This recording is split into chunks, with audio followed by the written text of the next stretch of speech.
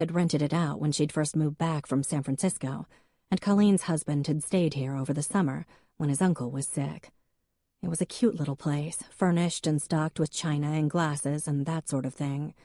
Way too easy for Hadley to make herself at home. "It's so good to be back here," she said, as he opened the freezer and grabbed a bag of peas, since she didn't seem to have an ice pack. "Frankie came up last weekend, and we were both real sorry you weren't around." "I was away with Emmeline," he said. Hadley jerked, then recovered. "Is that right?" she murmured, sweeping her hair round to one side. She smiled as he handed her the peas. "Thank you, Jack. Would you mind getting a bandage? I think there's a first aid kit in the bathroom." He said nothing but obeyed. The bathroom counter was laden with little baskets filled with bottles of perfume, makeup, and other girly stuff. Looked like she was planning to stay a while. He grabbed the kit and a bottle of Motrin and went back to the living room. "Here you go. I have to run," he said. "Do you think you could wrap my ankle?" she said. "I'm sorry. I'm clumsy. As you could tell, I guess. I feel so stupid. Bad enough to be the town pariah. Now I'm the clumsy town pariah." Her expression was rueful. "You're not a pariah," he said. "If you say so. I've been getting dirty looks since I moved back." Moved back? He didn't like the sound of that. "Which I guess is what I deserve." He sat down next to her and she reached under her skirt and pulled off her stockings with a businesslike motion, which surprised him. He would have expected a striptease. Her skin was cold and smooth, the joint fairly swollen. He felt a pang of sympathy. "Did you ever tell people why we split up?" she asked as he wrapped her ankle. "They figured it out, Hadley." "Jack," she began, her voice husky, "if I could undo what I did." "I appreciate the thought," he said. "There, you're all set." "I know you're still hurt." "No, not anymore." "But the thing is, I've learned so much. I was so young then." "Not that young, Hadley." "You're right, I was immature. I like to think I'm smarter now, at least smart enough to know you were the best thing that ever happened to me. And it wasn't all bad, was it? Here, look what I brought." She reached over and grabbed a book off the table, one of those photo albums you make online, and on the cover was a picture of the two of them in Central Park. "Remember?" she said.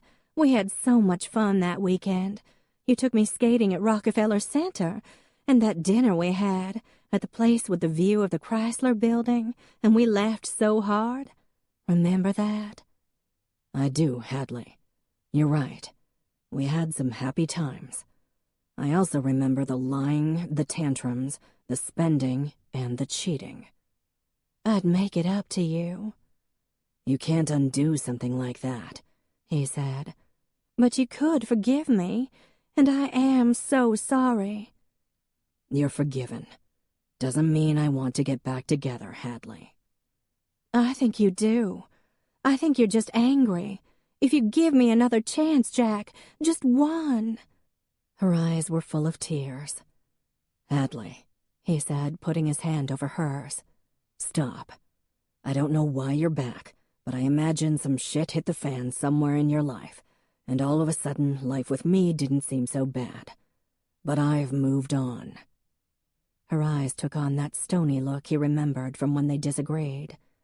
"Look at this picture," she said, pointing to a photo of him standing next to one of the carriage horses in Central Park. "Look how happy you are. Just think about that, Jack. That's all I'm asking. If the happiest time in your life doesn't deserve a second chance, because I'd do better, I swear it." Their life together had had some movie-esque qualities to it, Jack admitted. Their courtship, the choreographed petal-strewn lovemaking, the dinners by candlelight, the way she could turn every move into something beautiful. And in the past, when he'd remembered those times, he'd also remember her with Oliver. "Rest that ankle," he said, and with that, he got up and left. Chapter 15. When Jack and Hadley had returned from their honeymoon 2.5 years ago, Jack had 9 days before warning signs had started to flicker like broken neon lights. 9 days. Despite what she'd said about wanting to have a family as soon as possible, Hadley decided to stay on the pill, which was fine. After all, she was the one who'd be pregnant and giving birth. It just wasn't what she'd been telling him or their families. She also didn't want to work just yet. She just wanted to settle in first. Again, totally fine. She was living in a new town in a new part of the country. Of course she wanted to acclimate. Then, she said, she'd hang out a sign and start up her interior decorating business once more. But now that the wedding was behind her and life started to settle into a routine, Hadley seemed a little irritable. She was surprised there weren't more events like the black and white ball, and her interest in doing wine tastings and guiding tours for Blue Heron quickly faded. She went to a garden club meeting but didn't join, saying it wasn't for her. Joined the art league, took 2 pottery classes, and didn't go back. Honor asked her to help with the Manningsport Women's Club, which was organizing a tour of homes as a fundraiser for local scholarships. But Hadley came back from that saying it made her sad what passed for graciousness here in the North. "Don't be a snob, honey," Jack said, pouring her wine. "Well, come on, babe," she returned. "You've been to Savannah. You know what I'm used to." Then she gave him a sheepish look. "Sorry, I'm just feeling a little out of sorts." Then she wandered off to her computer, calling him over to look at the Christmas decorating ideas she'd found online, even though it was still summertime. She was alone in the house a lot. Prue and Honor invited her out a couple of times, but the sister Hadley most liked was Faith, and Faith was in California. And then there was Lazarus, the cat who lived with Jack. To say it was his cat would be a stretch. Jack fed him and housed him, and Lazarus allowed it. Occasionally, Laz would jump onto Jack's lap, knead his stomach for a few seconds, then make a hideous gagging sound and go off to parts unknown to murder and pillage the bird and rodent population. He was an ugly creature, tan with splotches of stripes, a shredded left ear and a crooked tail, wary of all humans except Jack. When Jack first moved back to Manningsport, he'd been struck with a surprisingly strong yearning for his mother. He'd gone up to the family cemetery and sat there in the misting rain, a hard lump in his throat. And then, from behind the gravestone of the first Holland who'd farmed this land, came a very small animal. It was battered and bleeding, and matted to the point where Jack wasn't even sure what it was. But then it mewed. Jack's mom had a thing for cats. They'd always had a few out in the barns, in the house. Kind of seemed like a sign from Mom, him finding a cat out here right when he'd been missing her. He wrapped it in his jacket and took it to the vet, who said he didn't think the kitten would make it. When he pulled through, Jack named him Lazarus. Hadley hated Lazarus. Why, Jack had no idea, because Laz gave her a wide berth. Hadley had a cat, too. Princess Anastasia was a fat, fluffy white Persian with startling green eyes and a fondness for shredding curtains, upholstery, and human flesh.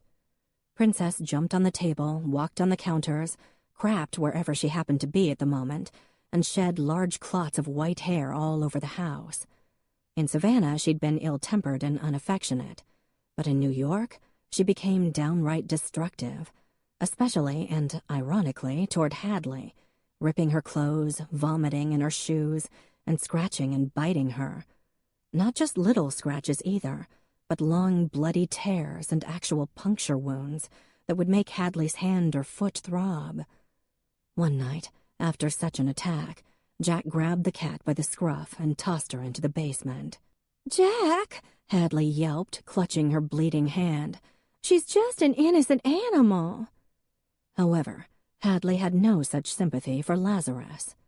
"Can't Prudence take him?" she asked one night. Her own cat was draped across her lap like roadkill, peaceful until she decided to turn homicidal.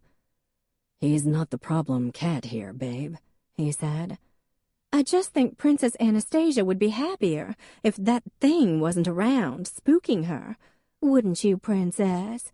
You want that ugly old thing to go live with Prudence?" "Hadley, he's not going anywhere." She stared at Lazarus, who was crouched under the coffee table, making his weird gacking sound. "He's disgusting, Jack." "Hey," Jack said, grinning as he poured more wine for his bride.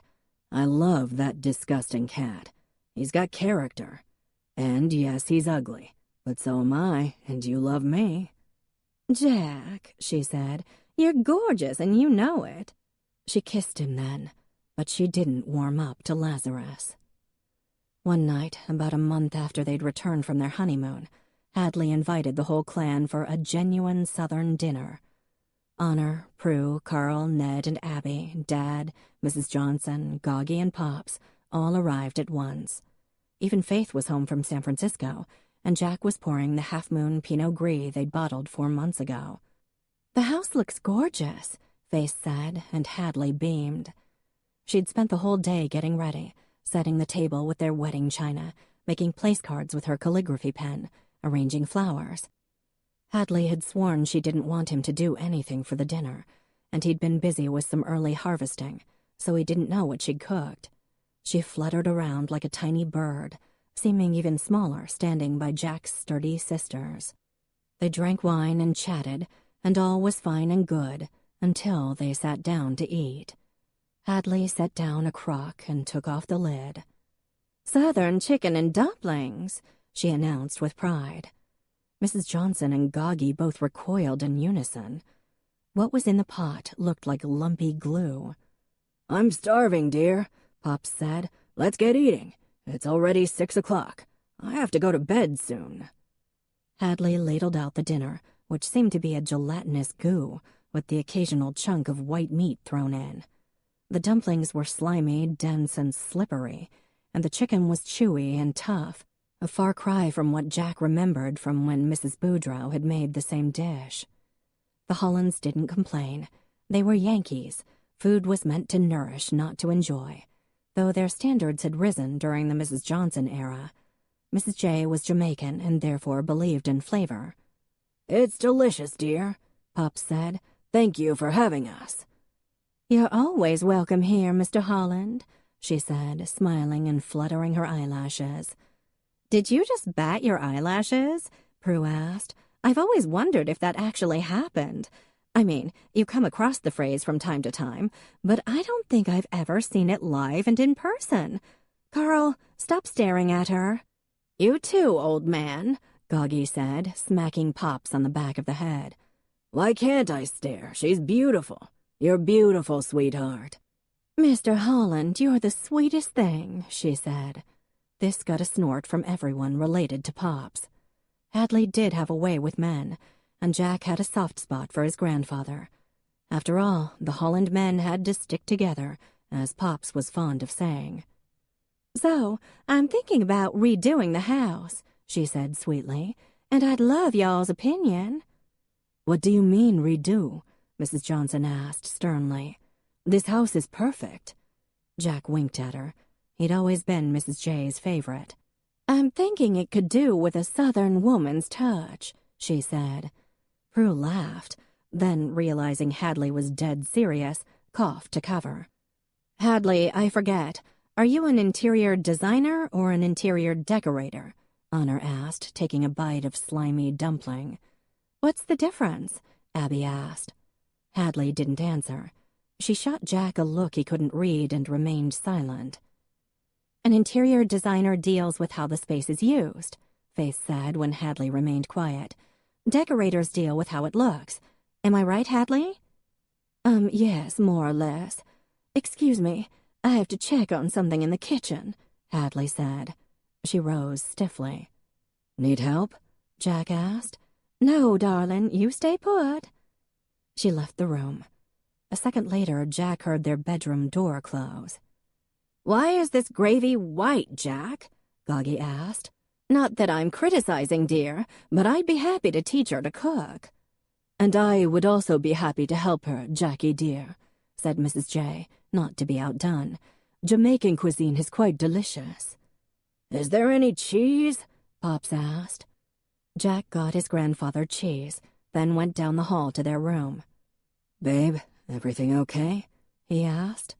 "Just fine," she said. She didn't spare him a glance, just returned to the table. Shit. Fine equaled doom. "How do you like life up north so far?" his father asked Hadley. "Hope you're not too homesick, sweetheart." "Oh, no, of course not," she said. "I just love y'all." "Well, now, the feeling's mutual," he said. Good old Dad.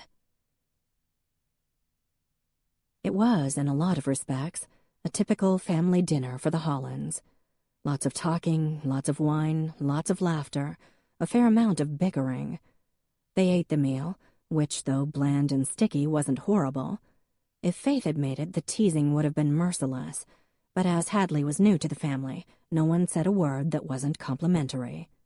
Ned and Abby were ordered to clear the table, and Mrs. J cut the great pie she'd brought, while she and Goggy argued over crust-making techniques. 3 minutes later, when dessert had been decimated, Goggy announced that it was time for everyone to leave, and the family trooped out with thanks and kisses and hugs. "See you tomorrow, guys," Jack said, closing the door. He smiled and turned to his wife. "So, that went well." Hadley jammed her fists onto her hips. "Are you crazy? Your family hates me. Your sisters are so mean, and your grandmother is so judgmental." Jack's mouth fell open. "Sweetheart, what are you talking about? No one hates you." "That Faith showing off like that, spouting about how designers are better than decorators, and Prudence didn't even take off her work boots." "Was she supposed to?" "What about your father, just sitting there not saying boo? He hates me." "Calm down, sweetheart. Dad never talks much. He loves you." "Mrs. Johnson is horrible." Okay, that was going too far. Mrs. J was tireless and fierce, and pretty damn wonderful. "Be careful," he said. "She's my first love." "They hate me because I'm Southern." "That's ridiculous," he said. "We won the Civil War. We're totally over it." She was not amused, shooting him a glare. "Come on, baby, don't be upset. Everyone wants you to feel welcome here. They were just trying to get to know you." He drew her a bath, lit candles, poured her wine, apologized if his family came on a little strong, which they did, but that was just how it was, which he'd assumed Hadley knew by now. She took a sip of wine and sighed. "You know what? I'm just going to lose myself in my work. That's what I'll do." "That's great. Do you have a client?" "Yes, silly. His name is Jack Holland. Now get in this here tub." And just like that, her mood was better. Hadley went crazy with the redecorating. Jack's house was at the very top of the ridge, a good quarter-mile up from the old house where his grandparents lived, and the new house where Dad, Honor, and Mrs. J all resided. He'd been given the land when he turned 30. Dad had similar parcels for the girls, but so far none had done anything with them. Prue and Carl lived in a nice neighborhood on the other side of Manningsport. Honor lived with Dad, and Faith was a Californian for the time being, though Jack suspected she'd move home soon enough. But Jack had built his house 2 years before, after living in an Airstream trailer for 6 months to get the feel of the land, where the light hit at various times a day. He studied house plans from Frank Lloyd Wright and the arts and crafts era, then hired an architect to draw up plans. The end result was an airy and open floor plan based around a huge stone fireplace with an exposed chimney. The floors were wide-planked cherry, the kitchen counters black soapstone. 2 bedrooms upstairs for future kids, 1 down, as well as a home office. The basement contained a pool table and wine cellar. The house wasn't huge, but it had breathing space. Most importantly, it blended seamlessly into the landscape, the most important thing to a Holland. The outside of the house was planked with cedar, with huge windows that overlooked the vineyard and crooked lake. On 3 sides it was surrounded by a forest of maples, oaks, and pine, so it was almost camouflaged. Faith had drawn him up a landscaping plan for a Christmas present, and he'd followed it. The result was that Jack's house looked as if it had been there forever. It was modern yet traditional, too, and everyone who saw it was rather dazzled. Except his wife. Oh, she'd cooed over it when she'd first seen it, but now that she'd lived there for a month, it was suddenly in sore need of southern charm, which would have been fine if it had been the type of charm Jack had seen at her own childhood home, carefully chosen antiques and family photos, clean lines and high-end furnishings. But no. Throw pillows seemed to be her trademark. The couch was covered in them. It looked nice, but it was impossible to sit without moving at least 3. Their bed had the 2 pillows they used for their heads, 4 additional pillows covered in something called shams, and a dozen more pillows in various sizes and colors. There was a painstaking order to these pillows, one Jack could never quite figure out. Lazarus liked to hide in the sea of shapes and then leap out, scattering them, which irritated Hadley to no end.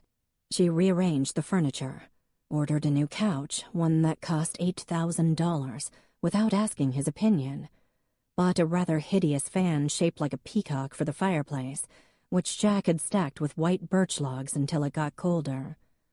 She bought velvet curtains that blocked out the light. Little signs appeared everywhere, ordering him to live fully, love deeply, laugh often, and reminding him that we are so blessed. In the kitchen, there now hung a chalkboard in the shape of a dancing reindeer that said, "Only blank blank days till Christmas." The sign that bothered him the most hung in the foyer. Life isn't about waiting for the storms to pass. It's about learning to dance in the rain. He always felt as though he should apologize for that one. After all, his people were Dutch Yankee Lutheran farmers. There would be no dancing in the rain. But it was Hadley's house too now, so he moved aside the pillows and hoped her efforts would make her happy. Then she asked if she could do some work for Blue Heron. When Jack said he'd ask Honor, Hadley sulked and said Honor was bossy and mean. And yeah, Honor was bossy, but not in a rude way, just in the way that she had to be, because she was indeed the boss of the business end, and a damn good one. She certainly wasn't mean. She was maybe misunderstood, but when Jack tried to explain that, Hadley claimed he was taking his sister's side. Honor said she'd love to have some help, proof that she wasn't at all mean. But by the end of Hadley's first day, Honor asked Jack to come by her office. She closed the door after him. "Hadley's not going to work out," she said, getting straight to it. "Shit," he said. "You sure? It's only been a day." "I thought she could start out by picking merchandise for the gift shop, maybe rearranging some of the displays out there." "That'd be great. She loves buying stuff and rearranging." Just last night he'd caught his shin on the coffee table, which Hadley had moved for the 4th time. Well, she had other ideas. His sister fiddled with a pen. "Like what?" "She wanted to redo our logo and every label on every bottle we sell. Redesign the tasting room by getting rid of the bar and putting in Italian marble and tile flooring." Italian marble? The tasting room, which had been voted one of the 10 most beautiful tasting rooms in America by Wine Spectator, featured a long curving bar made by Samuel Hastings, using wood from a tree that had fallen in a winter storm 10 years back. Blue slate floors, 2 stone fireplaces, post and beam construction, beautiful old oriental rugs. She also thinks we should sheetrock the cask room, because the stone walls are, Honor made quote marks with her fingers, downright spine-chilling. And the cask room was one of the best parts of the vineyard, an old stone cellar where the wine was aged in wooden barrels. Tourists loved it. I'd told her we were all set on those things, and she... Honor paused. "Well, I think her feelings were hurt. You might want to bring her flowers." Flowers didn't help. Hadley was seething, stating over and over that Honor hated her and didn't believe in her. "Honey," he said, "you have to understand that we all love Blue Heron.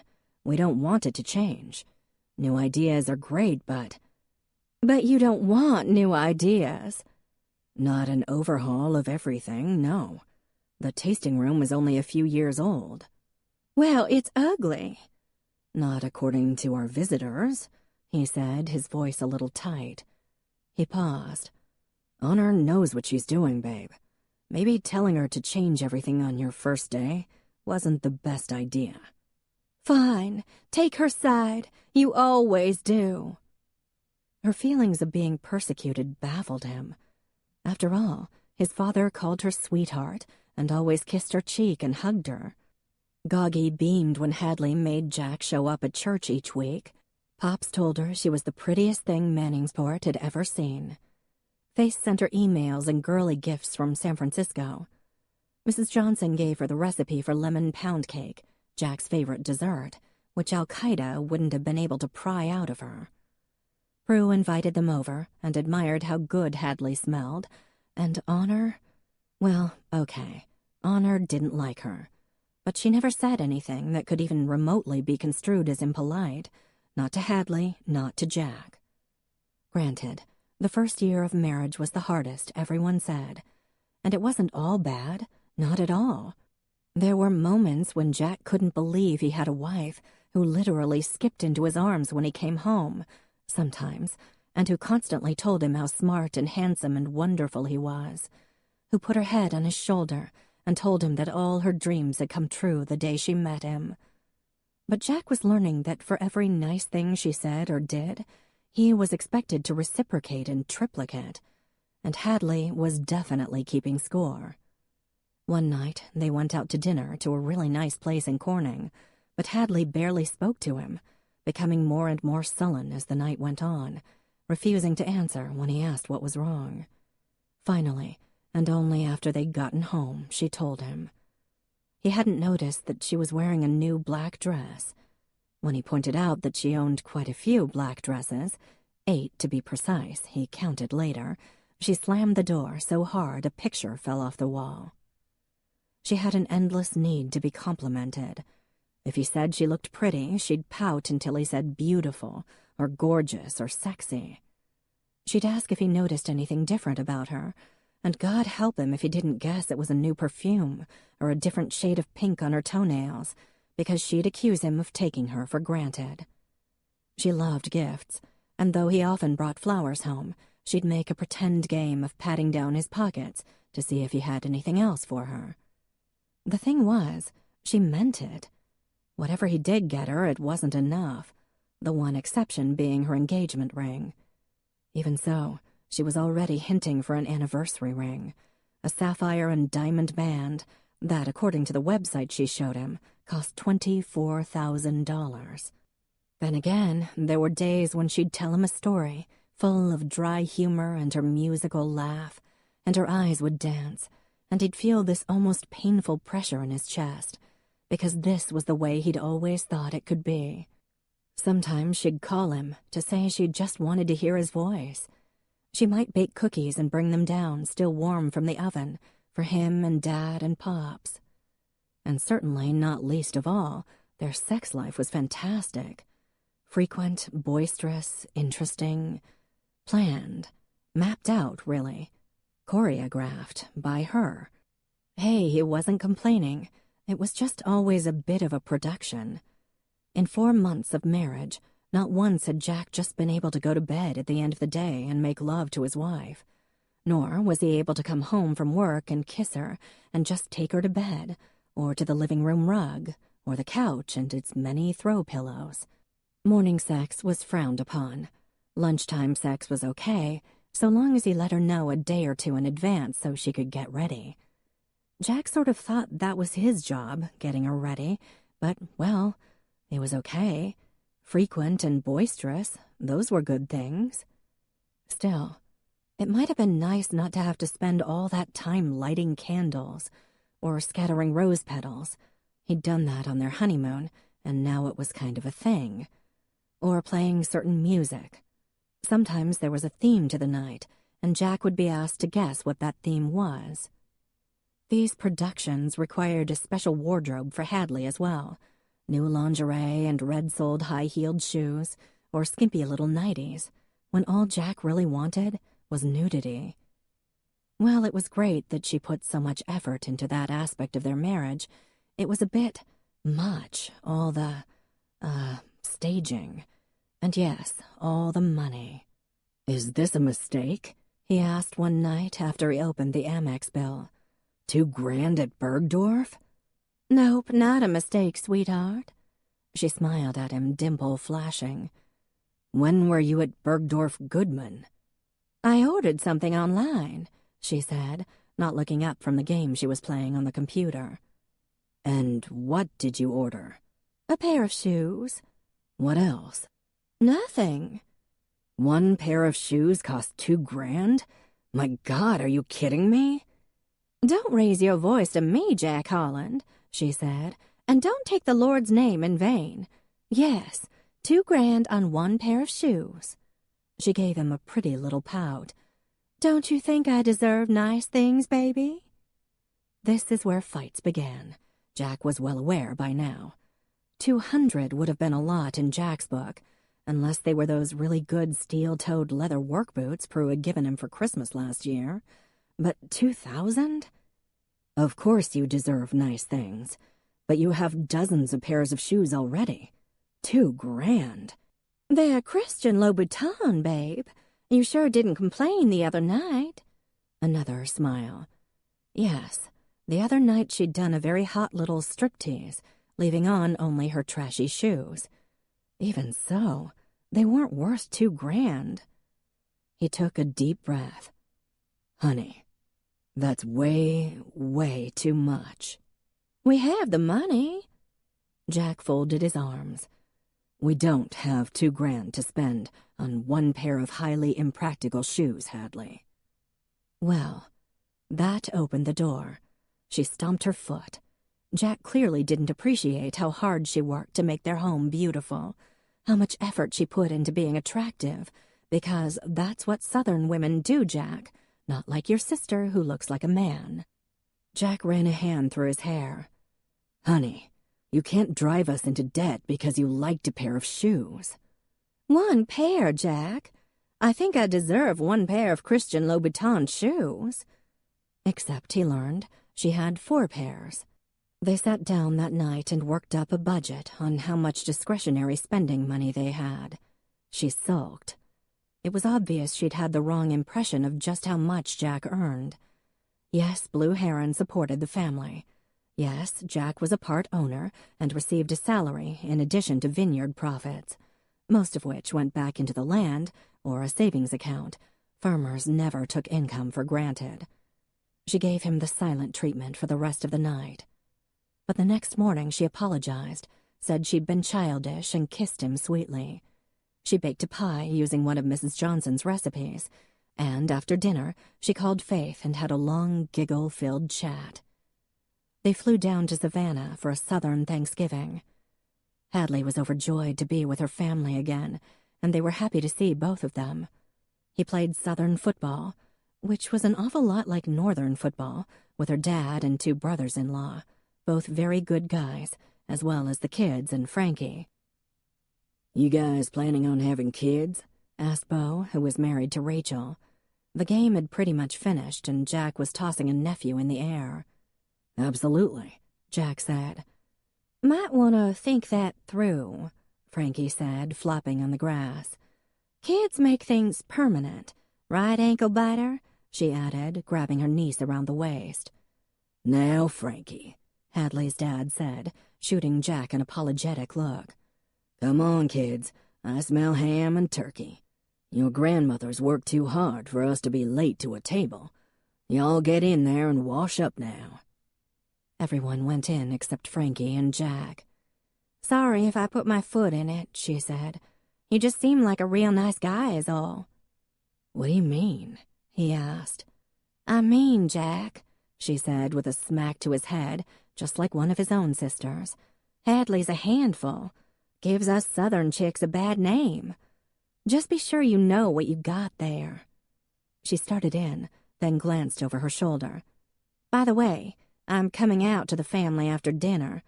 Hope I can count on you not freaking. You knew I liked girls, right?" "What? Oh, yeah." He was still digesting her words about Hadley. Frankie's announcement wasn't exactly groundbreaking. Ruthie and Rachel stated that they'd known since Frankie was 11, and Bill and Barb admitted that they had suspected, but had hoped to be wrong, because it could carry some difficult consequences. "What are y'all talking about?" Frankie said fondly. "I'm a Yankee now. There's lots of us lesbians up north. We're all the rage." This got a laugh, and Bill came over and kissed his youngest, and told her they all loved her no matter what. "You'll look after her, won't you, Jack?" Barbara asked. Of course, Jack said. He liked Frankie a lot. Not that she needs looking after, but we're just an hour away from Cornell. "Jack and I are about ready to start a family," Hadley announced. He looked at her in surprise. Since that first conversation after the honeymoon, the subject of kids hadn't been brought up. But the conversation turned to babies and pregnancy, and when Jack looked across the table at Frankie, she said nothing, just cocked an eyebrow.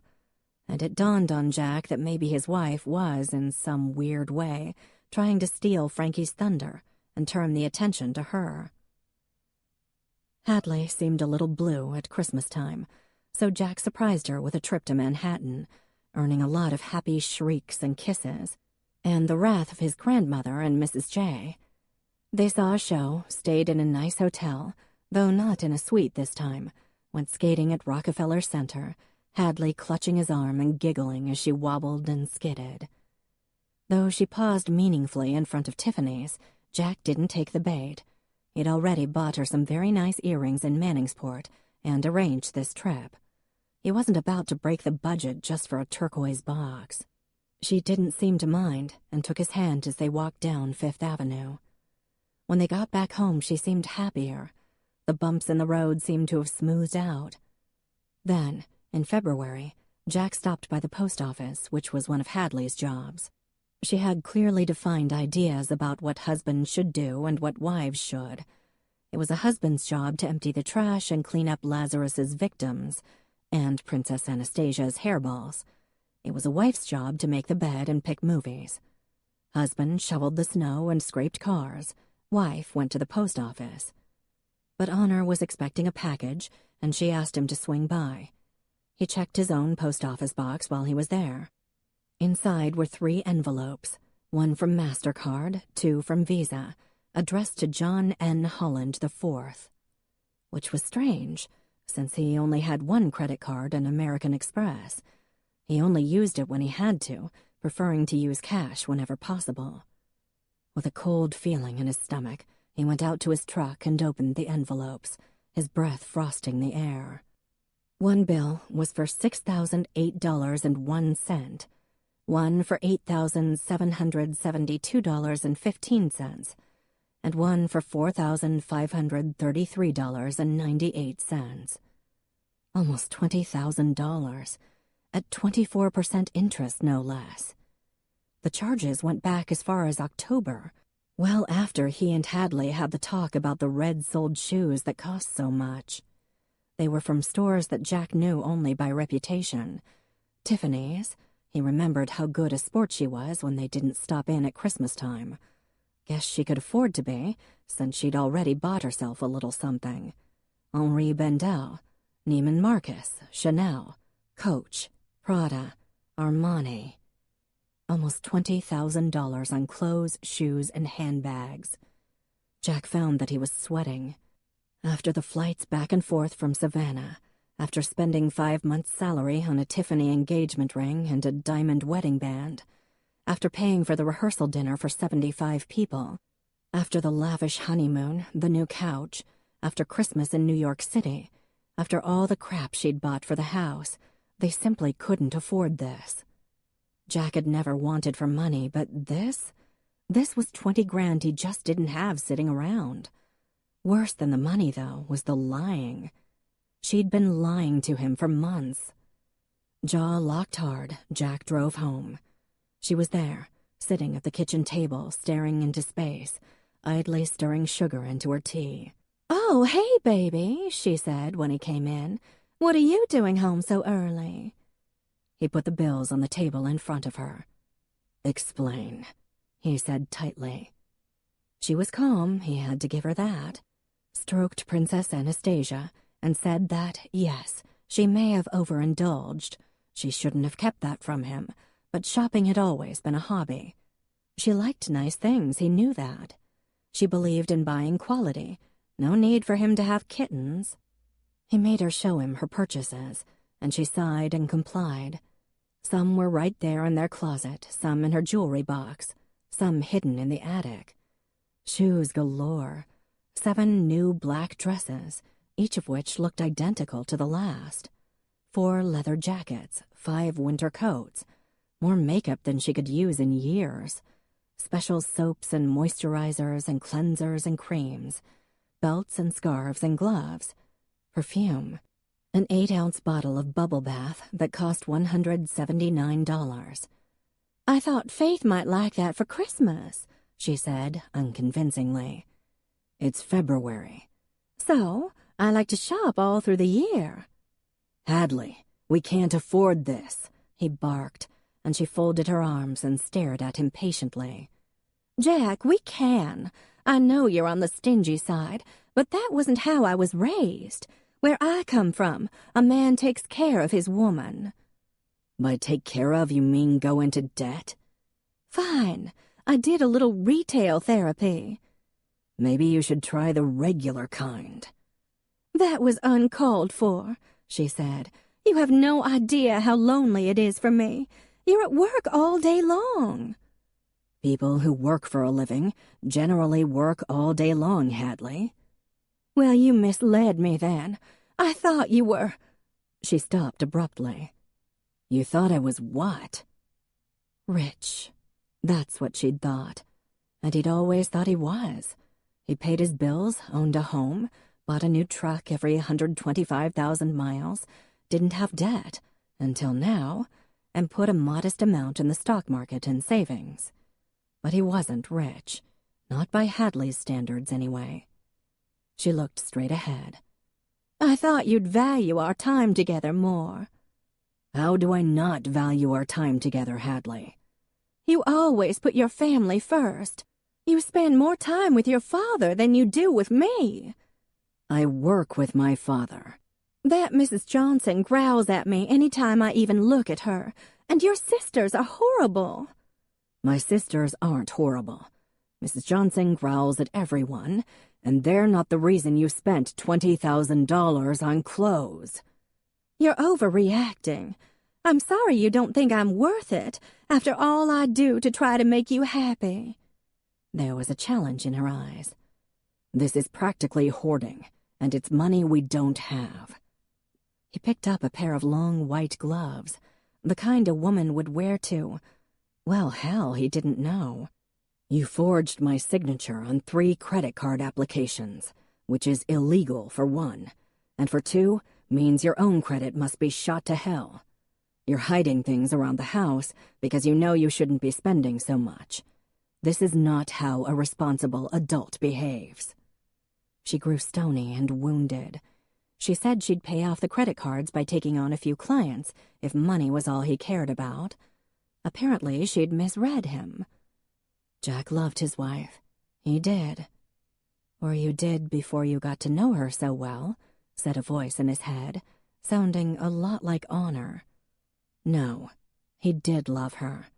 But it was clear that she wasn't as straightforward as he'd thought when they first met.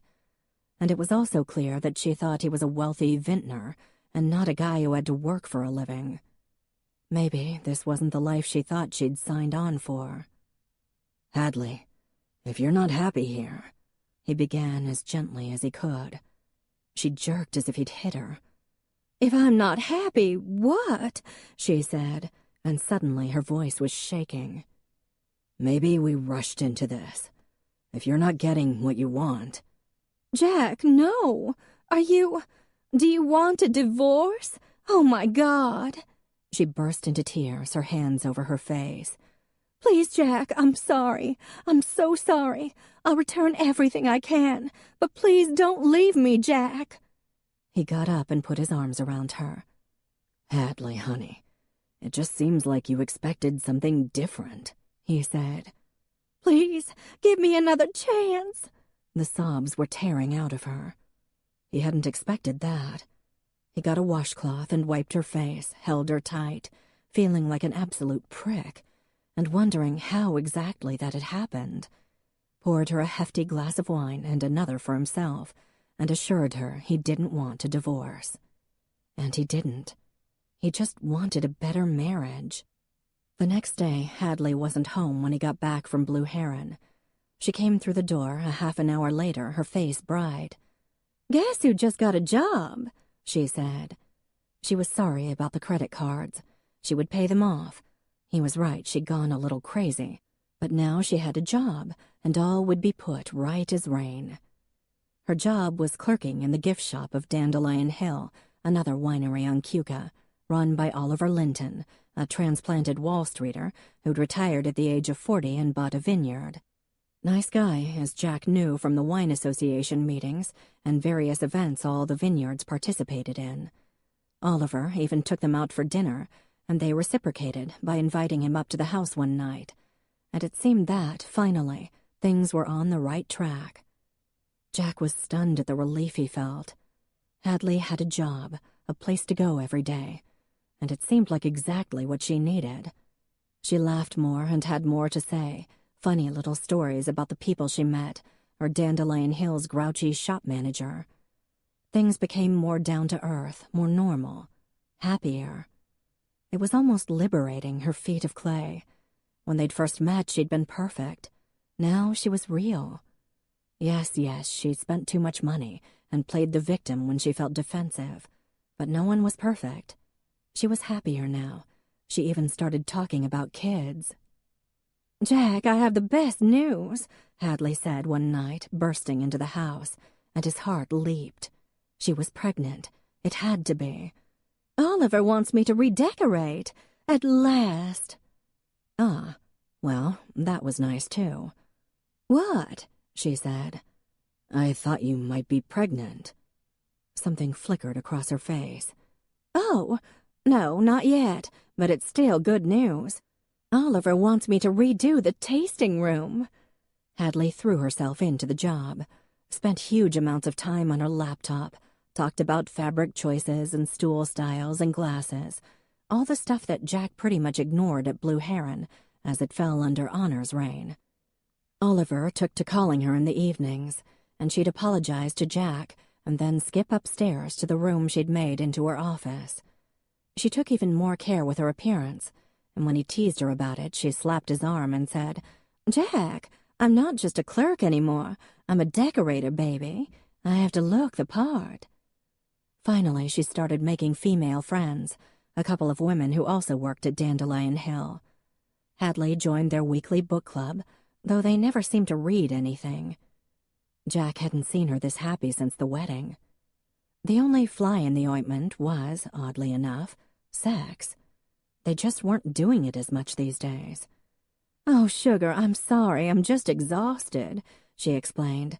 "And don't ask me why, because when there's news, mister, you'll be the first to hear it. I'm not one of those women who tells the whole wide world 10 minutes after she conceives." A baby. No, it was smart to be sure first, but Jack felt something huge move in his chest. "Stop looking at me with that goofy face, Jack Holland," she said teasingly. "What did I just tell you?" Her phone rang, even though it was after 9. "Oh, dang it, it's Oliver. I swear, that man cannot find his car keys without a flashlight and a blue heeler hound dog. Hello? Oliver, honest to goodness, I have no idea." She smiled at Jack and left the room, still gabbing. About 2 weeks after she hinted about the pregnancy, Jack decided to leave work early. He and Dad had been checking the tanks and doing some projections for the spring planting with Prue, but it was a quiet time of year. He stopped at the horrifyingly expensive gourmet market that had just opened, bought some filet mignon and cheese and asparagus. Allison and Charles Whitaker were there too. They lived near Prue and came to Blue Heron all the time. "Making dinner for your bride?" Allison asked. "I sure am," Jack said. "Why don't you ever make me dinner?" she asked Charles, giving him a sharp elbow in the side. Her husband gave Jack a dark look and muttered something. and Jack left them, bickering in front of the beautiful, organic, locally grown and prayed over by the monks of St. Benedict's vegetables. Next, he swung by Laura Boothby's shop, flirted with her for a few minutes, and got a bouquet of red roses. "Young love," Laura sighed. "You sicken me, Jack, but keep coming in, hon. You're good for business." Last stop was the package store in town. Granted, he had a vast collection, but Hadley liked French champagne. Tonight, he wanted her to have something special, because since the big credit card debacle, she hadn't bought one thing that wasn't strictly necessary, and Jack was feeling a little miserly. Also, they might have something to celebrate, in which case he'd put the champagne in the wine cellar and open it on their child's birthday. If she wasn't preggers, then hell, this would be her little treat. She was mighty cute when she was tipsy, and mighty horny too, so maybe Jack would finally get a little, because it had been a couple of weeks. An eternity, in other words. Prue was leaning against his truck when he came out. "Hey, useless, our wine isn't good enough for you anymore?" she said, grabbing the bag from his hand and looking inside. "Ooh, Moet and Chandon White Star. Are you in trouble?" "No, Prudence, I'm the best husband in the world." "Gack, you're still a jerk in my eyes, little brother." "I appreciate that. Give me back my champagne." "Fine. I was going to invite you and Scarlett O'Hara to dinner, but I see you have other plans." She smacked him on the shoulder and tromped off. It was snowing pretty hard, and Jack felt about as happy as a man could get. Whistled on his way home. Nothing like being snowed in with a beautiful woman. He drove up the ridge to his house, the snow pleasantly muffling the sound of his tires, and turned off the engine. There was Hadley's yellow VW Bug, covered with snow. Oliver must have sent her home early. And there was another car, too. One of her friends, maybe? He'd been telling her to invite the book club to their house so he could meet the famous non-readers. Whoever it was, she'd have to leave soon, the way it was coming down now. He gathered the bags and flowers in his arms and got out of his truck. For some reason, Jack stopped and brushed off the back of the strange car. It was a Mercedes. Oliver had a Mercedes, if Jack remembered correctly. They must be talking about the redecoration. Not that Dandelion Hill really needed a redesign.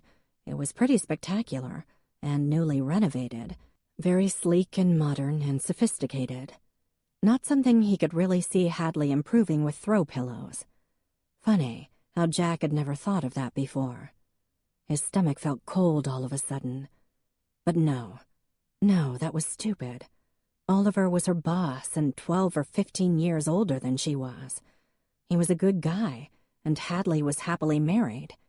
Things had never been better. Pretty sexist of Jack, imagining something illicit going on. Nah, they'd be sitting at the kitchen table with fabric swatches or whatever. He heard a little croak. It was Lazarus waiting by the door. His cat hated snow. He'd go out in rain and lightning and wind.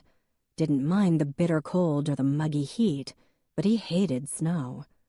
He held up his crooked front leg, shook his paw, and made his little squeak of distress once more. "Hey, pal," Jack said, setting down the grocery bags. The cat leaped into his arms. First time that had happened. He rubbed the cat's paws, wincing as he felt how cold and hard the little pads were. Lazarus had been outside for quite a while, it seemed. And the thing was, the cat would headbutt the door, scratch the glass, and send up ungodly screeches if he didn't get let in the instant he wanted to. And if Laz had given up, then he'd been at it a while. Jack opened the door and let the cat in, then picked up the groceries and flowers and followed. The house was quiet. Maybe they weren't there. Maybe they'd gone down to Blue Heron to look at the tasting room or something. Maybe Oliver wanted to talk to Honor about some business. It didn't explain why he felt sick. He went into the kitchen. There was Hadley's black wool coat lying on the floor, and her red-soled shoes that cost so goddamn much, carelessly kicked off. His chest felt like it was in a vice, a cold metal vice. His mind was oddly empty as he walked down the hall that led to the study, the half-bath, the laundry room. He could hear them now. There was moaning, sighing. There was Hadley's voice. "Oh, my God! Yes, yes! Oh, God, yes!" So much for taking the Lord's name in vain. The door to their bedroom was open a crack. Jack pushed it open more, and yep, Hadley stood in the middle of their bedroom in a black push-up bra and thong. A buck-naked Oliver, complete with paunch, knelt in front of her, his fingers gripping her ass, making out with her belly button. What was the protocol for this? Should he announce his presence? Yell? Leave? Beat the shit out of Oliver? Hadley ran her fingers through Oliver's sparse hair. "Oh, Ollie! Oh, my!" And then, sort of mercifully, Oliver opened his eyes and saw Jack there, and reacted by hurling himself away from Hadley.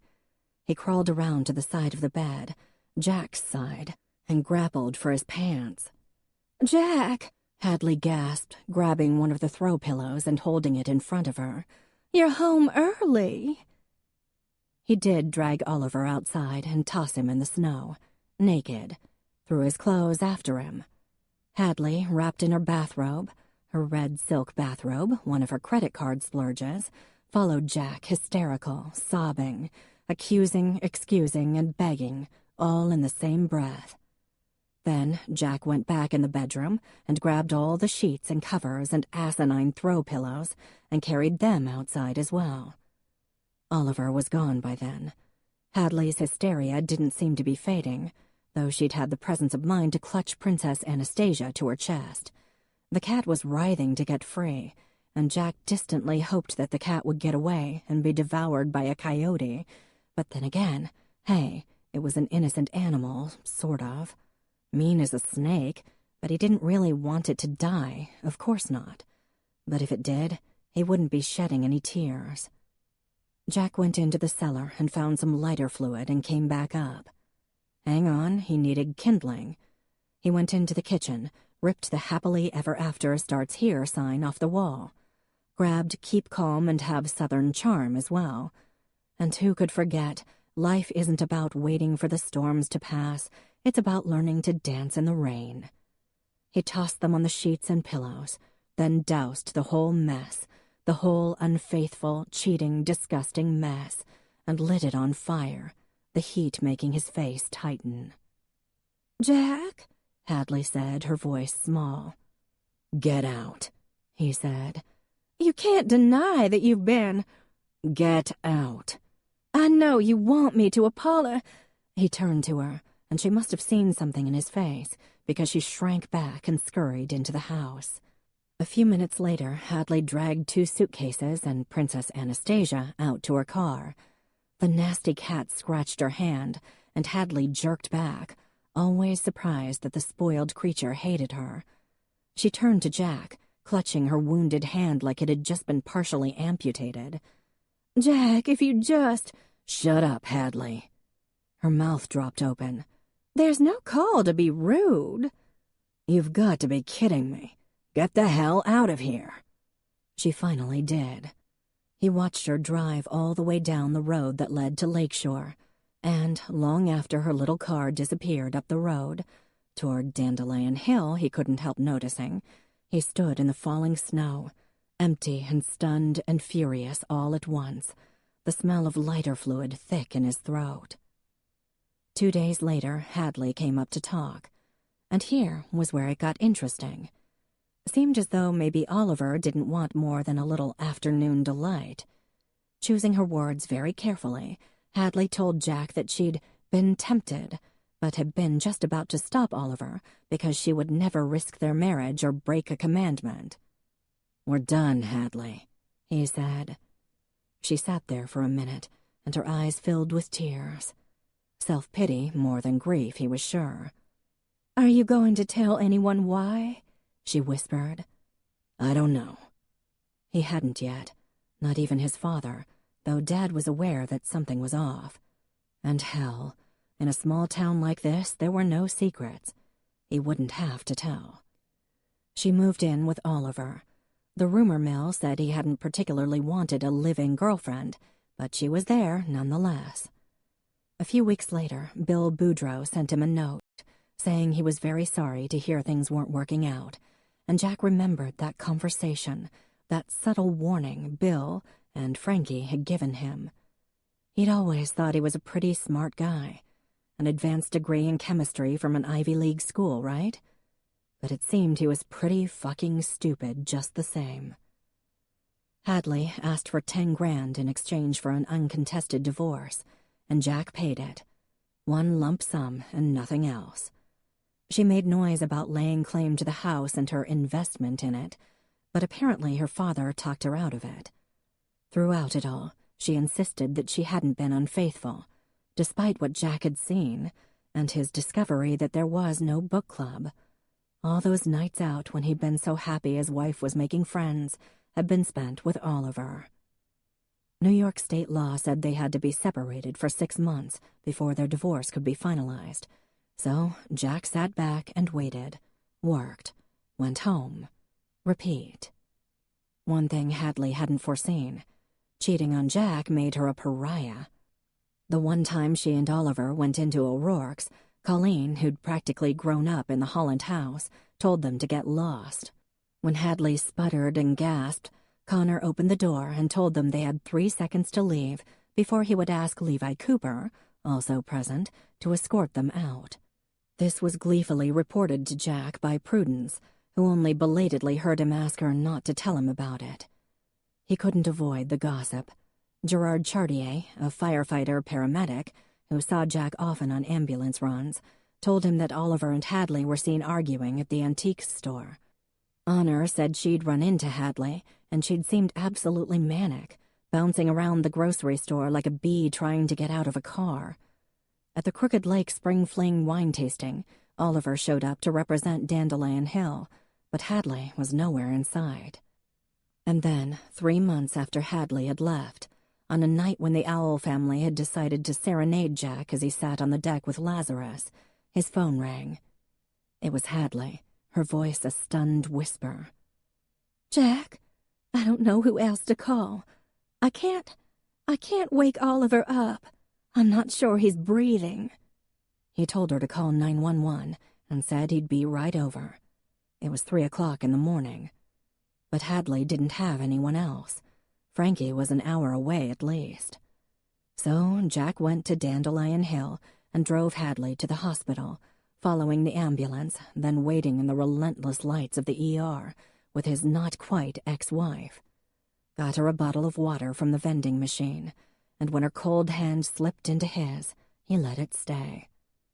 And when the doctor came out and said they'd done all they could, but unfortunately the patient didn't make it, he put his arms around Hadley and held her as she shook.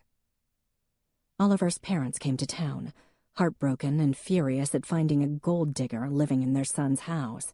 They kicked her out. She called him once more, her voice subdued and small, saying she didn't have any money. The 10 grand must have slipped through her fingers like fog. Her father was furious with her. She couldn't ask her sisters for anything, and all she was asking was if she could stay with him until after Oliver's funeral. He said no, but he paid for her room and meals at the Black Swan B&B. She came up to the house a few hours after the funeral to say goodbye and tell him she'd pay him back for the stay at the inn. Her face was white, her eyes too big and utterly terrified. He almost wanted to take her in his arms and tell her it would be all right, that she could stay with him for a while. Almost. It was disturbingly hard not to say the words.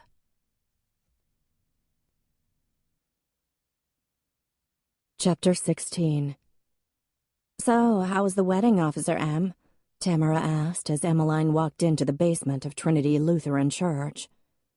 "We're not going to talk about it," Emmeline said, smiling firmly at her at-risk teenagers. "Sucked that bad, did it?" Dalton said. "Pretty much, yes. Sarge, look, it's the kids. The kids are here to see you." She unclipped her wagging, crooning pup and watched with a smile as the dog bolted for the teenagers, Squeaky Chicken firmly in his mouth. One of the reasons Emmeline had gotten Sarge was for the kids. Also because she was single and liked having someone to come home to. And also because she was a cop and could make little Sarge here into a police dog. Or not, because he definitely lacked the I'm a big scary dog gene. But for this purpose, for making 4 tough, bored, cynical, potential dropouts tolerate her, her dog was perfect. "So, Corey, you got suspended again, huh?" she said, setting down the box of cookies she'd picked up at Lorelei's earlier that day. "He told Dr. Didier that I already heard, Tamara. Corey, you were already in trouble with Mrs. Greenlee. Did you feel things getting to that snapping point?" Corey shrugged. He'd been suspended today after suggesting that the principal of Manningsport High was, in fact, a man. An ugly man at that, using some colorful words to describe just how ugly and just what evidence indicated Dr. Didier's masculinity, then threw Dr. Didier's paperweight in the trash. But he threw it hard, like a baseball. The result was suspension. "I'm guessing you did," Em said. "And we all have those moments, Corey, when we'd like to break something. But that's not acceptable." "Unless you're an idiot," Tamara said, peeling blue nail polish from her thumb and eyeing the cookies. "Bite me," Corey said. He took another cookie, put it in his mouth, and let Sarge eat half of it, then chewed and swallowed the other half. Boys were so gross. Then again, Em had done the same thing the other night, so she was in no position to judge. "So, Corey, what about your suspension?" she asked, trying to refocus them. "Dude, you're gonna get expelled," said Dalton. "You're the one who stole a car," Corey said. "Yeah, but you're smart," said the other boy. "You could get a scholarship and everything. All I got is a life of crime to look forward to. Right, Officer M?" "Wrong, Dalton. Corey, he does have a point. You could. But if you don't find a way to cope with your temper, it'll haunt you all your life." "I know," Corey muttered, "but it's like I can't help it." He paused. "I was gonna throw that thing through the window, and at the last minute I threw it in the trash instead." "Ah, progress. Okay, so that was a step in the right direction. You made a less destructive choice." "Maybe I'll get a sticker," Kelsey Bird said. Em kept talking. "Even little things like taking a deep, slow breath can help. Eat right, get enough fresh air. Those are cliches because they're true. Maybe you could join the boxing club. Or listen to music," Tamara suggested. "When my mom had my brother and he cried all the time, she'd go into the cellar and play 9-inch Nails really loud and dance. Badly, I might add, but she always felt better." Corey gave a little smile. 4 months till graduation, kids," Emmeline added. "You're almost there." "Ooh, graduation," said Kelsey. "That makes a difference." She folded her arms and rested them on her pregnant belly. She had good reason to be bitter, Em gasped. Single motherhood was hard enough. Single teenage motherhood was harder. "Well, the thing is, it does make a difference," Emmeline said.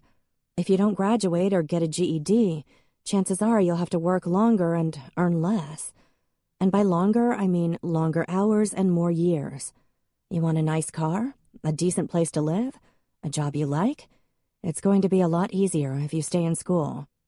"I want to be on TV," Tamara said, like Ellen. She took a cookie and bit into it. "Ellen graduated from high school, dumbass," Corey said. "How many days have you missed?" "None of your business." "It's my turn to hold Sarge," Kelsey said. "Come here, puppy." Her face softened beneath the harsh makeup. Out of these 4 kids, Em was pretty sure that Tamara, Corey, and Dalton had a decent chance. Corey's parents were doing all the right things for his temper issues, and they adored the kid. Tamara, too, had nice parents and average intelligence. She was just a late bloomer who liked getting attention by acting up. She'd probably go to a community college and figure out what she wanted to do a year or 3 down the road. Dalton was from a long line of petty criminals. Both parents had served time. The kid had a good heart and charm, though, and was as cute as they came. If he could find something that interested him, he might do okay. She could see him in sales or advertising. Or as a grifter. Same thing, really. Kelsey, though. Kelsey would be hard-pressed to break out. A baby on the way, her father dead, her mother one of M's frequent calls for DUI and possession. They lived in a decrepit farmhouse on the edge of a field. Graying sheets hung in the windows for curtains, and there was a large hole in the roof. Kelsey was already heavily tattooed, seriously overweight, and had those expander earrings and a pierced lip. She maintained a D average, and that was through the generosity of her teachers. The odds had never been in her favor. "Kelsey, what was your week like?" Emmeline asked. Just then, the basement door opened, bringing in a blast of cold air. "Who's that?" The girl pulled her head back like an offended duck. It was Jack. Huh. Emmeline hadn't expected him to show. "Dude, it's him. The guy who pulled Sam and Garrett and everyone out of the lake. Shit, nice to meet you, man." Dalton met Jack halfway and shook his hand. "You're like a hero or something." Jack's expression didn't change, but something went out in his eyes almost immediately at the mention of the accident. He glanced at her. "Sorry I'm late," he said, clearing his throat. "Hi, guys, I'm Jack Holland. Heard you need a chemistry tutor." This was met with groans and a general exhausted sinking. "Are you a teacher?" Tamara asked, scanning him up and down. "Can you make crystal meth?" Dalton asked. "Like that dude on TV?" "I probably could," Jack said, pulling up a chair next to Emmeline, "but I won't." "Fair enough," Dalton said. "Just exploring your options, man. And if you need a Jesse for your Walter White, keep me in mind." "How about a bomb?" Corey asked, sitting up with interest. "Could you make that?" "Again, yes, I could, and no, I won't." "Poison gas cloud?" "Poison gas, yes. Poison gas cloud, the kind that would float over a city and rain hellfire and brimstone down on people?" "Yeah, totally," Dalton said. "Probably not." "Well, what can you do then?" Tamara asked. "Make wine." The kids rolled their eyes and slid deeper down in the folding metal chairs. Everyone made wine around here. How boring indeed. "Chemists do a bunch of different things," Jack said, "and they're all really interesting. In organic chemistry, we work with carbon and carbon compounds. We can develop drugs, fertilizers, plastics. Inorganic chemists work with metals, electricity, and minerals." "Please stop him before I stab myself in the eye," Dalton said. "And then we have analytic chemists who identify materials and evaluate properties, and physical chemists who—" "You're losing them, Jack," Emmeline said. "They're literally dying of boredom. Look at them, the poor babies. Dalton, speak to me. Stay away from the light." Jack grinned. "I can also guarantee you an A on any chemistry test you have this year," he said, "and a B+ for physics and biology." "Dude, we're all flunking out. Except Corey," said Dalton. "You might want to rethink your statement." "The offer stands," Jack said. He looked down at Emmeline. "As does the offer for dinner," he added. "Ooh, Officer M, you got a boyfriend. You got a boyfriend," Tamara crowed, doing a little dance in her chair. And for some reason it delighted the kids, except Kelsey, who high-fived each other and made Sarge bark with excitement, then pee on the floor. Em got up to get the paper towels. "I'm never going to use chemistry," Kelsey said, "so I don't even care if I flunk." "You ever hear of oxytocin?" Jack asked. "My cousin's addicted to that," Tamara said somberly. "That's OxyContin," Jack said with a smile. "Oxytocin is an amino acid peptide, a hormone. They call it the love chemical." "So?" Kelsey gave him a dead-eyed stare. "So, when you're further along in your pregnancy, more oxytocin receptors will be created in your uterine muscles. When the baby's big enough, your oxytocin level will rise, triggering labor, and will help your muscles contract so you can give birth." "Gross," said Corey. "No," Jack said. "Miraculous. Without the oxytocin, your muscles wouldn't be strong enough to push that baby out. But because of that chemical, you are. You'll be superhero strong." He smiled right into Kelsey's eyes. Then, when you see your baby, that rush of oxytocin will help you bond. That's why they call it the love drug. And if you breastfeed, more oxytocin gets released, strengthening that bond. The maternal instinct is the strongest instinct in the world. Chemistry is definitely part of that. You should definitely breastfeed, Kelsey, Dalton said, wiggling his eyebrows. I'll supervise. Shut up, Dalton, Em said. Kelsey had a soft, rapt look on her face. Em would bet no one had talked about Kelsey's pregnancy using words like superhero and miraculous and love and bonding. Cool, Kelsey breathed. Jack glanced at Em, still smiling, and Emmeline felt, well, a little like Kelsey looked, even if she was cleaning up dog pee. She went to the kitchen, washed up, and returned. Dalton, it's your turn. How's your dad? Still out on probation, Dalton said, but he's getting itchy. He picked at his shoe. Maybe you could swing by? I don't want him to do something stupid. You bet. Jack was mostly quiet for the rest of the meeting, but it was different having him there. Em knew the kids were only there because they had to be. The alternative was being expelled. But she hoped she wasn't the typical adult, with too much authority and not enough understanding, like Levi, or one of the irritating kind who pretended to be their age and used words like smexy and hater. She wanted them to be able to count on her. They didn't have to like her, but she hoped they did. It was 8 o'clock before she knew it. Pack it in, kids, she said.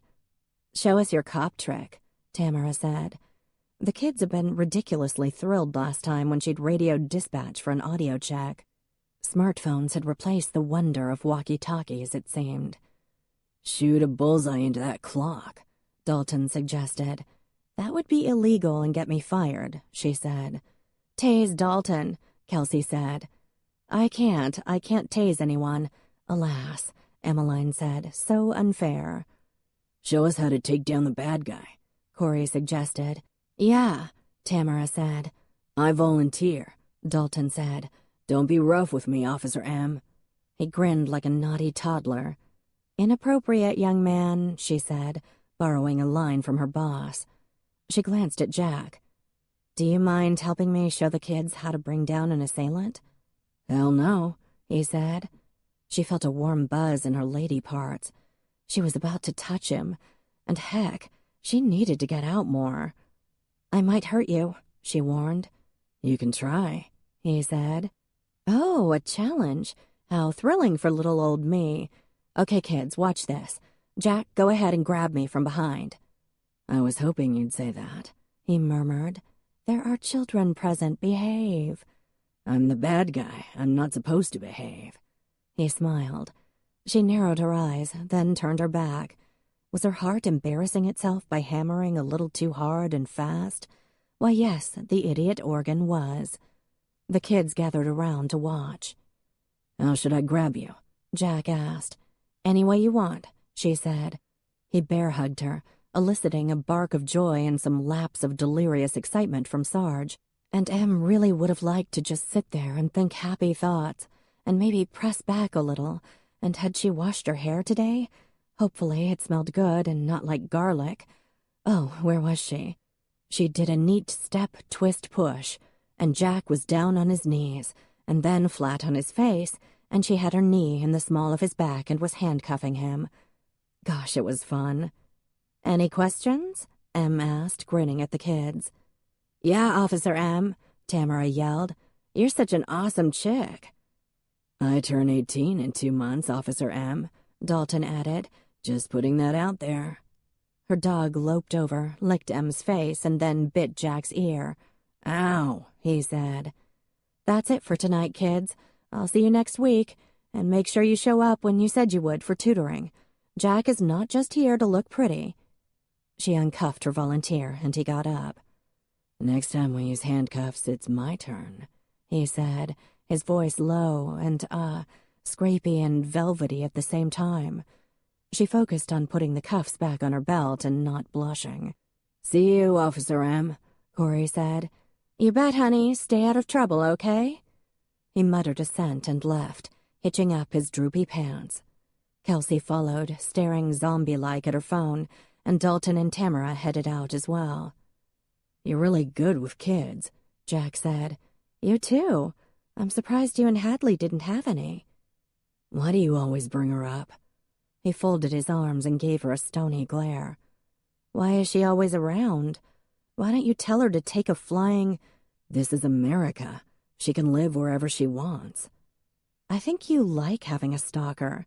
How's her delicate little ankle?" "Swollen and blue." "You going over to carry her to bed? Tuck her in? Read her a story?" Jack didn't answer, just kept looking at her, then raised an eyebrow with great effect.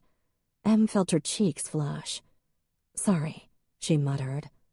Sarge flopped down on the floor and began gnawing on Jack's bootlace. "Would you have dinner with me if Hadley wasn't around?"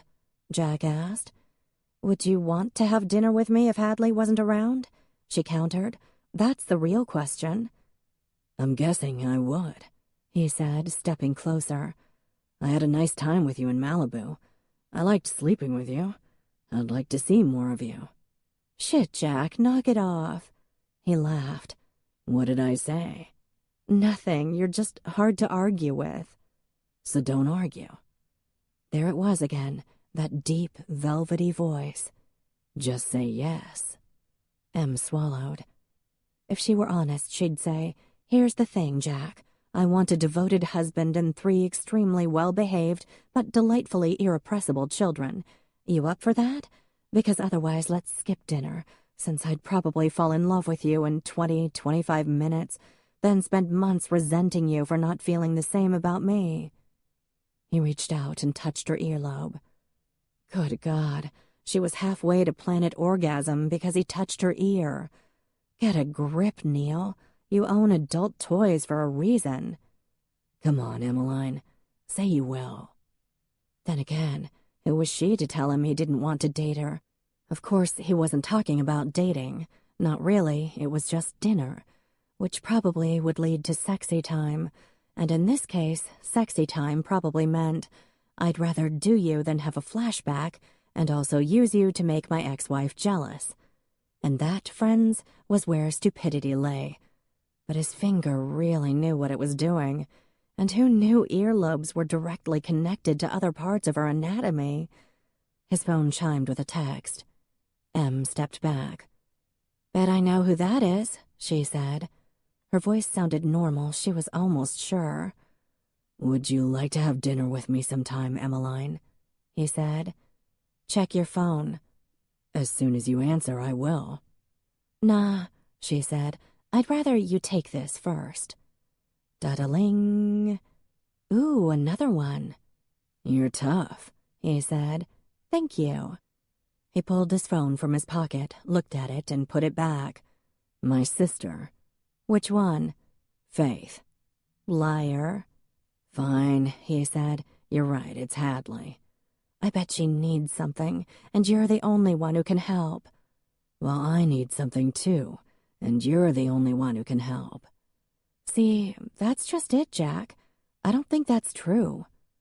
"You have a terrible self-image." "Wrong. But I can tell the difference between someone who really likes me and someone who needs a distraction from—" He was kissing her all of a sudden. And how the heck had she gotten against the wall?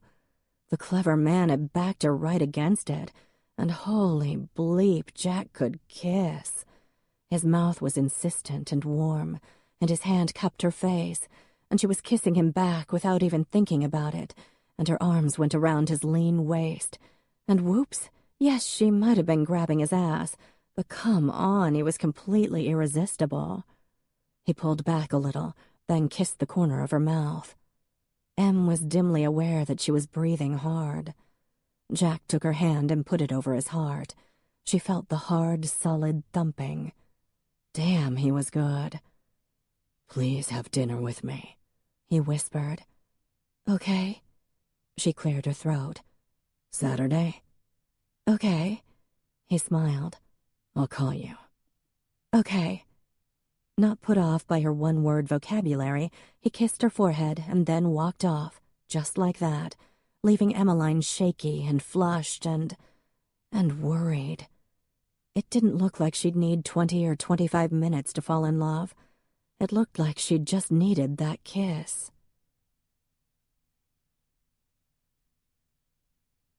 Chapter 17. "You need a thong, darling." The statement was delivered by Allison as they stood over M's pathetic wardrobe, the nicest piece being a cashmere sweater with a hole in the sleeve, courtesy of Sarge, who was surreptitiously trying to reclaim it. Allison's thumbs flew over her phone. "Yep, Caroline confers with my professional opinion." Was it wrong that Allison was consulting her child about slutty underwear? Granted, Caroline was on the elderly side of child, but still. "Well, Jack's not going to see my underwear," she said. "Sure, baby doll," Allison said. "They all say that." "Who's they? Is Jack a slut? Tell me the truth." "Hell no. Maybe I could have gotten me a little something if he was. That being said, he was the best date I've ever had, and don't think I didn't call Charles to gloat about it." "How is Charles?" Emmeline asked. "Oh, fine. We're probably getting back together. He's given up the cookie jars. Don't tell anyone, though. I want to lord that over his little bald head the rest of our natural days together. Anyway, back to you. Thong. Let's go. The bridal store has some real nice, trashy underwear. Don't you make that face at me. I assure you, that ex-wife of his wore thongs all the time. Tramps like that give us Southern girls a bad name. And you're wearing a dress." "This is not a dressy occasion." "Shush, darling. You just let Auntie Allison do the thinking here." And so it was that 2 hours later, Emmeline stood in her bedroom, cutting the tags off a pale pink lace bra and thong set from the bridal shop across the green. They were very pretty and small. She put the bra on first, a little scratchy but not too bad, and then the thong. This couldn't be. Did women really? She must be wearing it wrong because, good God in heaven, it was horrible. Was the little string supposed to? She took it off, went to her laptop and Google searched how to wear a thong. No, she hadn't put it on wrong. She tried again. Ow! Fantastic. This was just a $25 version of a severe wedgie. She picked up her phone and called Allison. "Hey, Allison, You'll get used to it," Allison said, without bothering to say hello. "Takes a couple of weeks to adjust." "Weeks? Are you kidding?" "Gotta run. Some kid put a Lego Darth Vader up his nose, and I'm the doc on call tonight." Okay, well, the thong was horrible. There was no getting around that. But it did look nice. Better than the cotton panties with the orange and purple stripes. On sale, don't judge. And the rip in the side, purchased in the year I can't remember. And if she was going to sleep with Jack? Slow down there, girl, warned the smarter, less slutty part of her brain. She felt he deserved better than orange and purple stripes. And rips. He deserved thongs and shoes with heels and Sicilian hair slime. The fact that she'd already slept with Jack felt surreal. The moon had been shining that night, and the doors to the balcony had been flung open, and the ocean had lapped at the shores and all those other innuendo-laden metaphors. If he didn't refer to it, she'd pretty much think she'd made it all up in a post-wedding, homemade vodka-induced fantasy. But if they slept together here in Manningsport, it'd be real. She took a painful step toward the bathroom. Crikey, that hurt. How was she supposed to be able to walk, let alone sit? She practiced sat, made it halfway down, then jolted up, causing Sarge to run over to her, jump, and cover her front with dog hair. A half hour later, after slapping several yards of tape over her front to remove German Shepherd fur, Emmeline's doorbell rang.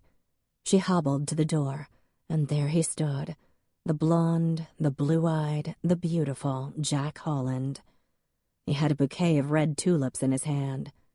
"Hey," he said, "you look fantastic." "Thanks."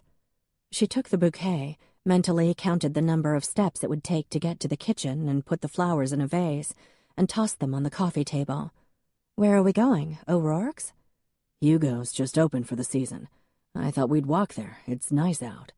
Don't you want to put those in a vase? Your dog might eat them." Indeed, Sarge was snuffling them right now. She sighed. Sure. Then, every step a reminder of heretofore ignored parts of her anatomy, she walked into the kitchen, grabbing the flowers on the way. Put them in a vase, stopping for a minute to touch the smooth, cool petals. Nice choice tulips, less cliché than roses, and she'd always liked how they felt. She rubbed a bloom against her lip, breathing in the faint, peachy fragrance. Small wonder deer ate the blossoms right off every spring. She'd almost like to give it a try and see how they tasted. Turning, she gave a little start. Jack was leaning in the doorway, hands in his pockets, a half smile on his face.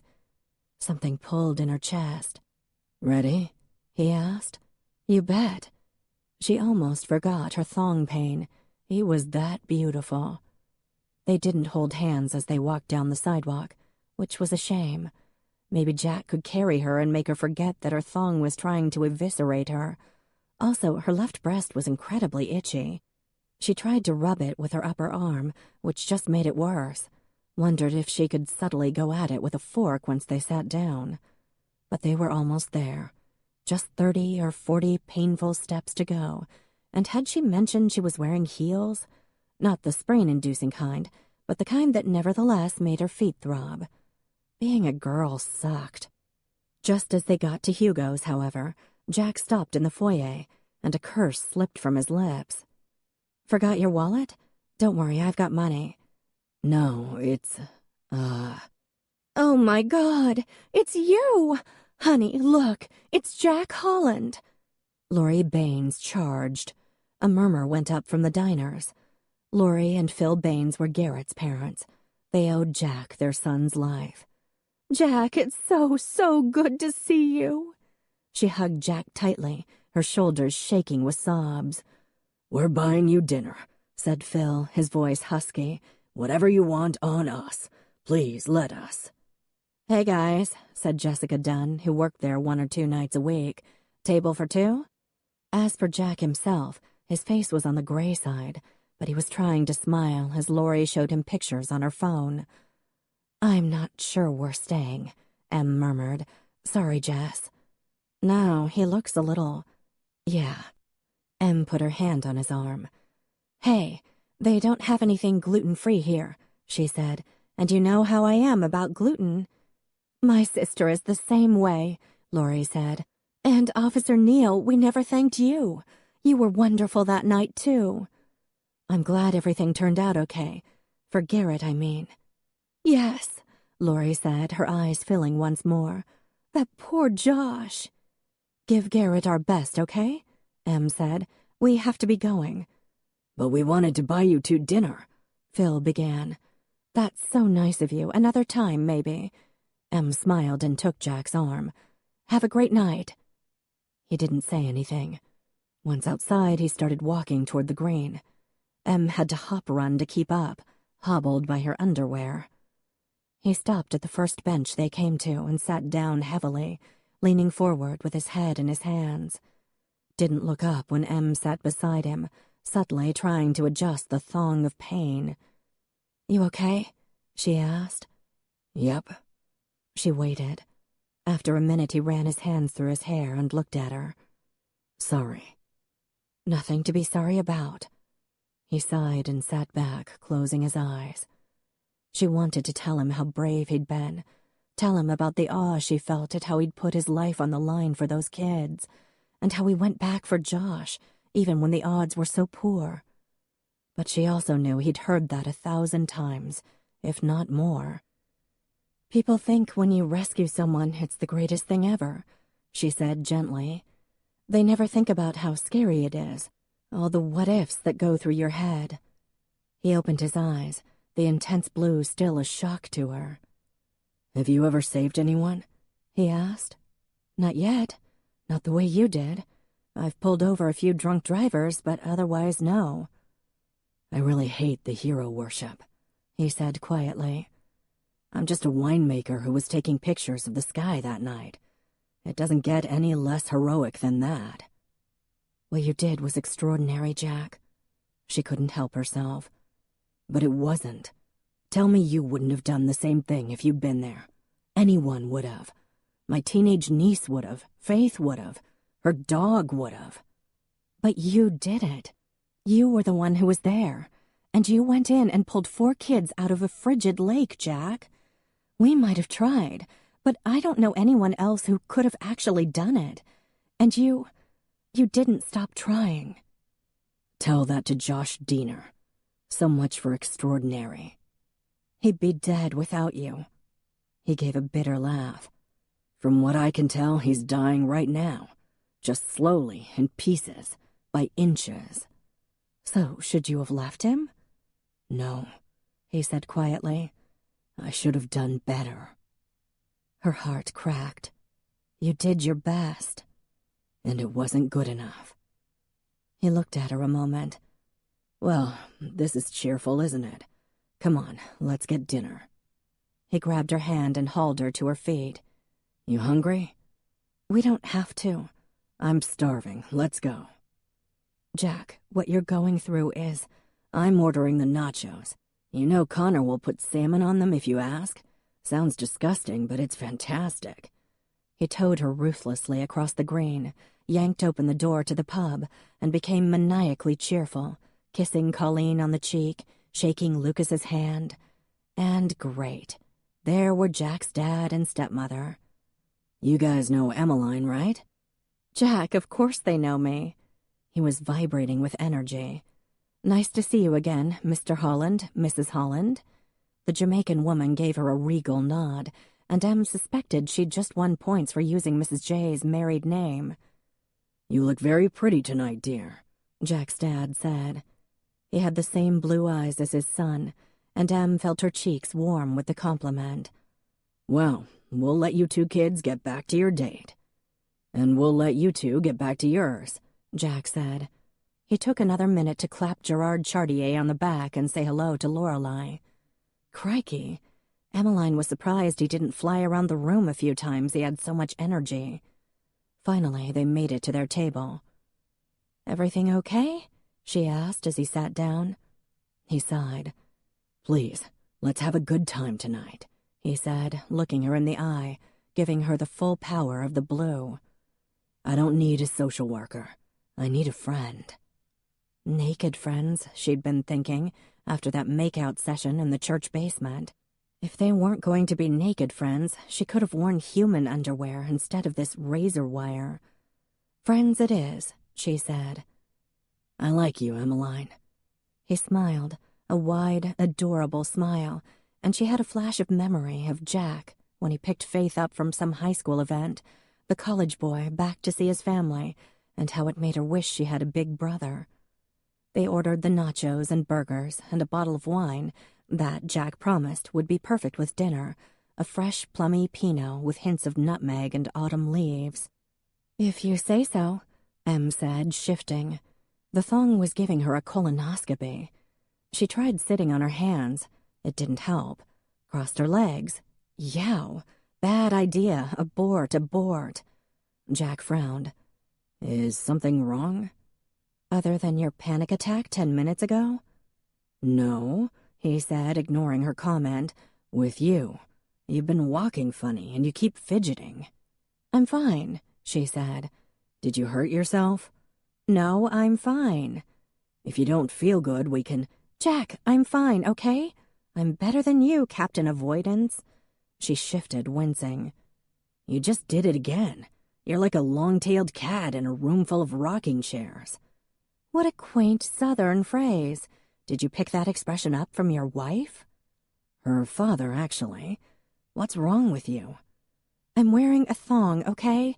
It hurts. Well, that stopped him. It also stopped the St. Thomas vestry members, too, who were seated at the table next to their booth. Reverend Fisk gave her an appreciative wink, then redirected the rest of them back to their budget woes. A thong, huh? Jack said. Yes, enjoy the visual, because I'm never doing it again. If it's that uncomfortable, you can take it off. He grinned, the cheeky man. Sucks to be a girl, let me tell you. I'll have to take your word for it, but I'm glad you are. A slow roll of squeezing warmth encompassed her stomach. Just then, Hannah set down their nachos, and Prudence Vanderbeek flopped into the seat next to Jack. "Hey, useless. Hey, Em, can I have some? I'm starving." She helped herself to a heavily laden chip and bit into it. "Are you guys on a date?" "Just friends," Em said. At the same time, Jack said yes. Uh-huh. So, maybe the thong had been worth it after all.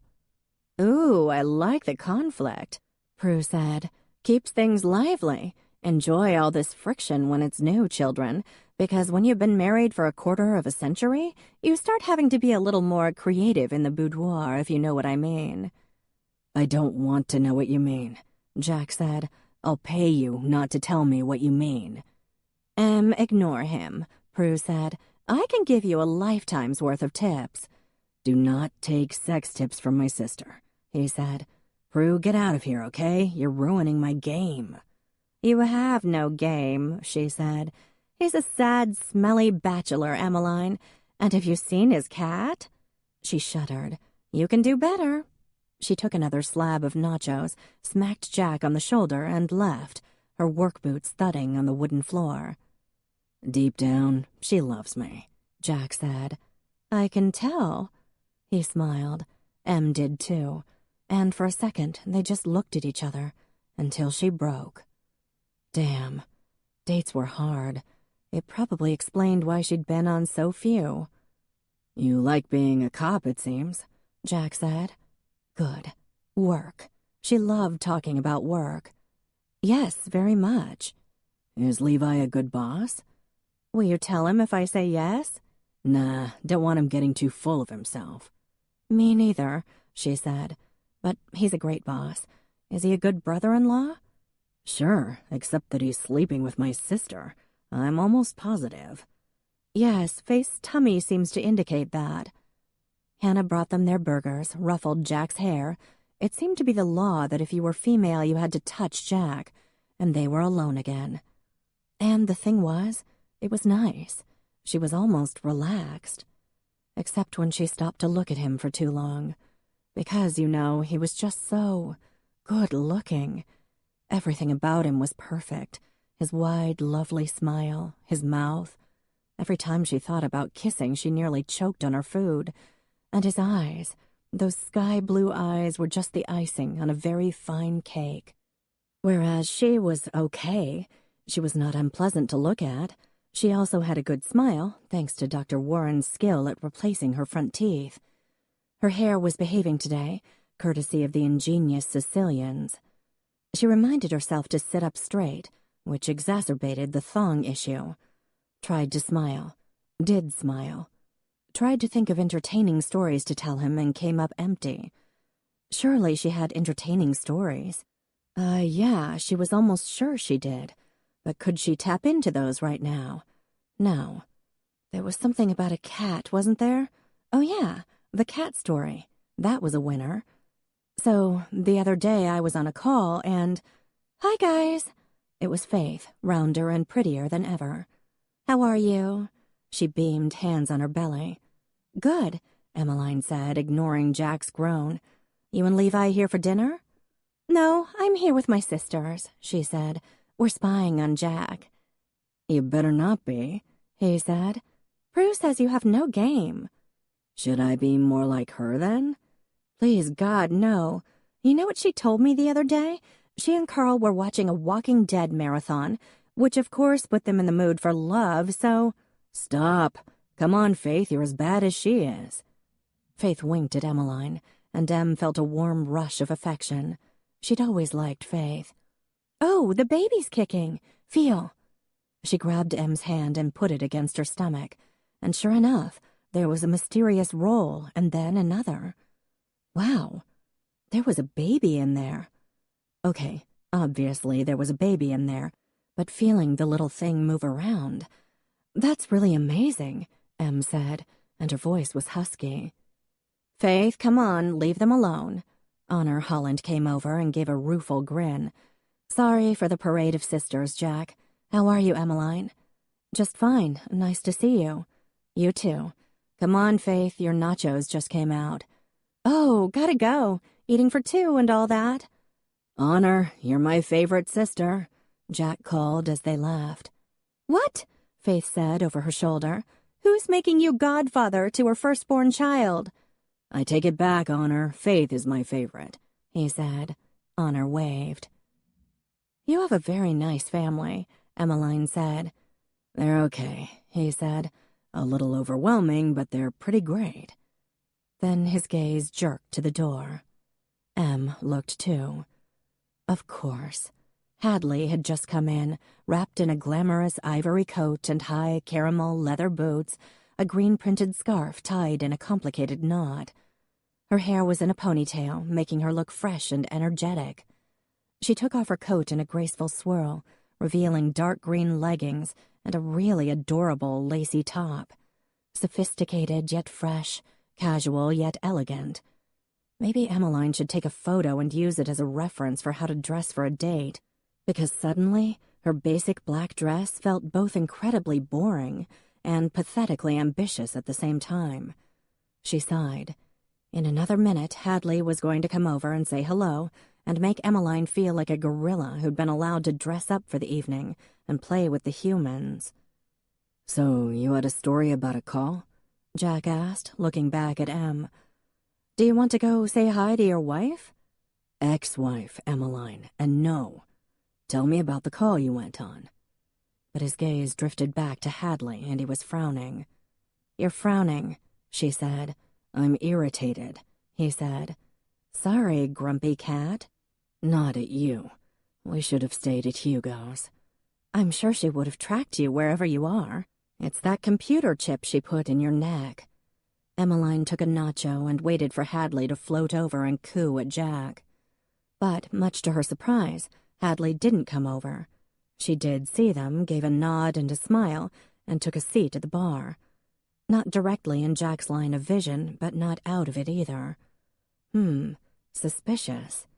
Even more suspicious, she took a book out of her bag.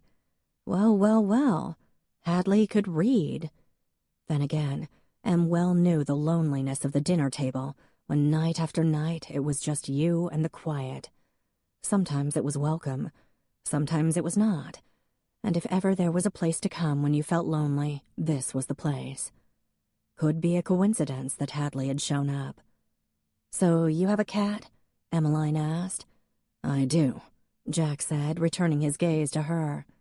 "Lazarus." "Catchy." "I found him when he was a kitten. Looked like he'd been attacked by something all covered in blood.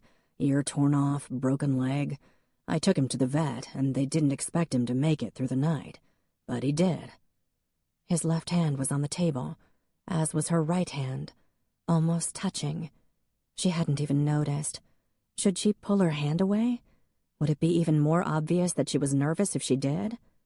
He had big hands. Big, strong, masculine hands. Em swallowed. Jack's little finger touched hers, just that smallest caress. A very slight smile tugged at his mouth, and happiness ballooned in her, warm and full. He'd brought her flowers. He'd shaved. His little finger was making her feel wobbly, and if his little finger could do that, then what about an entire hand? What about his... "Oh, no! No!" Both Em and Jack looked over at Hadley, who had one hand over her mouth, the other clutching her phone to her precious little ear. Damsel in distress. Take 2. Emmeline sighed. "Go see what's wrong," she told her date. "No," Jack said, though his eyes were on his ex. "If she needs me." "And she will." "She can come over here." Em rolled her eyes. "You're wasting time." "Eat your burger." Well, at least there was that. She took a bite, one of Connor's specials, with caramelized crispy onions and some kind of fabulous gooey cheese, and waited. Not for long. Hadley came over, tears spilling out of her Bambi-esque eyes. "Jack, I'm so sorry to interrupt." "What is it, Hadley?" Yes, what indeed? What crisis would require Jack to carry her home this time? "Twist your ankle again?" Em asked. "There's been a death in the family," Hadley whispered. Crap. Em felt 2 inches tall. "I'm so sorry," she said, and reached out a hand to hold Hadley's. The other woman gave a hitching sob. "Oh, no. Who, Hadley?" Jack asked, standing up. Hadley pulled her hand away from Em's, covered her face, and broke down sobbing against Jack's chest. If she was saying actual words, Em couldn't make them out. She thought she made out the name Anna. What if Anna was a kid, or Hadley's sister, or grandmother, or... "I know she was 23, but I guess I just wasn't ready to lose her. Oh, Jack." Oh, shit. 23 was way too young to lose someone. Poor Hadley. And why wasn't Jack being nicer? With a sigh, Jack put an arm around her shoulders, which made her burrow against him like a mole. "These things happen," he said. Well, that wasn't very nice, especially coming from Jack. "I just can't imagine life without her," Hadley wept. People were staring openly now. "Who's Anna?" Emmeline murmured. "Her cat," Jack said. "Anastasia." Em blinked. For crying out loud. 23, huh? She said. "That's amazing." Those nachos weren't going to eat themselves, so Em took some more. Hadley wasn't exactly going for stoic here. Em noted that her mascara was waterproof. Of course it was. "She wasn't even sick," Hadley said. "This is such a shock." "I don't know. 23 sounds like a ripe old age to me," Emmeline said. "It was probably just her time." "It wasn't. It was not her time." Hadley gave her a tragic, wounded, and possibly triumphant look, then resumed clutching Jack's shirt. "She was so healthy. Remember, Jack?" "But 23, Emmeline said. Quite old. This can't be that much of a surprise." "It is," Hadley said. "I'm shocked, I tell you. I wasn't prepared for this." "No, why would you be? I mean, don't most pets live forever?" Jack gave her a look. "I'm sorry about Anastasia," he said to his ex, trying to hold her at arm's length. But Teeny Tiny was apparently quite strong, and she clutched him harder. Em sighed, took another bite of her burger, and wondered if it would be rude to check her phone to see the Rangers' Penguins score. In light of the fact that her date was being sobbed on by another woman, she didn't really care. Several people had inched nearer, the vestry members making sympathetic clucks, Gerard Chartier, Victor, and Lorena Iskin. "I had a cat who made it to 19, Lorena said in her booming voice. "It went under the radiator to die, and I didn't find him until the smell let me know where he was. Poor old Oscar." Hadley cried harder. "What's the lifespan of a cat, anyway?" Gerard Chartier asked. "Maybe 15 years, Victor Iskin said, who had many pets himself. 15?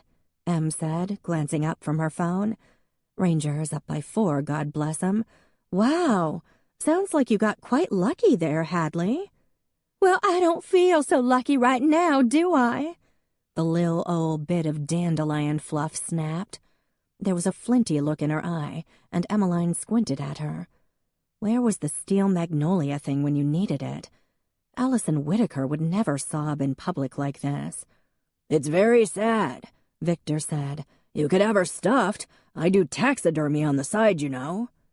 Teeny Tiny's sobbing escalated. Em had had enough. "Okay, Jack, I'll see you around. My condolences, Hadley." "If I'd have known she was near her time, I would have been there with her," Hadley wept. "Oh, Jack, she died without me. How could I have let that happen?" "Calm down," he said. "Em, don't go." "Thanks for the date. I had such a wonderful time." She made sure to give him a dead-eyed stare so he wouldn't miss the sarcasm. "I'll come over later," he said. "No, you won't," she said. "Stay here and comfort the grieving. I insist."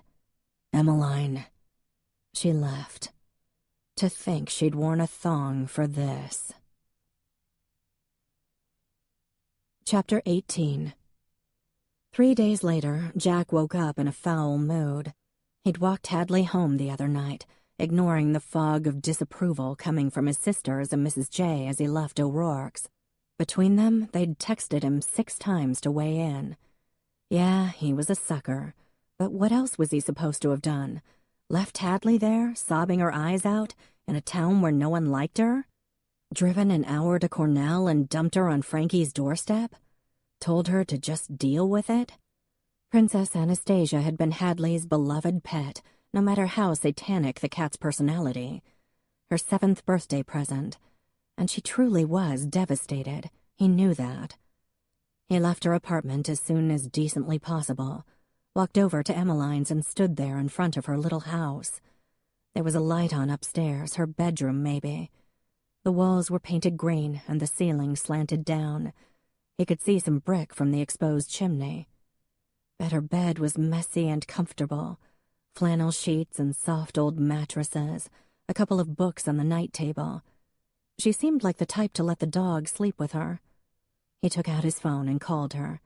It went right to voicemail. "Hey," he said. "I'm standing outside your house. I'm really sorry about tonight." He paused. "Give me a call, okay?" She hadn't. Nope. He had the feeling she wasn't going to. Which was too bad, because he liked being with her. She was an odd combination of tough chick and gooey caramel center. She scowled fiercely but wore a thong, slapped on handcuffs but nuzzled a tulip. A hip check that could castrate a bull, but surprisingly soft and silky skin. Well, his coffee was finished and it was time to go to work. But first he clicked on his computer, brought up the local newspaper's website, and checked for news of Josh Diener's death. Not today. Not yet, anyway. Lazarus gave his feed me screech, and Jack obeyed. Mrs. Johnson had chastised him for never coming over for breakfast anymore, and she had bribed him with an offer of a chocolate cake made just for him. It paid to be her favorite. He grabbed his keys, mentally reviewing what had to be done today. Cask cleaning, which was good, mindless, hard work. Check the new Riesling vines with Prue, who was concerned that the heavier-than-average snowfall had hurt them. Talk to Dad about trying a new varietal of oak for their shard barrels. Stop by the hospital and maybe run into the Dieners coming or going. Maybe they'd tell him how Josh was. Let him see the kid, just for a minute. The one who needed you most, and you left him for last. Jack left the house, his movements deliberately exact. Locked the door and stopped for a minute. The one who needed you most. He stood there a minute, pushing away the memories of that night. Took a slow, deep breath of the cool, damp air. Fog hung heavy over Crooked Lake today, but up here the pale March sunshine streamed in slices of gold. A crow called from the oak tree, then flew down and landed on a cedar post at the end of a row of vines. Another breath, slower this time. There was the stone wall one of his ancestors had built, and which Jack kept up, rambling alongside the field. He opened the truck door, started to get in, and froze. There was a dead possum on the dashboard.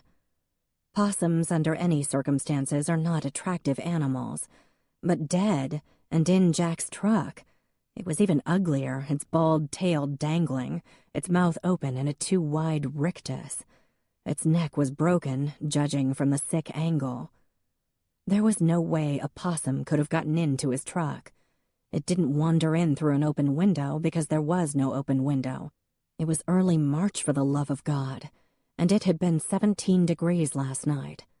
Someone had put it there. Later that day, Jack drove over to the police station and went inside. "Hi, Jack," Carol said, hopping up for a hug. He obliged. "Are you here to see Emmeline? I heard your date didn't go so well." "Is she here?" "No," Carol answered. "She's taking a class for hostage negotiation. Not that we have many hostages around here." The disappointment he felt was surprising. "Is Levi available?" he asked. "Yes, he's in his office on the phone." "Levi!" she yelled. "Jack's here and wants to talk to you when you're off the phone." "You're a great secretary," Jack observed. "I'm an administrative assistant, smartass," she said. "And don't talk fresh to me. I changed your diapers when you were a baby." "You say that to all the guys," he said. "Come on in, Jack," Levi said from his office. "And Carol, please try to master the intercom instead of yelling, okay?" Carol rolled her eyes and sat back down, and Jack winked. He'd always loved Mrs. Robinson. "What can I do for you?" Levi asked. "This is, well, it's police business. Maybe, I don't know." Levi sat behind his desk and Jack sat down too. "Go ahead," he said, picking up a pen. "I don't know if I want to file a report or anything official," Jack said. "I found a dead possum in my truck this morning. Its neck was broken." "Shit, what time?" "About 7. And why didn't you call me right away?" Jack shrugged. "It was dead, and its biting days were over. People don't usually find dead animals in their vehicles, Jack." He ran a hand through his hair. "I know. What did you do with it?" "I put on rubber gloves and put it in a garbage bag. It's in the back of my truck.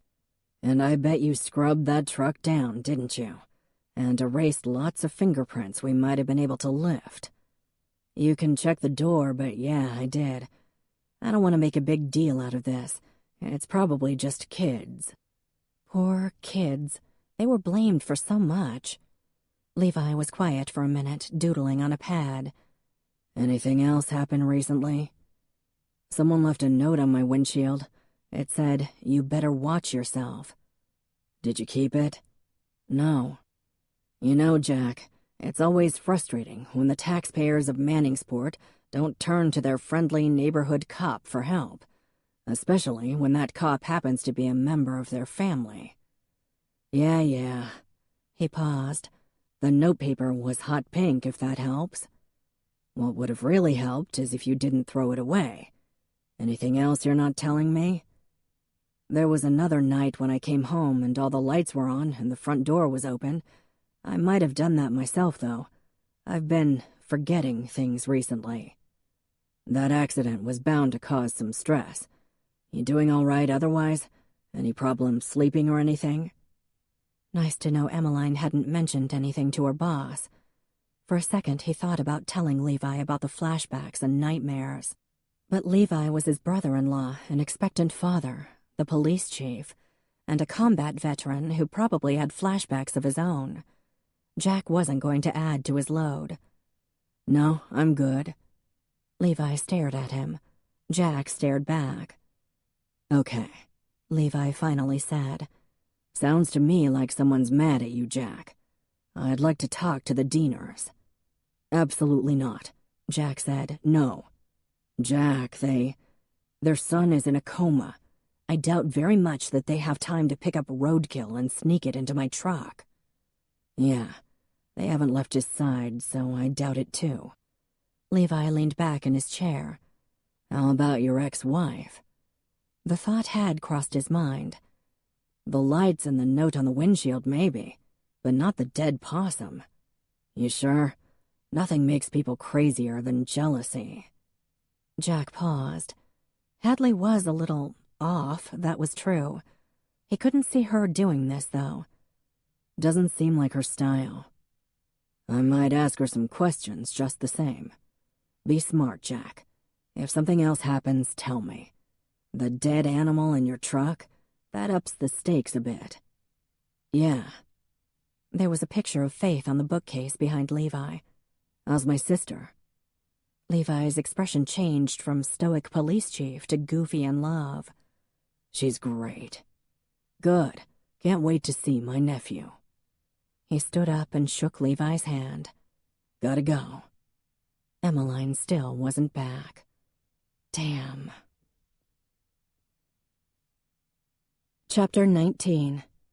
"Remember, this person is, for the time being, your friend," Jamie, the badass instructor, said. "Even if you hate what they're doing and wish you could kick them in the sack, for now, you empathize, you listen, you mirror." She tapped the whiteboard to emphasize the words she'd written there. "Don't tell them what they're doing is crazy or stupid.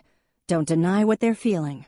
That's creating an argument, and you want them to feel they can trust you, okay? Emmeline and Butch, you're up. Em, you're the tormented woman with your parents held at gunpoint. And action.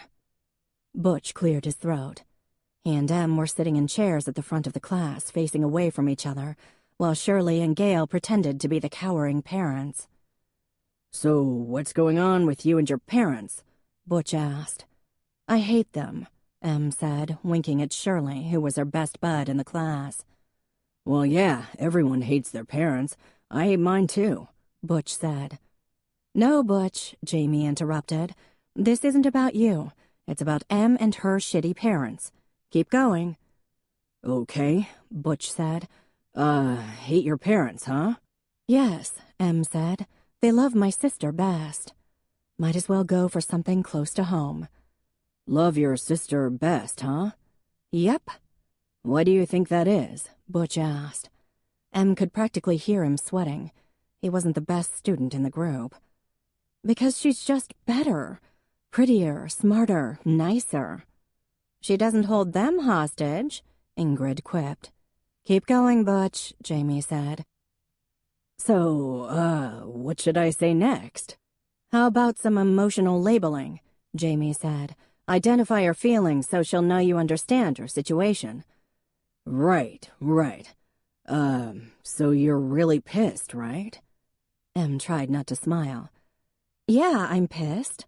That's why I tied up my parents and have this gun." Role-playing was fun.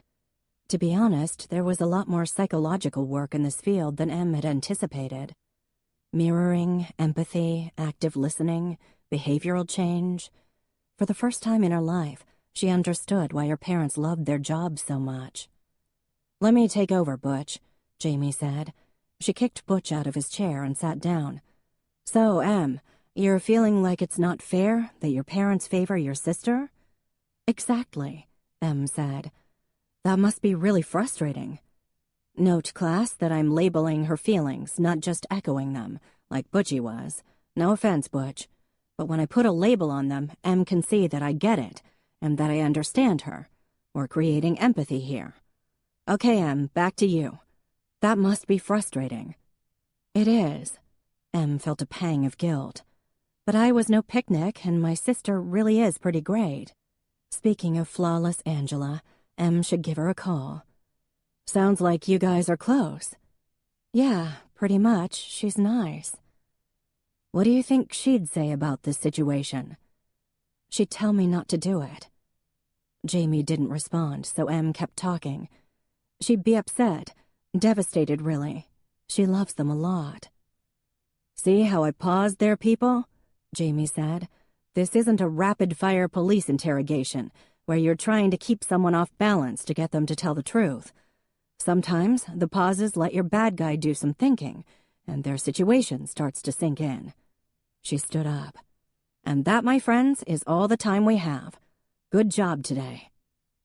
On the way home, Levi radioed in and asked her to check on Alice McPhails, a sweet old lady struggling with dementia.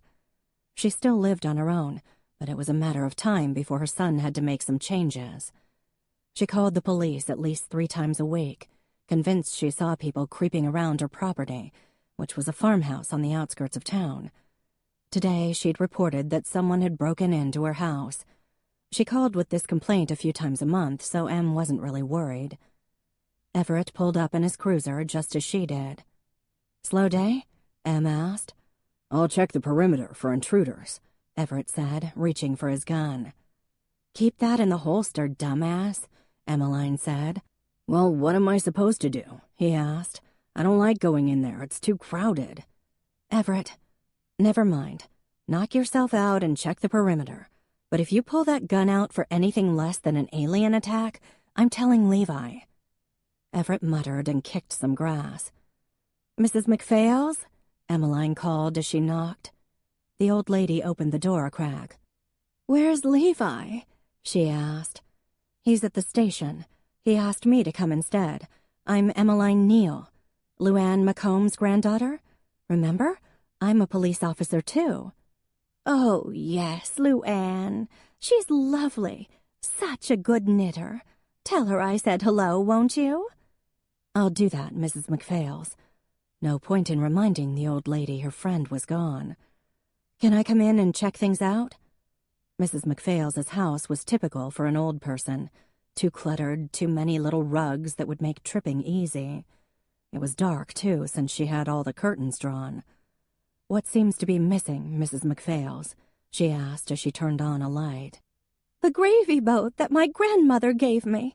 I can't believe they took it." The old lady began to cry. "It was so beautiful, and now it's gone. They must have come in when I was sleeping. I'll never feel safe here again. And my husband built this house. They've ruined it. They've soiled it." Em put her arm around her.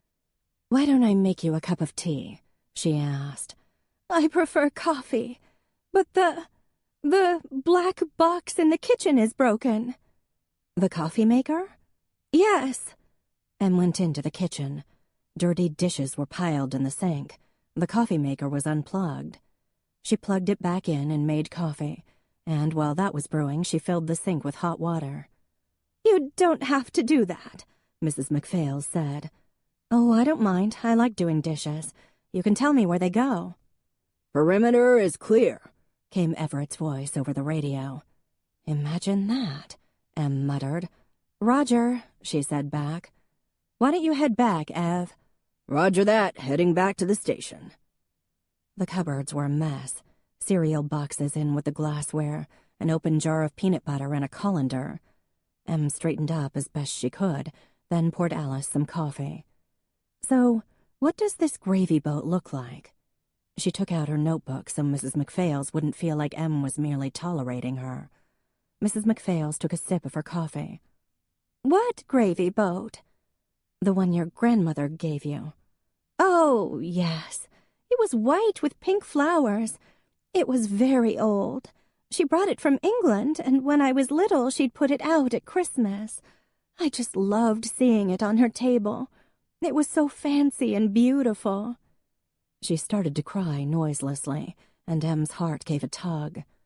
Her father's parents had died when she was little, Nana of a massive stroke or heart attack that took her while she was sleeping.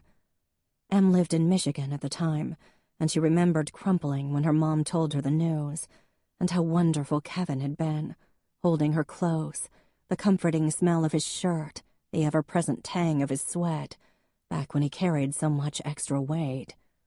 Nana had been lucky. Old age wasn't so kind to most. "Let me take a look around," she said, standing up. "You won't find it. They took it. Those men. I wish they wouldn't come here." "Why don't I take a look around anyway? Make sure nothing else is missing." Em rested her hand on Mrs. MacPhail's shoulder, and the old lady blinked up at her, her eyes still teary.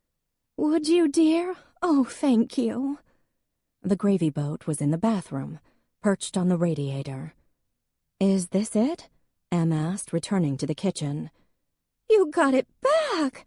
Oh, thank you, darling, thank you. Oh, I just love you." Em smiled, though she wasn't sure if Alice was talking to the gravy boat or to her. After Em made Mrs. MacPhail's a sandwich and checked all the windows and locks for the old lady's peace of mind, she went out to her car and radioed Levi. "All clear here, Chief, but I think you should talk to her son about getting her into Rushing Creek, or maybe finding some live-in help. She's awfully isolated up here." "Roger," he said. "Come on back to the station. I need you to do something." "Roger that, big guy." "It's Chief Cooper, thank you very much." Em smiled as she clicked off. Levi took himself a little too seriously, but it was oddly endearing. He was a good boss and a better cop. Not that he needed to hear it from her. The townspeople worshipped the guy. Em called her parents from the car. Pretending to hold them hostage, and then seeing Mrs. MacPhail's so blue. Well, heck, her parents weren't getting any younger. "Hi, Mom," she said when her mother picked up. "Emmeline, are you sick?" "No, just calling to say hi." There was a pause. "Oh.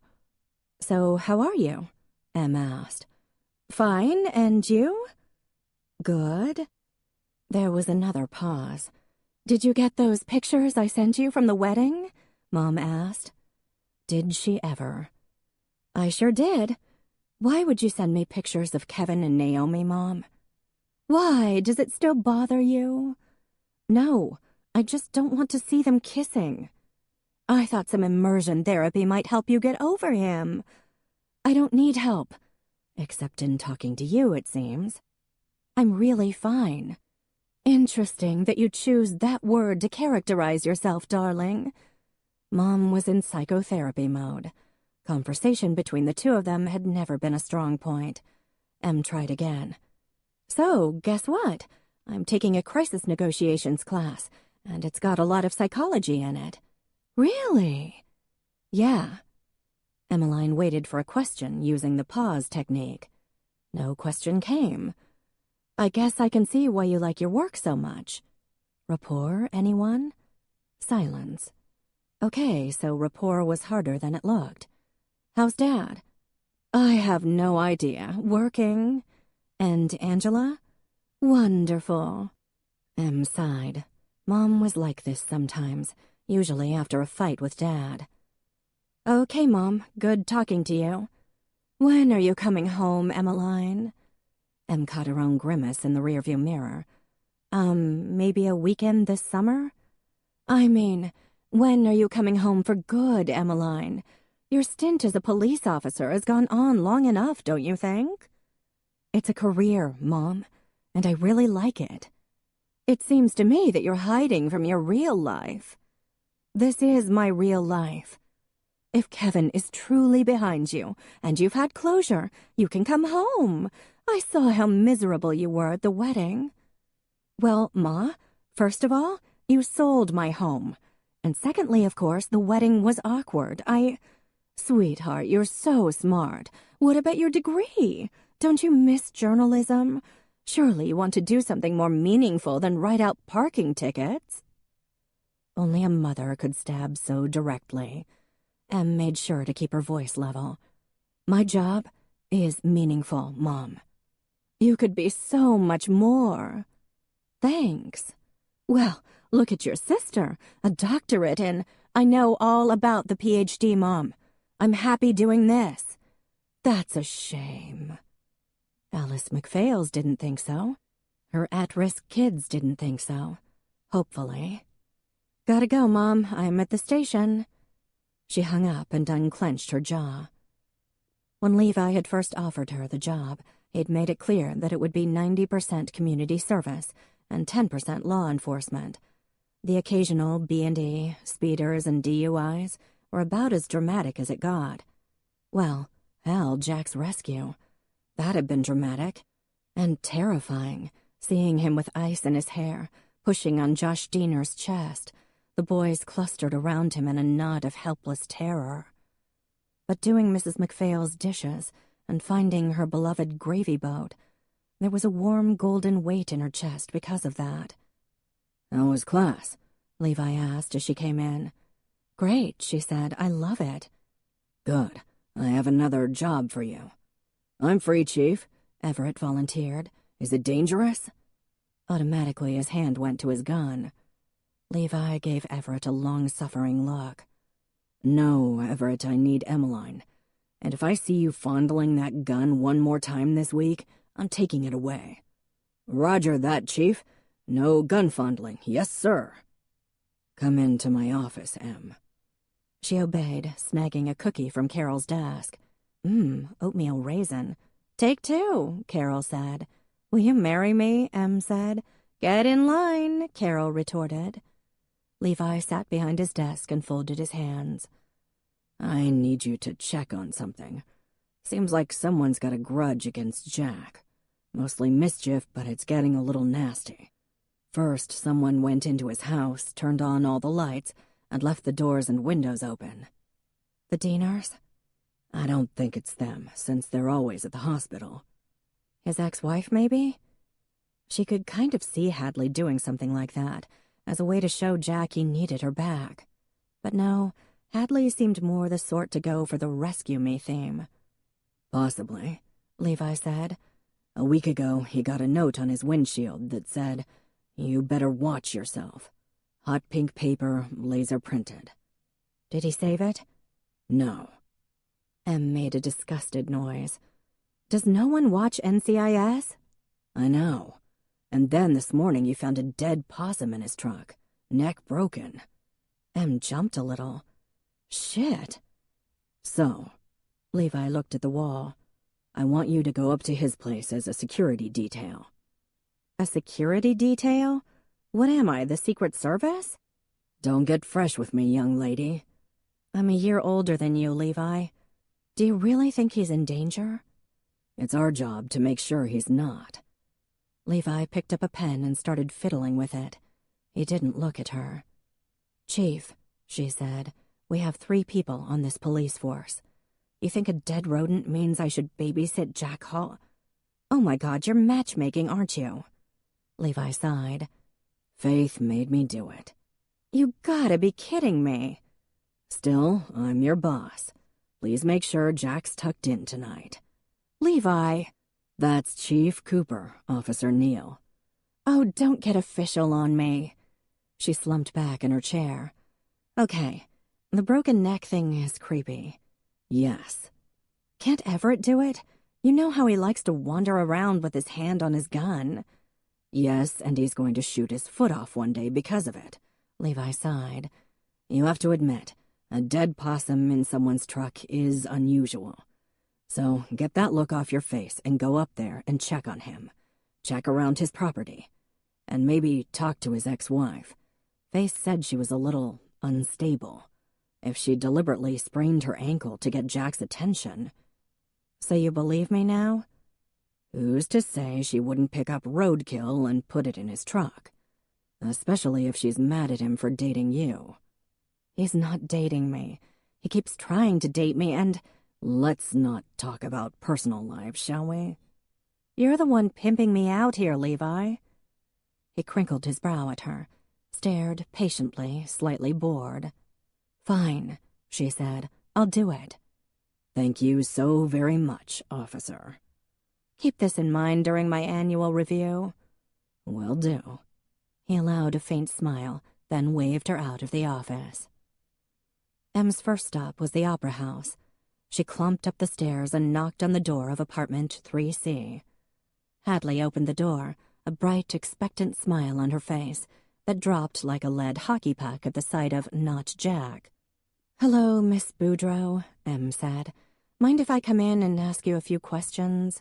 "Is Jack all right?" she breathed, peering around the door. "Interesting you should ask. Any reason he wouldn't be?" Em asked, cocking an eyebrow. I have no idea." She flushed. Guilty, Em thought. She waited. "Well, do come in," Hadley said. "Where are my manners?" She was wearing a dress, a rose-colored sheath kind of thing that Em imagined would make her look as shapely as a pillow, but on Hadley looked romantic and delicate. Her long blonde hair was caught at the nape of her neck in the type of artless, casual ponytail that Em had never been able to master. Her thick, not straight, not curly locks were the Houdini of hair, and could only be forced into her regulation bun with a combination of the magic slime, a thick supermarket elastic, once used to lump the broccoli together, and 17 bobby pins. Suppressing a sigh, she wasn't supposed to care about this stuff anymore. She stepped into the dimly lit apartment. It had come furnished, Emmeline knew, but Hadley had put her mark on it. A vase of pink and purple tulips sat on the coffee table, and a soft ivory wrap was artfully draped on the arm of the sofa. Lots of throw pillows, a series of framed mirrors on the brick wall. 2 or 3 candles filled the room with the scent of lavender, clogging Em's throat. The whole room was a setup for seduction. Oh, and how cute. A giant wedding photo of Hadley and Jack sat on the bookcase, impossible to ignore. Em had to admit, Jack Holland in navy whites was a very nice sight. He and Hadley made a gorgeous couple. It couldn't be denied. Hadley was beautiful and radiant and tiny. And Jack looked incredibly happy. Em forced her eyes away from the photo. A bottle of wine, nearly 3/4 empty, sat on the counter. 1 glass. The cork and corkscrew were over by the sink, indicating that it had been opened recently. A lot of wine for such a petite woman. "What can I do for you, officer?" Hadley asked. "Jack found a dead possum in his truck today. Would you happen to know anything about that?" "Really?" Her face lit up. "That's just awful. Was he upset? Should I call him? Does he need me?" "Did you put it there?" "Me? No." "And where were you last night?" "I was here alone." Jack wasn't even pressing charges. Maybe he knew it was his ex and didn't want her in trouble. "Is there anyone who can confirm that?" Em asked. "Yes, as a matter of fact. I talked to my sister around 10. Frankie. Jack's very fond of her. He loves my family. Well, they're his family too, of course." "You didn't go anywhere?" Hadley folded her arms. "I told you, I didn't do anything. Do you think I'd touch a dead animal? Do I strike you as that type?" She had a point. As much as Emmeline would love to arrest Hadley for criminal mischief, she really couldn't see her getting her perfect little manicured hands dirty. "After I talked to Frankie, I went straight to bed to get some beauty sleep. Maybe you should try it." Emmeline indulged in a brief fantasy in which she slapped some cuffs on Teeny Tiny and Mirandized her. Put her in the holding cell. Happy thoughts. "Do you always drink alone, Miss Boudreaux?" Em asked, nodding at the wine bottle and glass. "Well, being married to a winemaker certainly developed my appreciation for wine, officer, but not always. Sometimes Jack and I have a glass together." Em didn't take the bait. "Make sure you don't drink and drive." "Oh, I'm perfectly sober. In fact, it sounds like Jack shouldn't be alone. I'll go up and check in on him." "No need, Miss Boudreaux. The police have this covered." Hadley scowled. "Well, I think Jack could use some company." "Chief Cooper thinks so too, which is why I'm going up there right now. I hope not to see any trespassers. Have a good night." She left the opera house and walked across the green, past O'Rourke's, which was already jumping, and down the street to her own little place. She needed to feed Sarge. Might as well bring Super Pup, too, if she had to hang out at Jack's. Sarge twirled in circles of joy when she came through the door, squeaky chicken clutched in his mouth. "Hi, handsome. Are you happy to see me? You are?" Indeed, Sarge was whimpering and crooning with joy. Em ruffled his sides with both hands and let him lick her face for a few minutes. "Who's a good boy, huh? You are, buddy. Come on, out you go." While Sarge did his business in the backyard, Em took a look around. It didn't glow with femininity, the way Hadley's apartment did, that was for sure. But it was a happy space. There were a few pictures on the mantel, one of her and Angela, another of Levi pinning on her badge the day she graduated from the academy. Her and Nana one summer day long ago, both of them laughing, Em's 2 front teeth missing. The furniture was comfortable and sturdy, rather like herself. Lots of books in the built-in shelves. A beautiful Tiffany lamp that she'd splurged on at Presque Antiques on the Green. This house was where she'd spent the happiest times of her life, aside from those years with Kevin. This was more home than the place where she'd grown up, which was someone else's now anyway. But it still gave her a pang, the ease with which her parents had sent their only child away for the bulk of every summer. They'd kept Angela close by their sides. Even after the divorce, they were unable to split up because they might not see her as much. Well, they had done Emmeline a favor. She'd been better off here. "Come on, Sarge," she said, as her dog raced in through the doggy door. "We have guard duty tonight." Chapter 20. Jack found that cooking had taken on greater importance since the accident, as it gave his mind something to think about. A science podcast was playing on his computer, another tool to keep his brain occupied. Oddly enough, he wasn't really concerned about the possum in his truck. A teenager, he figured, probably one of Josh Diener's friends. And if so, Jack sort of deserved it, didn't he? His phone buzzed with an incoming text. Hadley. Great. Heard about incident today. You okay? XOXOX. Was it so hard to spell out the words? Text-style spelling would make Stephen Hawking seem idiotic. He opted not to answer. That was a mistake.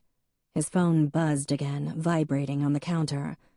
Please let me know you are okay. Jack sighed. You want to come over for dinner? She had fast thumbs, he'd give her that. I can come to see you if easier. And now a smiley face for the love of God. Give me a call, okay? No thanks, he wouldn't. Miss you. Worried about you. It was the emotional equivalent of nails on a chalkboard. And now the phone was ringing. 3 guesses as to who it was. He didn't bother picking up, but he did text her back. I'm fine. Nothing to worry about. He thought about turning off his cell, but he didn't have a landline, and his grandfather had been looking a little gray lately. Jack had asked Jeremy Lyon to drop in on Pops, as the old man wouldn't go to the doctor without a gun to his head. He added sausage to the garlic and onions he was sautéing. This would be a good dinner. Then again, food hadn't tasted like much these days.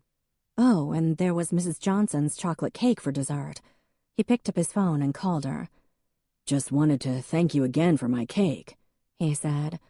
Oh, Jackie, don't be silly. You know I love you best, Mrs. J cooed. I do know that, and I lord it over my sisters whenever possible. And Dad. He smiled. What are you guys doing tonight? That's none of your business, Jack, darling. He shuddered.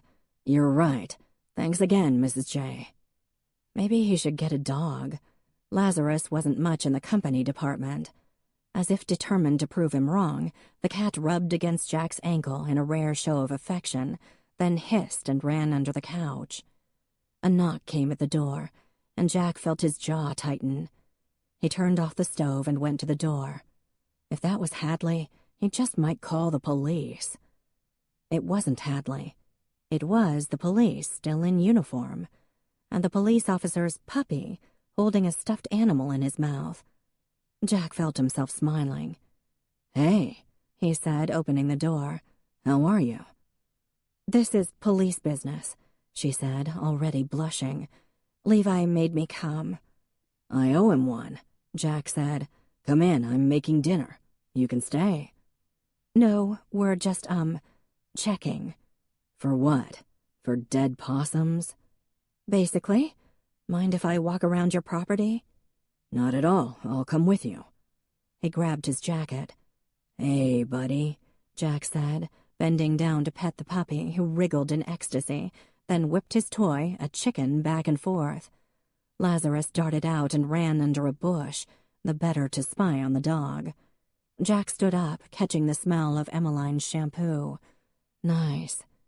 She had beautiful eyes, cat-shaped and blue. Her mouth. He remembered that mouth. Hell yeah, that was a good mouth. Perfect for kissing. Perfect for... He realized he was staring and cleared his throat. So, what are you looking for? Signs of a trespasser. She jammed her hands in her jacket pockets. You shouldn't have wiped down the truck, by the way. Next time a crime is committed against you, please, let the professionals do their jobs. Save it, he said. Levi already lectured me.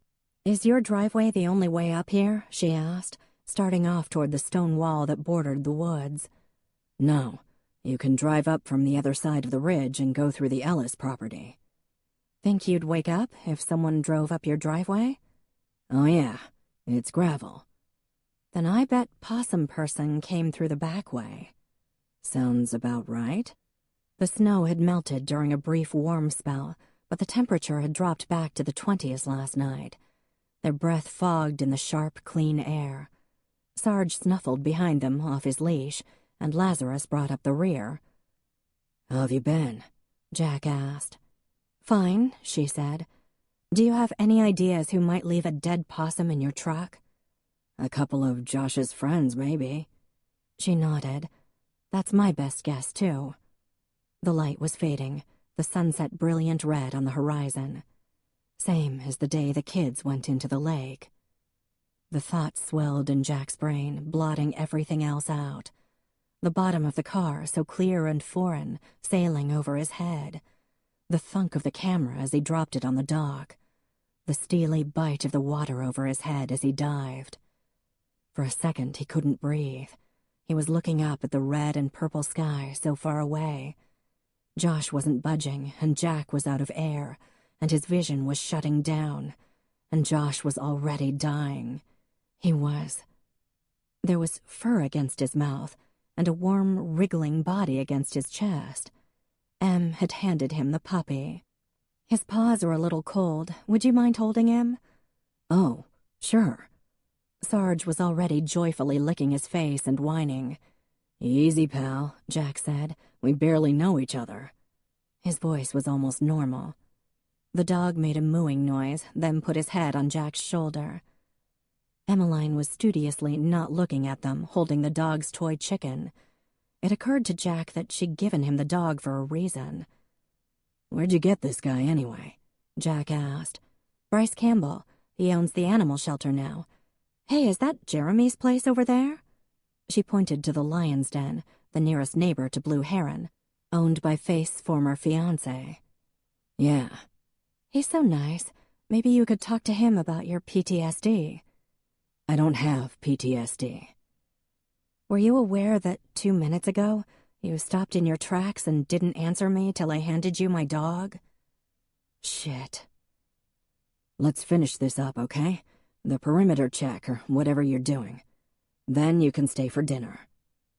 She didn't answer, but as they got close to the house, she stopped at each window and looked at the ground. Too bad there's no snow, and it's too cold for muddy prints, she said, but maybe someone dropped a cigarette butt or something. Sarge was snoring gently. I guess I'm done, Em said, seeming chagrined that she hadn't found anything incriminating. Good. When do you get off duty? I'm on call tonight. Just then her phone chimed. Jack's did too. He checked it with his free hand.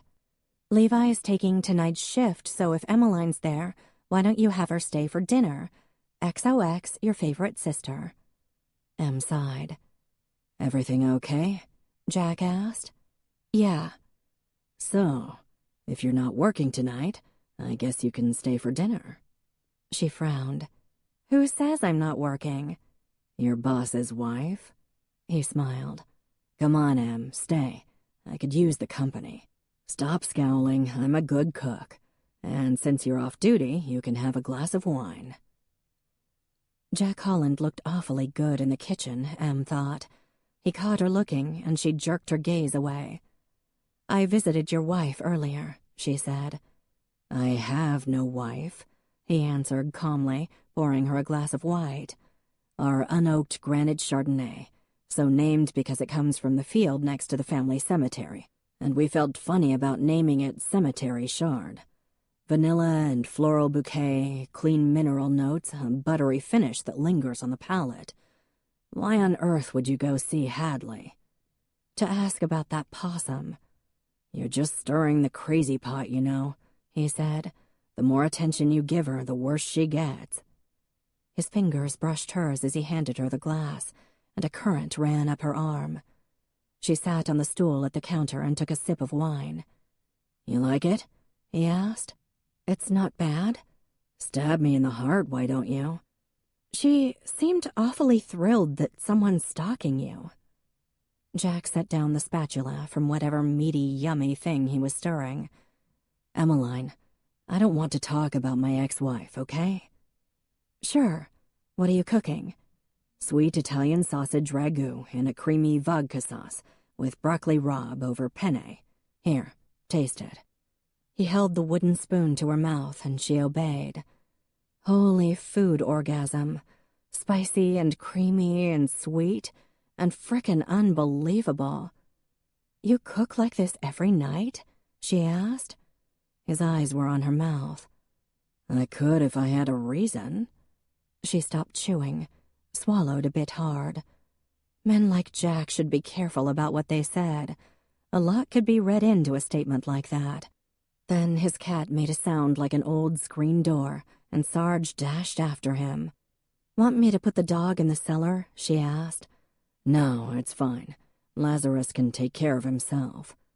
He got a spice out of the cupboard and added it to the frying pan. She couldn't remember the last time a man had cooked for her. Well, cooked her a meal she actually wanted to eat. Those last few months with Kevin didn't count. A fire crackled and popped in the big stone fireplace in the great room. Em got up and wandered around. Jack had a few pictures here and there, one of Levi and Faith in blue from last year at their wedding. Em had gone to that one, and she remembered the photo being taken, people laughing as Blue kept nudging in between the couple. Another photo from a wedding she'd gone to, Tom and Honor's. This one was of Jack and Honor. Nice. Here was one of Jack and his father holding up a gold medal and a bottle of wine. Another Holland family portrait, but this one was Jack's mother in it. Prudence's wedding. Young Jack, tall and skinny and geeky cute. The bookcase was filled with biographies and political thrillers, the typical man stuff when it came to reading. A couple dozen tomes on wine, as one would expect. The windows showcased the Holland farmland, all the way down to Keuka. Jack's furniture was beautiful, simple and functional, but with inlaid wood and graceful lines. "Where'd you get this?" she said, running her finger along a tall, narrow table. "I made it," he said. Of course he made it. He saved children and made beautiful furniture, and cooked, and looked like a movie star. "It was my first and last project," he said. "I almost cut off my finger with the miter saw." He grinned and held up a hand. 19 stitches. Oddly enough, it was nice to know. "I got my front teeth knocked out in college," Em said. "Hockey. 5 stitches. "Oh, yeah? Are those teeth fake, then?" "No, the miracles of modern medicine. The dentist put them right back in. It was gross. Lots of blood. I was extremely brave, of course." "No scar?" "No, I have a scar." "Let me see." The scar was just above her upper lip, a faint white line about 1/2 inch long, barely noticeable. "It's there, trust me." He came out of the kitchen and stood in front of her, cupped her face in his hands and stared at her mouth. Emmeline could feel her heartbeat, slow, rolling thumps. His face was serious, mouth perfect. She didn't even dare look at his eyes for fear that her knees would buckle. "Oh, yeah," he whispered. "There it is." He ran his thumb over the scar, and Em sort of forgot how to breathe. Was it in, out, or... Oh, wow, those eyes. Oops, she'd looked. Were so beautiful. All of him was so... Lazarus came tearing into the room, Sarge hot on his heels. The cat veered under a couch. Wonder Pup didn't steer that well and crashed into Em's legs. Emmeline stepped back, cleared her throat. She was still in uniform. It was probably against some rule to kiss in uniform. "Sarge, go lie down," she ordered. The puppy gave her a reproachful look. "Do it," she said. He obeyed, giving her a mournful eyebrow as only a German shepherd could. A timer went off in the kitchen, and Jack went back behind the counter. Fat snowflakes began falling from the sky. It was utterly romantic here, even with the demonic sounds the cat was making from under the couch. "Is he okay?" Emmeline asked. "Oh, sure. That's his normal." Jack seemed irritatingly unaffected by her scar touching. Men, such mysteries. She sat back down at the counter and watched him stir and nudge and adjust the heat. Captain Seduction one minute, Chef Ramsay the next. Em had always had a thing for Gordon Ramsay, now that she thought of it. "Can I ask you a question, Jack?" she asked. "Sure." "Why me? There are a lot of women in this town who'd love to go out with you, who fantasize about going out with you, who'd run their grandmothers over with a tractor to go out with you. Why are you interested in me?" "I don't know," he said. "I'm a guy. We don't think that hard. Is because you're good in bed a sufficient answer?" A surprised snort of laughter escaped. No." He poured her more wine. Such nice manners. I have a question for you, officer. Why won't you go out with me? And don't give me that bullshit about me still having a thing for Hadley or having PTSD. You do have a thing for Hadley, and you're the poster child for PTSD. I'll pretend I didn't hear that and await your answer. Em covered by taking a sip of her drink. It really was fantastic. She'd never paid much attention to wine descriptions. It was wine, how bad could it be? But when Jack identified the flavors the way he did, she really could taste them. Guess it wasn't just blowing smoke after all. What if Hadley wasn't in town? He asked when she failed to answer. And what if those kids didn't crash? Would you go out with me then? Well, you were never interested before, so I'd have to say no. Maybe I could say you were the one who was never interested, whereas I always thought of you as the hot hockey chick. Another snort. Must stop doing that. You never asked me out. You never gave me the time of day. If you were pining for me, you hid it well. He gave her a tolerant look. I wasn't pining for you, Emmeline. I did think you were the hot hockey chick. We all do. Which explains why I've had 2 dates in 3 years. Maybe your sweet and gentle personality has something to do with that. Oh, bite me. I rest my case. He smiled. You don't have to have a sweet and gentle attitude. You do have to at least smile once in a while. You're a tiny bit guarded. Has anyone ever told you that? No, as a matter of fact, she lied. She took another sip of wine. Make that a chug. Then there are your looks. Shut it, Em, her brain advised. I'm hideous? A little. I'm sorry to be the one to tell you.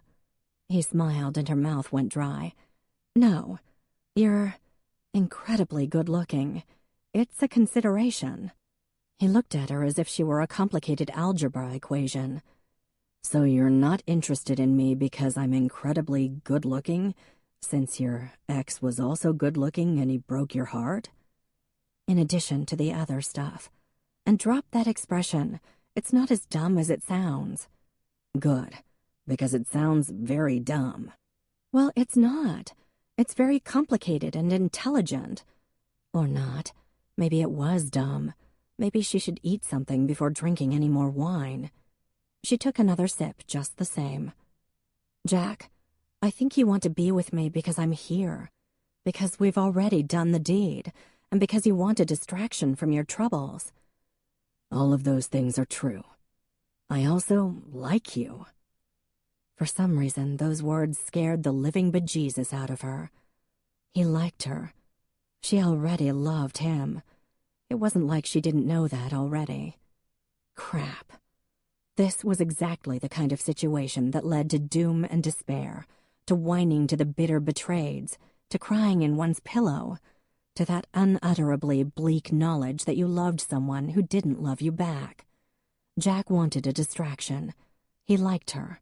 That was it. I should go, she said, clearing her throat. He turned off the stove and came around to her side of the soapstone counter, and Emmeline swiveled on her stool to keep him in sight. That was a mistake. He braced his hands on either side of her and leaned forward. Oh, he smelled good, like laundry detergent and wine and food and smoke. Don't go, he murmured. Then he leaned in closer and rubbed his cheek against hers, and she felt the scrape of 5 o'clock shadow, the heat from his body. His lips brushed her jaw, and her legs went weak and hot, and a nearly painful throbbing began in her girl parts. Jack, she managed. There's chocolate cake for dessert. She swallowed. Is that your idea of foreplay? Yes, he whispered, kissing the spot where her jaw met her throat, so softly. Is it working? She leaned back a little and looked into those clear, smiling blue eyes. Yes, she heard herself say. Then his mouth was on hers, soft and smiling, and she'd been an idiot, because for 2 weeks now she'd been putting him off when she could have been kissing him instead. His hand went to her head and started tugging at her bun, which of course wouldn't come out without a crowbar and a map to the 17 bobby pins. But nope, he was doing it. Her hair was loosening, and then his fingers were sliding through it, and a few bobby pins pinged on the floor. His mouth was on her throat, causing flashes of heat to spark through her. Without thinking about it, M's hand slid up to his ribs and onto his chest, feeling the solid, warm muscles shift and slide. Then he pulled her into a standing position, holding her close, which was a good thing because she wasn't 100% sure her legs were working. She tugged his shirt out of his jeans, feeling the warm, velvety skin sliding over muscle. She took off her utility belt. Oops, should have thought of that before. Didn't want to accidentally shoot the guy, and draped it over the chair. Then Jack lifted her up. Strong, really, she had to give him credit, and lay her down on the kitchen table, and proceeded to unbutton her uniform shirt, brushing away her hands when she tried to help. He pulled off her boots, unbuttoned her pants, and tugged them off, cleverly unhooked her bra and slid off her panties. And then Jack Holland did her right then and there. Who needed cake? "This cake is fantastic," Em said a very pleasingly long time later. She was curled up on his couch, wearing a pair of rubber ducky pajama bottoms. His, a gift from his niece, he said, and a Cornell sweatshirt, eating Mrs. Johnson's famous chocolate mocha cake. Jack was watching her eat, a smile playing at the corner of his mouth, and she felt quite like a sex goddess. Oh, yes. Yeah, she was a tramp. Sue her. Like she was going to be able to resist Jack when he whispered things about how she tasted and smelled and felt, and all those things were very complimentary, and she felt beautiful and strong and weak and cherished, all at the same time. She'd taken a shower in his glorious bathroom and spent a minute looking at herself, bedraggled hair, bee-stung lips, a possible love bite on her shoulder that she rather felt like photographing and posting to her Facebook page. My Hickey with Jack Holland. Her chest was still flushed and her skin looked creamy, and hells yes, she had it going on. His bathroom was pretty amazing. There was a massive rectangular tub encased in a huge block of dark wood, the lip wide enough so a person could have a few plants or a glass of wine, a sandwich and a book, and not have anything get wet. The shower was equally impressive, separate from the tub behind a glass brick wall. She combed her hair and put on the clothes he'd given her and padded to the kitchen, where, in case Jack wasn't already everything in a bag of chips, he'd sliced them each a huge piece of cake. Dessert first. Finally, a man who understood her. Sarge was asleep in front of the fire, and Lazarus sat on the mantel, looking very vulture-like as he gazed at the fat little puppy. "Will your cat eat my dog?" she asked. "He'll try." Jack sat next to her and took her feet onto his lap. "We're dating now, by the way." "Well, that's—" "Hush, woman. We're dating. Now, finish your cake. I have plans for you. You'll need your strength." And for once, Em didn't object. Chapter 21. Turned out, all Jack needed was a woman. At least that was what it seemed like to him. Granted, getting her had been as hard as catching an eel, but once he had her, he appreciated her wriggly properties. And he meant that with all the innuendo possible. He really liked Emmeline Neal. She was funny, she was smart, she was amazing in bed. Her dog was incredibly cute. It was nice not being alone. On Saturday, they went cross-country skiing after their hockey game, the cold air and hard, bright sky making it a perfect day for it. Sarge came along, galumphing through the snow, trying to wrestle the poles out of Jack's hand. Then they came back to Jack's house, and he went down to the cellar to get a bottle of wine. When he came up, it hit him. This was what the house was supposed to look like. When he was married, it was all too much. All those pillows and signs and clouds of perfume. Alone, it was on the barren side, looking more like a magazine shoot than a place where people lived. But now, it was kind of perfect. She brought a paperback novel, which was on the coffee table, as well as a comic book for him. He'd confessed to a love of Superman growing up, and she found an old copy in Presque Antiques. Her knapsack sat on the kitchen chair, and her dog lay on his back trying to woo Lazarus. There was a coffee cup on the table, and her jacket hung by the back door. The woman herself was sprawled on his couch, not trying to look picturesque the way Hadley always did, just relaxing, or asleep from the looks of it. "So, I'm tired you've worn me out," she said, not opening her eyes. "And I'm not talking about skiing. I slept like the dead last night." The image of Josh Diener, cold and lifeless on the dock, slammed into him. Emmeline sat up. "Shoot. Sorry about that. Poor choice of words." "No worries." She fiddled with the comic book, straightening it out. "Did you go to the hospital today?" He had. He did every day for some stupid reason. "You hungry?" "How's Josh?" "I don't know, Em. I'm not allowed to see him. You hungry or not?" She didn't answer, but she stood up and took his hand.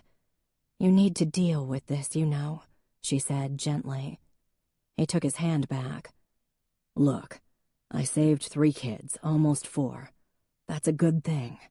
Don't make me a victim, Emmeline. I thought it was your parents who psychoanalyzed everything, not you.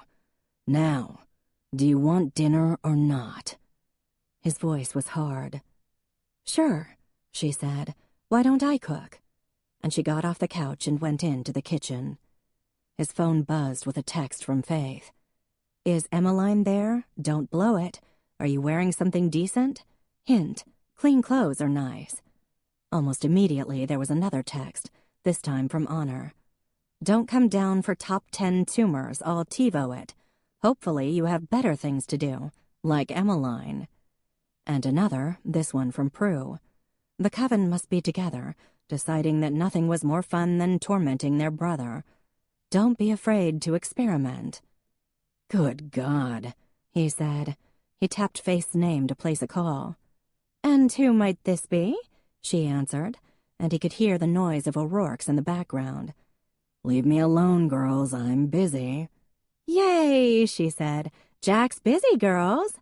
"You need any tips, we're here for you, brother," Prue called, and Honor laughed. He hung up, smiling begrudgingly. Emmeline was leaning against the counter, staring at a pot. Jack got up and went over to her. "I'm sorry I snapped at you," he said. "It's okay." She gave him a quick smile, which made him feel worse. He kissed her then, gently, and boosted her onto the counter and kissed her not so gently, and ignored the small voice in the back of his head that told him he might be using her. That Thursday, Emmeline rounded up her kids. "We're going on a field trip," she said. "Try to contain your excitement." There were the expected groans and complaints and excuses. "Oh, stop," she said. "It'll be fun. It's a sport. Exercise and healthy living, kids. The keys to a good life." "Officer M, we liked you," Corey said. "Shush, children, and get into the squad car. And if you're very good, I'll put on the siren." She drove them to Pettiman Rink, where she played hockey each week. "I can't skate," Kelsey said. "I'm pregnant." "Really?" Dalton said. "I couldn't tell." "I hate you." "It's not skating," Em said. "It's curling, and you'll love it." "What's curling?" Kelsey asked. "It's that thing with the rock and the brooms and the ice for losers who live in the Arctic Circle and shit," Dalton said. "Is he kidding?" "No, that's about right," Emmeline said. "My GPA is too low for me to be on a team," Tamara said proudly. "Nice try, though, Officer M." "This is a club, not a team. I just got permission from Dr. Didier for you all to join. Isn't that sunshiny and sparkly and wonderful?" "What drugs are you on?" Dalton said. "And can I have some?" Inside the rink were 2 other kids, Abby Vanderbeek and Charlie Kellogg. "Can we join too?"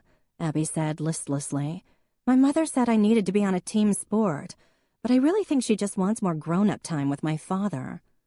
"I'm so sorry," Tamara said.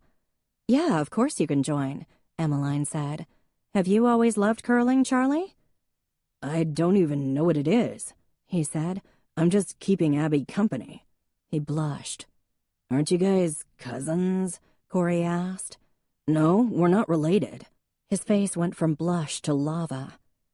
"Everyone's related in this town," Abby sighed.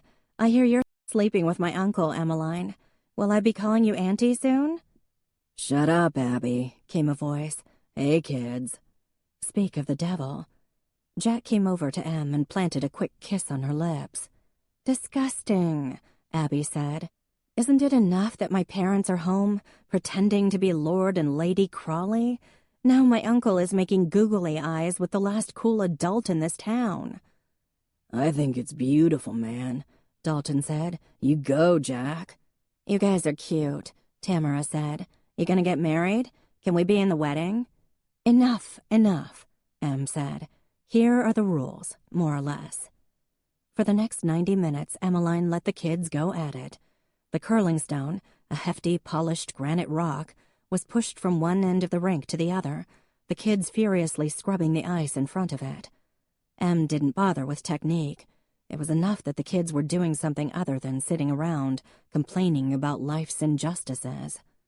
Dalton kept running down the ice and sliding on his belly like an otter, and Charlie Kellogg and Abby seemed to have a dozen inside jokes, which was kind of nice. Em went to the bleachers and sat, taking a couple of pictures of her kids, and sure, one or two of Jack. It was rare to see her kids in motion, and for once they were all smiling. Kelsey even got in on the action a little as the lead, the person who pushed the stone down the ice. She was 6 months along, which meant the baby would come right before graduation. She hadn't named a father yet, and hadn't made a firm decision about adoption either. Em was worried. If Kelsey didn't graduate... "Yes, my brother," Jack shouted, high-fiving Dalton. "We win." And speaking of worries, Jack was a little manic today. He had been since the other night, when she'd asked him about going to the hospital. That same night he'd had a doozy of a nightmare, unable to wake up from it. She'd tried to soothe him, whispering that everyone was safe, but there were dark circles under his eyes. He saw her looking and flashed her a smile that was too bright. She'd tried to fix Kevin, too. Fix his ego, his weight problem, protect him from mean people and his own negativity, and that had backfired miserably. There was no reason to think she could fix Jack. She could be a distraction. She could be fun. She couldn't save anyone, and she shouldn't try. "Excuse me," came a sweet voice, and Em tried not to twitch. "Hadley, how are you?" "I'm just wonderful, thank you," she said. "And how are you, Officer Neal?" "Great." Though it was a balmy 45 degrees today, Hadley wore a black wool coat with fur around the collar and a matching hat, looking like something out of a Russian fairy tale. Em was in uniform, as usual. As if on cue, Hadley looked her up and down. "You're looking very muscular today." "Thank you." "It was more of an observation than a compliment, but I guess up here you women need to be strong, since y'all are much more likely to stay single." "True," Emmeline said. "I am single and can open jars all by myself. That being said, I've never been divorced. Never cheated on my husband either." "Yes, I read People magazine," Hadley replied. "Well, doesn't everyone?" "Touché. I'm here to talk with Jack, actually, but I just love watching him move. Reminds me of just how graceful he is, and predatory, if you know what I mean." Em rolled her eyes, glanced at her watch. "Pack it in, kids," she called. "And Jack, there's someone to see you." Jack came over, his face neutral at the sight of his axe. "What can I do for you, Hadley?" he asked, ever polite. Irritating. "Jack, it's so good to see you," she said, clasping her gloved hands in front of her. "You look so handsome out there. Well, you always do, don't you? Now, guess who's in town? Frankie. She's dying to see you, Jack. Please say you'll come for dinner this time, please. You know how she's always adored you. Oh my gosh, you know what she remembered today? The time the three of us went on the old trolley tour, and you and she were standing in front of that bakery, and y'all didn't even notice when— Yeah, okay, he said. What time? How about cocktails at 6 o'clock? You know how Daddy instilled that in us? She beamed. Fine, see you later then. Oh, hooray! See you later, baby. Knowing to quit when she was ahead, Hadley practically skipped away. You two-timing Officer M? Dalton asked, sliding over. No, Jack said. It's just dinner. Dude, are you crazy? Dalton said. It's not okay. Although, props, man, she's gorgeous. M? Jack asked. You don't have a problem with that, do you? It's fine, she said. It was not fine, and yet she knew he was fond of his former sister-in-law, and it wasn't like they'd made plans that he'd just canceled. Nor did she want to be that kind of girlfriend who told him who he could see and who he couldn't, because, let's face it, those women were control freaks. Still, Teeny Tiny wanted him to come for dinner, and he was going. Oh, you're screwed, Dalton said. Sucks to be you, pal. He ran down the ice and slid once again. Is he right? Jack asked. Fine does tend to signal doom when it's said like that. Em glanced over his shoulder. It's fine. I have to get the kids back. It's just that Frankie and I stayed friends. You don't have to explain. Shit. I've screwed the pooch here, haven't I? No. You can have dinner with anyone you like. This is America. Life, liberty, and dinner with your crazy ex-wife. I haven't seen Frankie in months. Jack, it's fine. She summoned a smile. But you'll miss me. He bent down and kissed her on the mouth. You got that right. Emmeline dropped the kids back at the church and then headed for home. Looked as though she'd have to cook tonight, alas. She unlocked her front door and went inside. There were 4 suitcases in the living room, and sitting on the couch with Sarge on her lap was her sister. Angela! At the sound of her voice, Sarge leaped off Angela, grabbed Squeaky Chicken, and began twirling in his love circles, whining around his toy. Oh, Emmeline, it's so good to see you. I'm so sorry I didn't call first. Angela unfolded herself like an elegant flower and hugged Em tight, causing further joy from Sarge, who leaped against their legs, trying to get in on the action. It's great to see you, Em said. What a surprise. Angela made a rueful face. You'll have to forgive me, she said. It was impulsive, I know. Is everything okay? Oh, yes, it's fine. It's just, well, I'm a bit at odds. Can I stay with you for a little while? Sure, Em said. It's your house, too. Nana left it to both of us. But what's going on? I'm filling in for a colleague at Cornell, she said. It was rather sudden, but frankly, the timing was perfect. You see, I just ended a relationship. You did? I didn't know you were seeing anyone. Yes, I wanted to tell you at the wedding, but it didn't seem the right time. It's been ending for a while, actually, but now it's official. And Mama and Papa, they've been circling. You know how it is when they sense you're troubled. Like vultures? Ange smiled. I knew you'd understand perfectly. You can stay here as long as you like, Emmeline said, meaning it. We'll finally live together. Angela's eyes filled with tears. And how lovely that would be. Also, Emmeline, I need your help telling Mama and Papa some news. What news is that? Was she pregnant? They'd be thrilled. Hell, Em was thrilled at the very thought. Her sister took a deep breath. I'm gay. Em's mouth fell open. Wow, I didn't know that. She paused.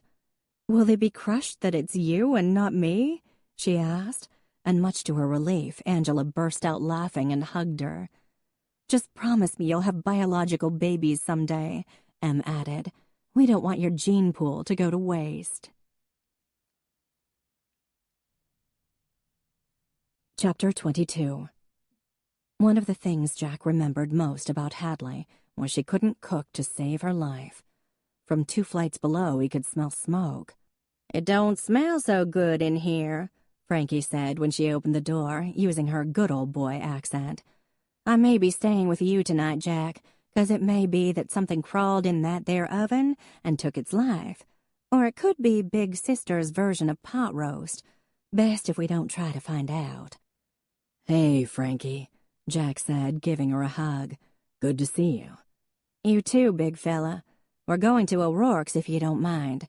Hadley was trying to impress you by cooking, but I remember the burgers at O'Rourke's with a deep and abiding fondness, so I'm not at all sorry with this turn of events." She thudded down the hallway to get her coat. Jack took a couple of steps into the apartment. There was a nearly empty bottle of Blue Heron Chardonnay on the counter. The wedding photo beamed out at him. "Oh, Jack, I'm so embarrassed," Hadley said, coming out of the kitchen and untying her apron. "I wanted us to have a nice family dinner, and I just do not know what happened." There were tears in her eyes. One thing Hadley hated most of all was to look foolish in front of her sisters, those high-achieving, high-IQ women, and he felt a pang of sympathy for her. "Well, it was really nice of you to try," he said. She gave him a faint smile. "Thanks," she whispered. "Guess you know I was always something of a pretender to the throne when it came to cooking." "Don't worry about it. Come on, ladies, off we go. Frankie, is that a new tattoo I see on your wrist?" "Sure is, Jack." She pulled up her sleeve. "Conscientiously and with dignity. Part of the vet's oath." "I wish you wouldn't keep getting tattoos," Hadley said. "It's so unladylike. Oh, my lord, don't you say that. You sound like Blanche freaking Dubois." "Well, for someone who supposedly loves animals so much, you sure didn't show me much sympathy about Princess Anastasia, did you?" Hadley snapped. "I sent a card. I called. Was I supposed to declare a national day of mourning? The cat was older than Methuselah, Hadley. And don't forget how she bit me on my 9th birthday. Still have the scar." The sisters bickered and picked at each other with surprising fervor on the short walk across the green, making Jack slightly more grateful for his own sisters. Not that they were perfect, God knew, especially with the number of texts and bits of romantic advice they'd been offering lately. But if ever there were 2 women with less in common, it was Frankie and Hadley. O'Rourke's was mobbed. Right, it was Mardi Gras. Colleen wore a low-cut maternity dress, her belly more noticeable these days. That wasn't the only thing. The girls were on fine display, as usual, enhanced by pregnancy. Jack always thought pregnant women were beautiful, and Colleen had a lot going for her to begin with. Lucas was behind the bar helping out. Colleen waved, then did a double take. "Oh, hey, Frankie, right? You have a great memory," Frankie said. "Is that a love bump I see?" "It most certainly is." Colleen put her hand on her stomach and beamed. "This Spanish pirate is my husband, Lucas Campbell." "I'm actually a contractor," Lucas said, shaking Frankie's hand. "Nice to meet you. Hey, Jack, Hadley." "I liked pirate better," Frankie said. "I'm Jack's ex-sister-in-law." "I don't think Jack considers you an ex-anything," Hadley chirped. "Let's see." Colleen scanned the restaurant, then smiled knowingly. "You want to join Emmeline and her sister? They just sat down, and I bet they won't mind. Otherwise, it'll be about 45 minutes. "Oh, no, that's fine. We'll wait for a table," Hadley said. "Sure, we'll join them," Jack said a bit too aggressively. "Sounds perfect." Emmeline and Angela had been having a really nice time. Well, Angela was the type who'd have a really nice time with anyone from Kim Jong-un to the Real Housewives of New Jersey, since there wasn't a mean bone in her body. But it was rare that the sisters ever got to do anything, just the 2 of them. Maybe twice, Em thought. And, she admitted, it was awfully nice to have Angela confiding in her. Angela had been in a relationship with a woman named Beatrice, but things hadn't been right for a while. When the chance came to teach astrophysics at Cornell for the rest of the semester, she jumped at it. "I just couldn't face Mama and Papa," she said. "They're going to be shocked. They're not the most observant people in the world, for all that they're such involved parents," Angela said with a guilty smile. "I know," Em murmured. "I think I've broken their hearts by being straight." Angela laughed, then looked up. "Why, hello, Jack. How wonderful to see you again." Jack stood there with Colleen, Hadley, and another woman, shorter and also quite pretty, with spiky hair and lots of piercings. "You guys mind sharing a table?" Colleen asked, giving Em a wink. "Good old Colleen." Em smiled back. "Not at all, not at all," Angela said. "Please join us. Hello, I'm Angela Neal, Emmeline's sister." "Frankie Boudreaux. My sister Hadley here was married to Jack for a brief time." Angela didn't bat an eyelash. "Hello, Hadley. What a pretty name. I'm Angela." "Hi," Hadley said. She looked as if she smelled decaying animal. "How do y'all know Jack?" Frankie asked. "Em and I are dating," he said, claiming the chair next to Emmeline. "You are?" Angela exclaimed. "Oh, hooray! I knew it was real. I could feel it." She sat back and beamed. "Well, tonight just got more interesting, didn't it?" Frankie smiled and sat down across from Angela. "So you need a bodyguard?" Em whispered as Jack sat next to her. "You got that right," he murmured. "I owe you." "Yes, you do," she said, taking a sip of her wine. Apricot and grass with a hint of limestone. Or maybe it was just grapey, but she was trying.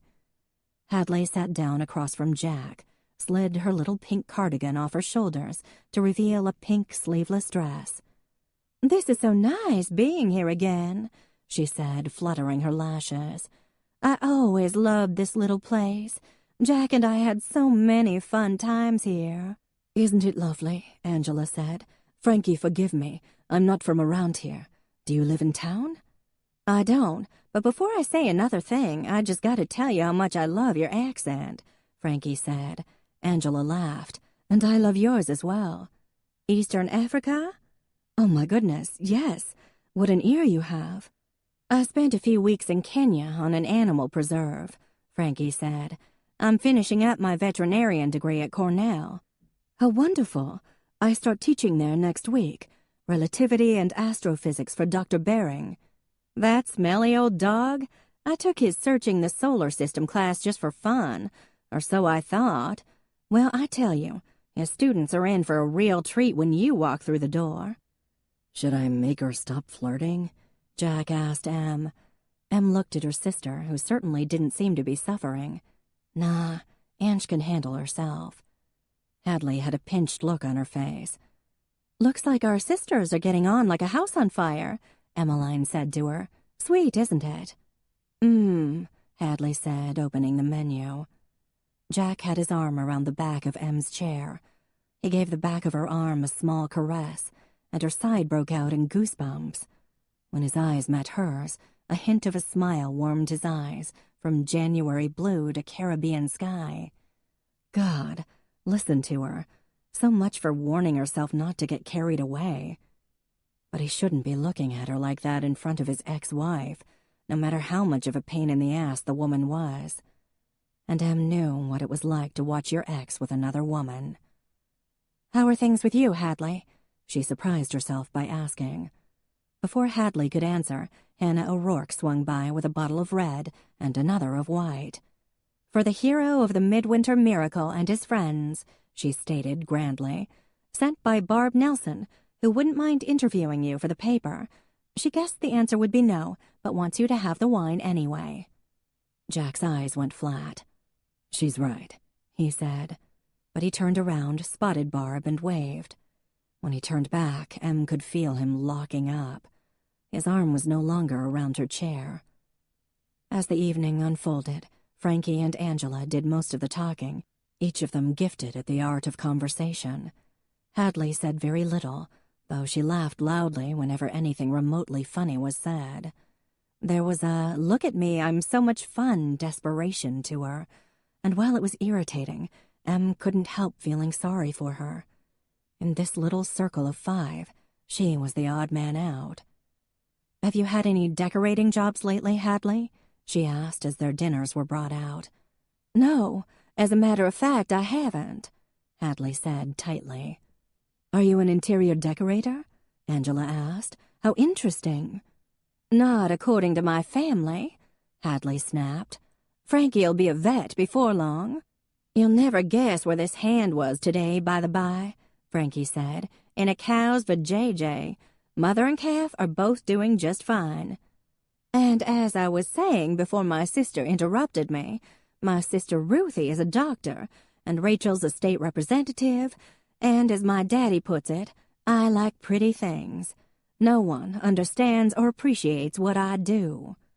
Frankie rolled her eyes and Jack sighed. Em concurred. Hadley was hard to take. "I think it's a wonderful field," Angela said. "What would life be like if we didn't all have our little refuges to come back to?" "Emmeline and I went curling today with our high school kids," Jack began, and a storm flashed across Hadley's face at the change of subject. "What's curling?" Frankie asked. "Excuse me," came a rather slurred male voice. "I just had to tell you how beautiful you are." "Oh, thank you," said Hadley, looking up with a bright smile. "That's so sweet of you to say." "I wasn't talking to you." Hadley's mouth dropped open in shock. And please, Em thought, Hadley was beautiful, yes, but Angela was breathtaking and otherworldly and dazzling.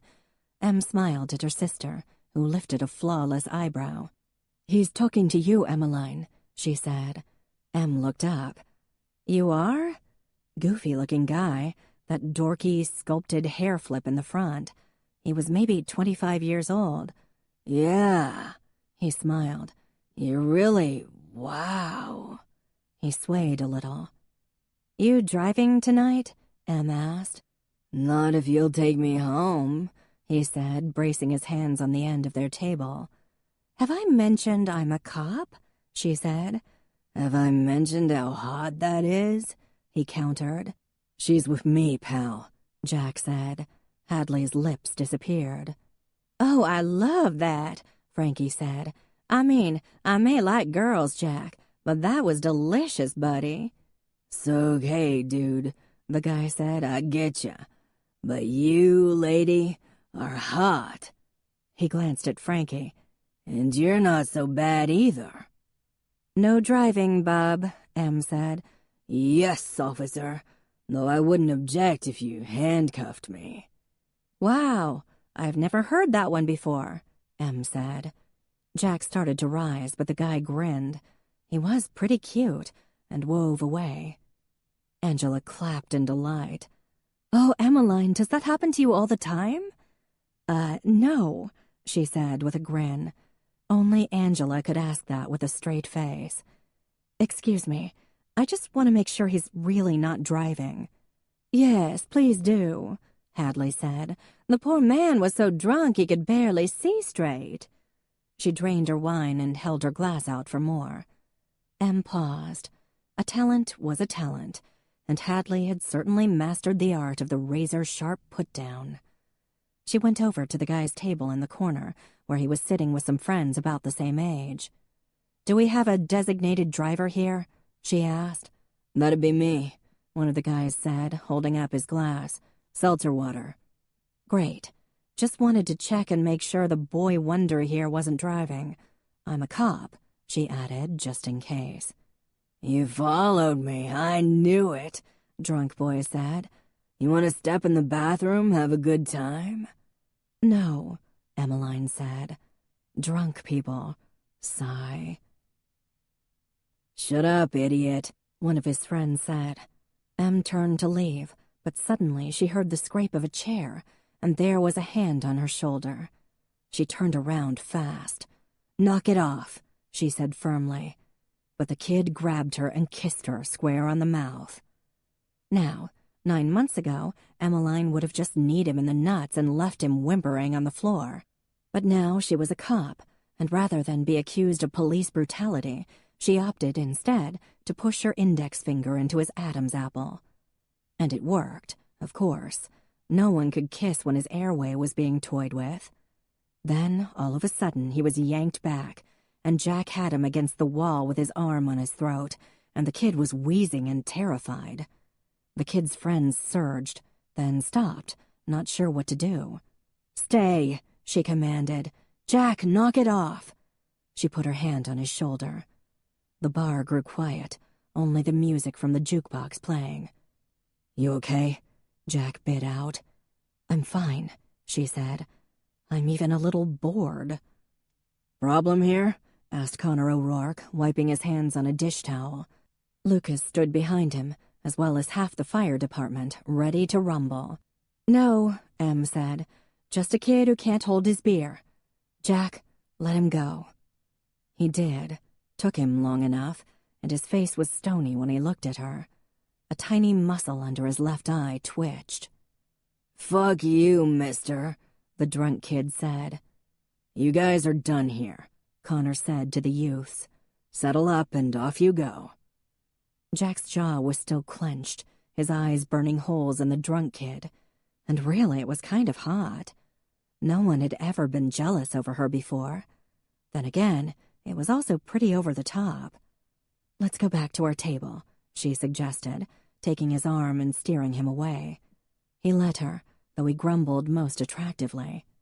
Em smiled. Then there was a thunk, and Jack staggered forward. Em turned, and there was a rush of people, and then Connor and Lucas and half the kid's friends had the idiot pinned against the wall. Because Drunk Boy had just hit Jack over the head with a beer bottle, and Jack's blonde hair was steeped with red. "So, let me get this straight," Levi said at the ER about an hour later. "My brother-in-law and deputy were brawling in a bar?" Jack sighed. His head was throbbing. Hadley was yowling like Lazarus during a trip to the vet, and he really didn't need all this attention. "Levi, drop the disapproving parent act," Emmeline said. "The kid cold-cocked Jack." Jack barely heard. Several floors above, Josh Diener lay hooked up to his machines. "Jack, why did the kid cold-cock you?" Levi asked. "Because he kissed me, and Jack was defending my pure and untainted honor," Emmeline said. Ungratefully. Women. You never could win with them. Levi raised an eyebrow, then looked over at Hadley, who was still choking with sobs. Frankie sat next to her, reading a magazine. "And why is she here?" he asked. Why, indeed? Because Jack's ex-wife fed off attention like a vampire. Whatever happened to anyone happened to Hadley more. Just the fact that the shit-faced kid had hit on Emmeline had been guaranteed to make her crazy, so Jack wasn't surprised when she went the route hysterical moments later.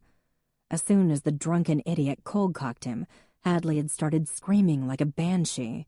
Speaking of a lack of sobriety, begging him to speak to her, even though he was standing with a dishcloth of ice against his head, handed to him by Colleen seconds after he was hit. But that wasn't enough for Hadley, and she'd actually crawled over to him as Frankie tried to pick her up off the floor. Then Everett Field arrived, in uniform, puffing up with self-importance as he led the handcuffed kid away, to the applause of the O'Rourke patrons. Prue and Carl had been at the bar, too, hidden in one of the back booths, dressed in Star Trek uniforms, and Prue burst out laughing at the sight of her brother's blood, which was fairly typical. Then Levi had come in, as well as Faith, and against Jack's wishes, the ambulance was called, much to the delight of his fellow members of the Manningsport Volunteer EMS squad. He really just wanted to be home, with Emmeline. As if picking up on that thought, Hadley paused in her crying, glanced over, and burst into renewed sobs. "I have to interview her," Levi said, his forehead wrinkling. "Sucks to be you," Em said. "How much longer will this take?" Jack grumbled. "They're busy tonight," Levi said. "Want me to call anyone? Your dad, Mrs. Johnson?" "I'm sure your wife already has, if Prue didn't beat her to it." Privacy wasn't an ideal the Holland family held dear. "Hello, I'm looking for John Noble Holland IV. Gorgeous name, right? Come on in. Jack stood up and walked toward a tiny Asian woman who looked to be about 14 years old. Hi, nice to meet you. I'm Dr. Chu. Sorry for the wait. It's totes crazy here tonight. Hadley got up and tried to follow them in, but Jack simply said, "No," which caused still louder crying. "Will you pipe down?" Frankie said. "They're gonna medicate you if you don't. Stop being such an attention whore, Hadley. He's fine, and he's not your concern anymore." "I thought he was dead. Oh, Jack, if you'd been—" Mercifully, the doors swung shut behind him, cutting off his ex-wife's wails. The doctor, who couldn't have been more than 5 feet tall, showed him into the exam room. "Have a seat, Mr. Holland. We'll get you taken care of lickety-split. Positive attitude? Check." There was a knock and Emmeline peeked in. "Want company?" she asked. "Sure." "Are you his wife?" the doctor asked. "No, girlfriend." She blushed. "Well, from the look of that gross and bloody towel, Mr. Holland," the doctor said, "I think you'll need some stitches. I love stitches. They're my favorite. Has anyone ever told you you're really handsome, Mr. Holland?" Christ. "Hey, is Jeremy Lyon on tonight?" Em asked. "That's right. Jeremy took shifts here a few times a month." Dr. Enthusiasm paused. Yes?" "He's a family friend. Mind if he sees Jack instead?" The girl sighed. "Fine," she said, deflating. "I'll get him." She slouched away. "Thanks," Jack said. "Sure." Emmeline sat down on the edge of his bed, glanced at him, then back at her hands. "You okay?" "Yeah." "Thanks for, looking out for me." She stuffed her hands in her pockets. "It wasn't necessary." Jack's irritation melted a bit. "You're welcome. I probably earned a kiss, don't you think?" "Maybe." "Definitely." "I'll think about it." He reached out and hooked a finger in the front of her sweater and pulled her to him, then kissed her. Em's hands went to his chest. Her mouth was so soft, a balm against this whole stupid night. "I really hated seeing that guy kiss you," Jack murmured against her mouth. "I should hope so." He kissed her again, and this time his tongue brushed hers, and she melted against him. "Hey, Jack.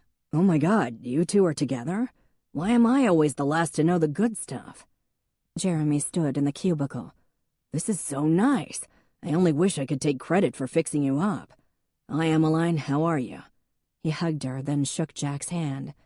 "So, you got hit on the head, huh? Not very smart of you, Jack." "He turned his back on a drunken idiot," Em offered. Jeremy tissed and shook his head. "Actually, you turned my back on a drunken idiot," Jack said. "True. Sorry about that." "Did you lose consciousness?" Jeremy asked, washing his hands. "Nope. How's the pain?" "Fine." "You military types, so stoic." He looked at Jack's head, then opened a cabinet and took out a suture kit. "Gonna need a few stitches, bro. This will sting." When Jeremy was done, Em said she'd check on Hadley and see if Levi needed anything else. "Other than the head wound, how are things?" Jeremy asked when she was gone. "Good. Any sequelae from the rescue?" Jack looked up sharply. "Like what? Inner ear pain, balance issues?" Jeremy paused, his eyes steady. "PTSD?" "No. This is confidential, of course, since I'm here as your doctor. PTSD would be things like nightmares, panic attacks, flashbacks." "I know what it is, but I'm fine, Jeremy. Thanks." "Okay, glad to hear it." He signed a paper. "Ice, Tylenol if you need it. Come to the office in a week for stitch removal." Jeremy smiled. "Good to see you, even under the circumstances." "You too, Jer." He gave Jeremy a manly hug. The guy was practically part of the family. As decent as they came, too. Emmeline wasn't back yet, and Jack found himself going to the elevator. Got in, pushed the button. The elevator rose, and 6 seconds later, the doors opened to a sign. 4th floor, intensive care unit. Please speak quietly." The hall was quiet, except for the beeping of machines, and farther down, the murmur from the nurse's station, the squeak of rubber-soled shoes, the hiss of a ventilator. Room 401 had a whiteboard hanging on the door. McGowan, H, was written in green marker. Jack could see a bed and someone sleeping, or dead. Across the hall, 402, Zacharias M., 403, Blake S., 404, Humbert L. Room 405, Diener J. The door was open a few inches. He shouldn't be here. His heart was smashing in his chest, hurling itself against his ribs like that bobcat. If he opened the door just a little more, he'd be able to see something. Josh's feet, maybe. The image of Josh Diener sitting up in bed, texting on his phone or watching TV or eating Jell-O, came to him so fast and hard that Jack's knees nearly buckled. "Can I help you?" Jack jumped. He hadn't even heard the nurse behind him. Jane McGregor, APRN, her name tag said. Jack was aware suddenly that he was drenched in sweat. "How's he doing?" Jack whispered. Her face softened. "Are you a family member?" "No." "Then I can't discuss." "How dare you! Get out! Get out!" Josh Diener's mother stood in the doorway, her voice like breaking glass. "How dare you come here! Get away from my son!"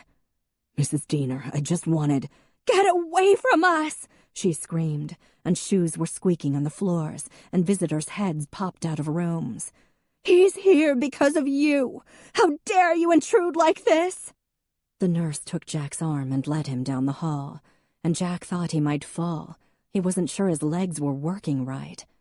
Maybe it was the hit on the head, but he was wrong. Something was wrong. And Josh, please, please don't die. The elevator doors opened, and there was Emmeline. "There you are," she said. "There's been a disturbance here," said the nurse. "Security's on their way up." "Josh Diener's room?" Em asked. "Jack here is the one who pulled him out of the lake." "Oh, I see." The woman looked at Jack, her face kind. "I'm sorry, but I still have to ask you to leave." "We're going," Em said. "You won't need security. I'm Manningsport PD." "What you did was amazing, by the way," the nurse said softly. "I'm sorry about the Dieners." Then she walked back down the hall. Jack could hear Mrs. Diener sobbing, the loneliest, most heart-wrenching sound on earth. A mother mourning her only child. Josh wasn't getting any better. Jack didn't need a doctor to tell him that. "Let's go home, big guy," Emmeline said. She pushed the button for the elevator and the doors opened. When they closed behind them and the elevator started to move, Jack put his arms around her, held her close, and didn't say anything. When they reached the lobby, he let her go and saw that her eyes were wet. "I'll tell Angela I'm staying at your place," she said, and that was all. Chapter 23. Emmeline was slurping down her third cup of coffee a few days later. It was her day off, and she and Angela had been up late the night before with the bitter betrayeds, who'd graciously accepted Angela as an honorary member, despite declaring her too beautiful and too nice. The group was full of news. Jeanette O'Rourke was going on a cruise with Ronnie Petrozinski, the Chicken King. Allison was indeed going back to the irritatingly perfect Charles, who'd proven his love by sending her a gift-wrapped box of cookie jar fragments. Shalane announced that she'd just been approved as an adoptive parent, and there were hugs and more peach sunrises and a bottle of champagne. And lastly, Em was grilled on how Jack was in bed.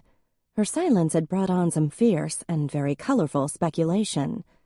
"She's blushing," Grace had pointed out, coming in from the kitchen with a fresh pitcher of peach sunrises. "You know what that means. Jack is a dirty, dirty boy." Coming from their senior citizen member, this had caused shrieks of laughter from the women. "Maybe it's time you change the name of your group," Angela had suggested. "None of you seems particularly bitter or betrayed." That had given the rest of them pause. "Call yourself the Sunrise Girls," Ange had suggested. "These cocktails are simply wonderful, Grace." It was surely their best meeting yet. No one had mentioned the book they'd neglected to read, but that was never really the point. Angela, of course, leaped out of bed that morning, completely unaffected by last night. Emmeline wasn't so lucky. Sarge was upstairs, having decided he loved Angela more, the faithless wretch, and was barking in excitement at whatever Angela was doing. Loudly, Em thought, wincing. 10 minutes later, both of them craving chocolate, they walked to Lorelei's Sunrise Bakery. The smell of pastry sent out its siren call. "Oh," Angela said, "look at this, a bridal salon. Let's go in, Emmeline." "Why?" Em said. "I am thinking you should try on dresses," she said. "It's for when you and Jack get married. I always hated that sad little dress you bought." "It wasn't sad," Emmeline said. "Please, it looked like you were going to a dance at the Elks Lodge circa 1983, Angela said. "No, this time you must take me with you, I insist." "How do you know what an Elks Lodge dance looks like? Besides, I'm not getting married anytime soon." "Please, he's crazy about you. He'll be popping the question in a matter of weeks." Emmeline opened the door of the bakery and bumped squarely into the man himself. "Jack, we were just talking about you," Angela said. "Really?" He gave Emmeline a look as if trying to place her. "Jack, what do you think?" Angela said, her eyes twinkling. "Ivory or white, which do you prefer?" "Ignore her," Emmeline said. Jack glanced across the street, where a poofy dress shimmered in the window of Happily Ever After. He didn't smile. "Would you like to have dinner with my family tonight?" Angela gave a muffled squeal, and Em shot her a filthy look. You'd be welcome too, Angela," Jack said. "Oh, no, thank you for including me, Jack. You're terribly sweet. But no, I have to be at Cornell this evening." She gave Emmeline a sly smile. "In fact, look at the time. I should go. Always lovely to see you, Jack." She strode away, waving at someone inside the antiques store. "I wasn't shopping for a wedding dress," she said, immediately regretting it. "Do you want to come for dinner?" he repeated. She squinted at him. "You sure you want me there?" "Why would I ask you if I didn't?" "I don't know." 6 o'clock at Honor and Tom's. I can pick you up if you want." He looked at his watch. "No, that's fine. Jack, are you okay?" "I'm great. I have to run. See you tonight." Somehow, Emmeline had forgotten just how many Hollands there were. The driveway was filled with cars, and Blue-faced giant golden retriever raced up to her door. Sarge yipped wildly, his tail whacking Em in the head. Honor had called her earlier to invite her to dinner personally, and told her to bring her dog, since who didn't love puppies? She said her own little dog could use some socializing. The Hollands' big white house was a landmark in Manningsport. Em had never been inside before, and it was a little imposing. Made her glad she'd dressed in a skirt. She clipped on Sarge's leash, got out, and let her dog wriggle in ecstasy as Blue sniffed him over. Then she grabbed the flowers she'd brought, Gerbera daisies, and with a deep breath went up to the front door and knocked. No one answered, though the door practically shook from the noise inside. She knocked again. Nothing. Opened the door and peeked in. The place was mobbed. "Emmeline, welcome," said Honor, bustling over. "Oh, these are gorgeous, thank you." "Thanks for having me. Are you sure you don't want me to leave Sarge in the car?" "We all love dogs, don't worry." She bent over to pet Sarge, who sat and wagged his tail. "Hello, handsome. Are you here to teach Spike some manners?" She unclipped the leash and smiled. A tiny Yorkie came skittering over and growled at Sarge, causing the much larger puppy to collapse in delight and roll over in the acknowledgement that yes, the Yorkie was boss and could do whatever it wanted.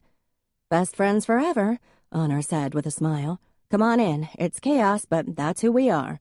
I'll hang up the leash and put these in some water." She took the flowers and walked off, leaving Em alone.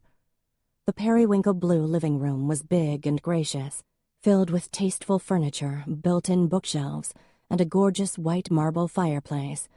Jack and his father were in deep conversation there. each holding a glass of wine in their left hands. Easy to see where Jack got his looks. The older Mr. Holland, Jack's grandfather, stood listening while eating a chunk of cheese the size of a smartphone. The grandmother speculated why on earth Honor had painted the living room this shade of blue when she herself preferred pale blue, then segued into how Abby should beware of white vans because that's what kidnappers drove. Em edged toward Jack, overhearing Mrs. Johnson lecturing Tom Barlow on his curry-making technique. Prue and Carl Vanderbeek were arguing over something, Prue doing some magnificent eye-rolling.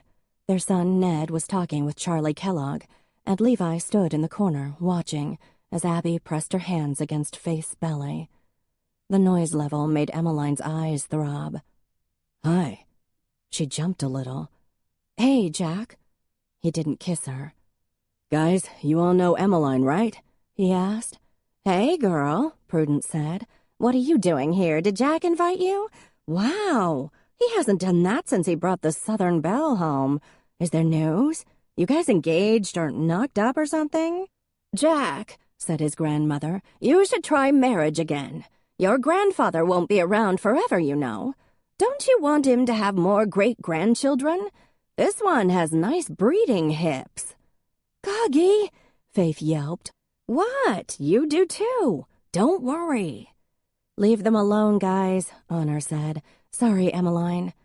No, Em said, feeling slightly sweaty. Breeding hips are good.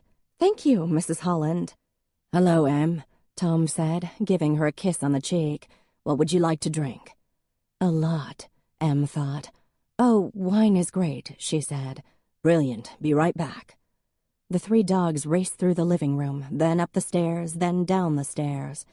Em seemed to be the only one who thought this was perhaps a bit rowdy. Then again, her family dinners consisted of carefully modulated voices, swapping bitter insults disguised in psychobabble, compliments from Angela, and grunts from herself. Topics of discussion included self-actualization, repressed memories, and why Emmeline was wasting her life, with a side of martinis. Rowdy dogs weren't so bad at all by comparison. It's 6:10, Honor, sweetheart, said old Mr. Holland. Can we eat? What are we, Europeans or something? I'm so glad you're dating my loser uncle, Abby said, bouncing over to Em's side. Also, would you mind taking me to the firing range? I want to learn how to kill a man. Just kiss him, Ned advised. He'd die of horror. Shut up, Ned. Levi, did you know that Ned drove to Geneva on Sunday to see your sister? We're just friends, Ned said. Stop glaring at me, Levi. If you hurt me, Faith will be heartbroken. Oh, I don't know, Faith said. I only love you about half the time as it is. I'm starving, the grandfather complained. Can we get this show on the road? Levi and Em were the last to go into the dining room, as Jack was pressed into service in the kitchen. Is it always like this? Em whispered. Yeah, Levi said. You'll get interrogated over dinner, by the way. Same thing happened to me the first time I came for dinner, and to Tom last spring. Don't worry, they're good people. I'm sweating like a farm animal. I remember the feeling. Hang in there, deputy. Think of it as a hostage situation, except you're the hostage this time. He gave her a half smile. Thanks, Chief, she said. You're not so bad sometimes. My God, I'm having that engraved. I take it back. They crowded around the table, and Honor, Tom, Mrs. Johnson, and Jack emerged from the kitchen, laden with platters and dishes. The noise level increased as the food was passed, and described and argued over, and before Emmeline managed to sit down, old Mr. Holland and Charlie were taking seconds. So, Emmeline, dear, said Mrs. Johnson, tell us about your family. Oh, well, it's just my parents and sister and me, Angela. She was adopted when I was 14. So you were an only child until then? That's right. Lucky, said Ned and Abby in unison. Charlie snickered.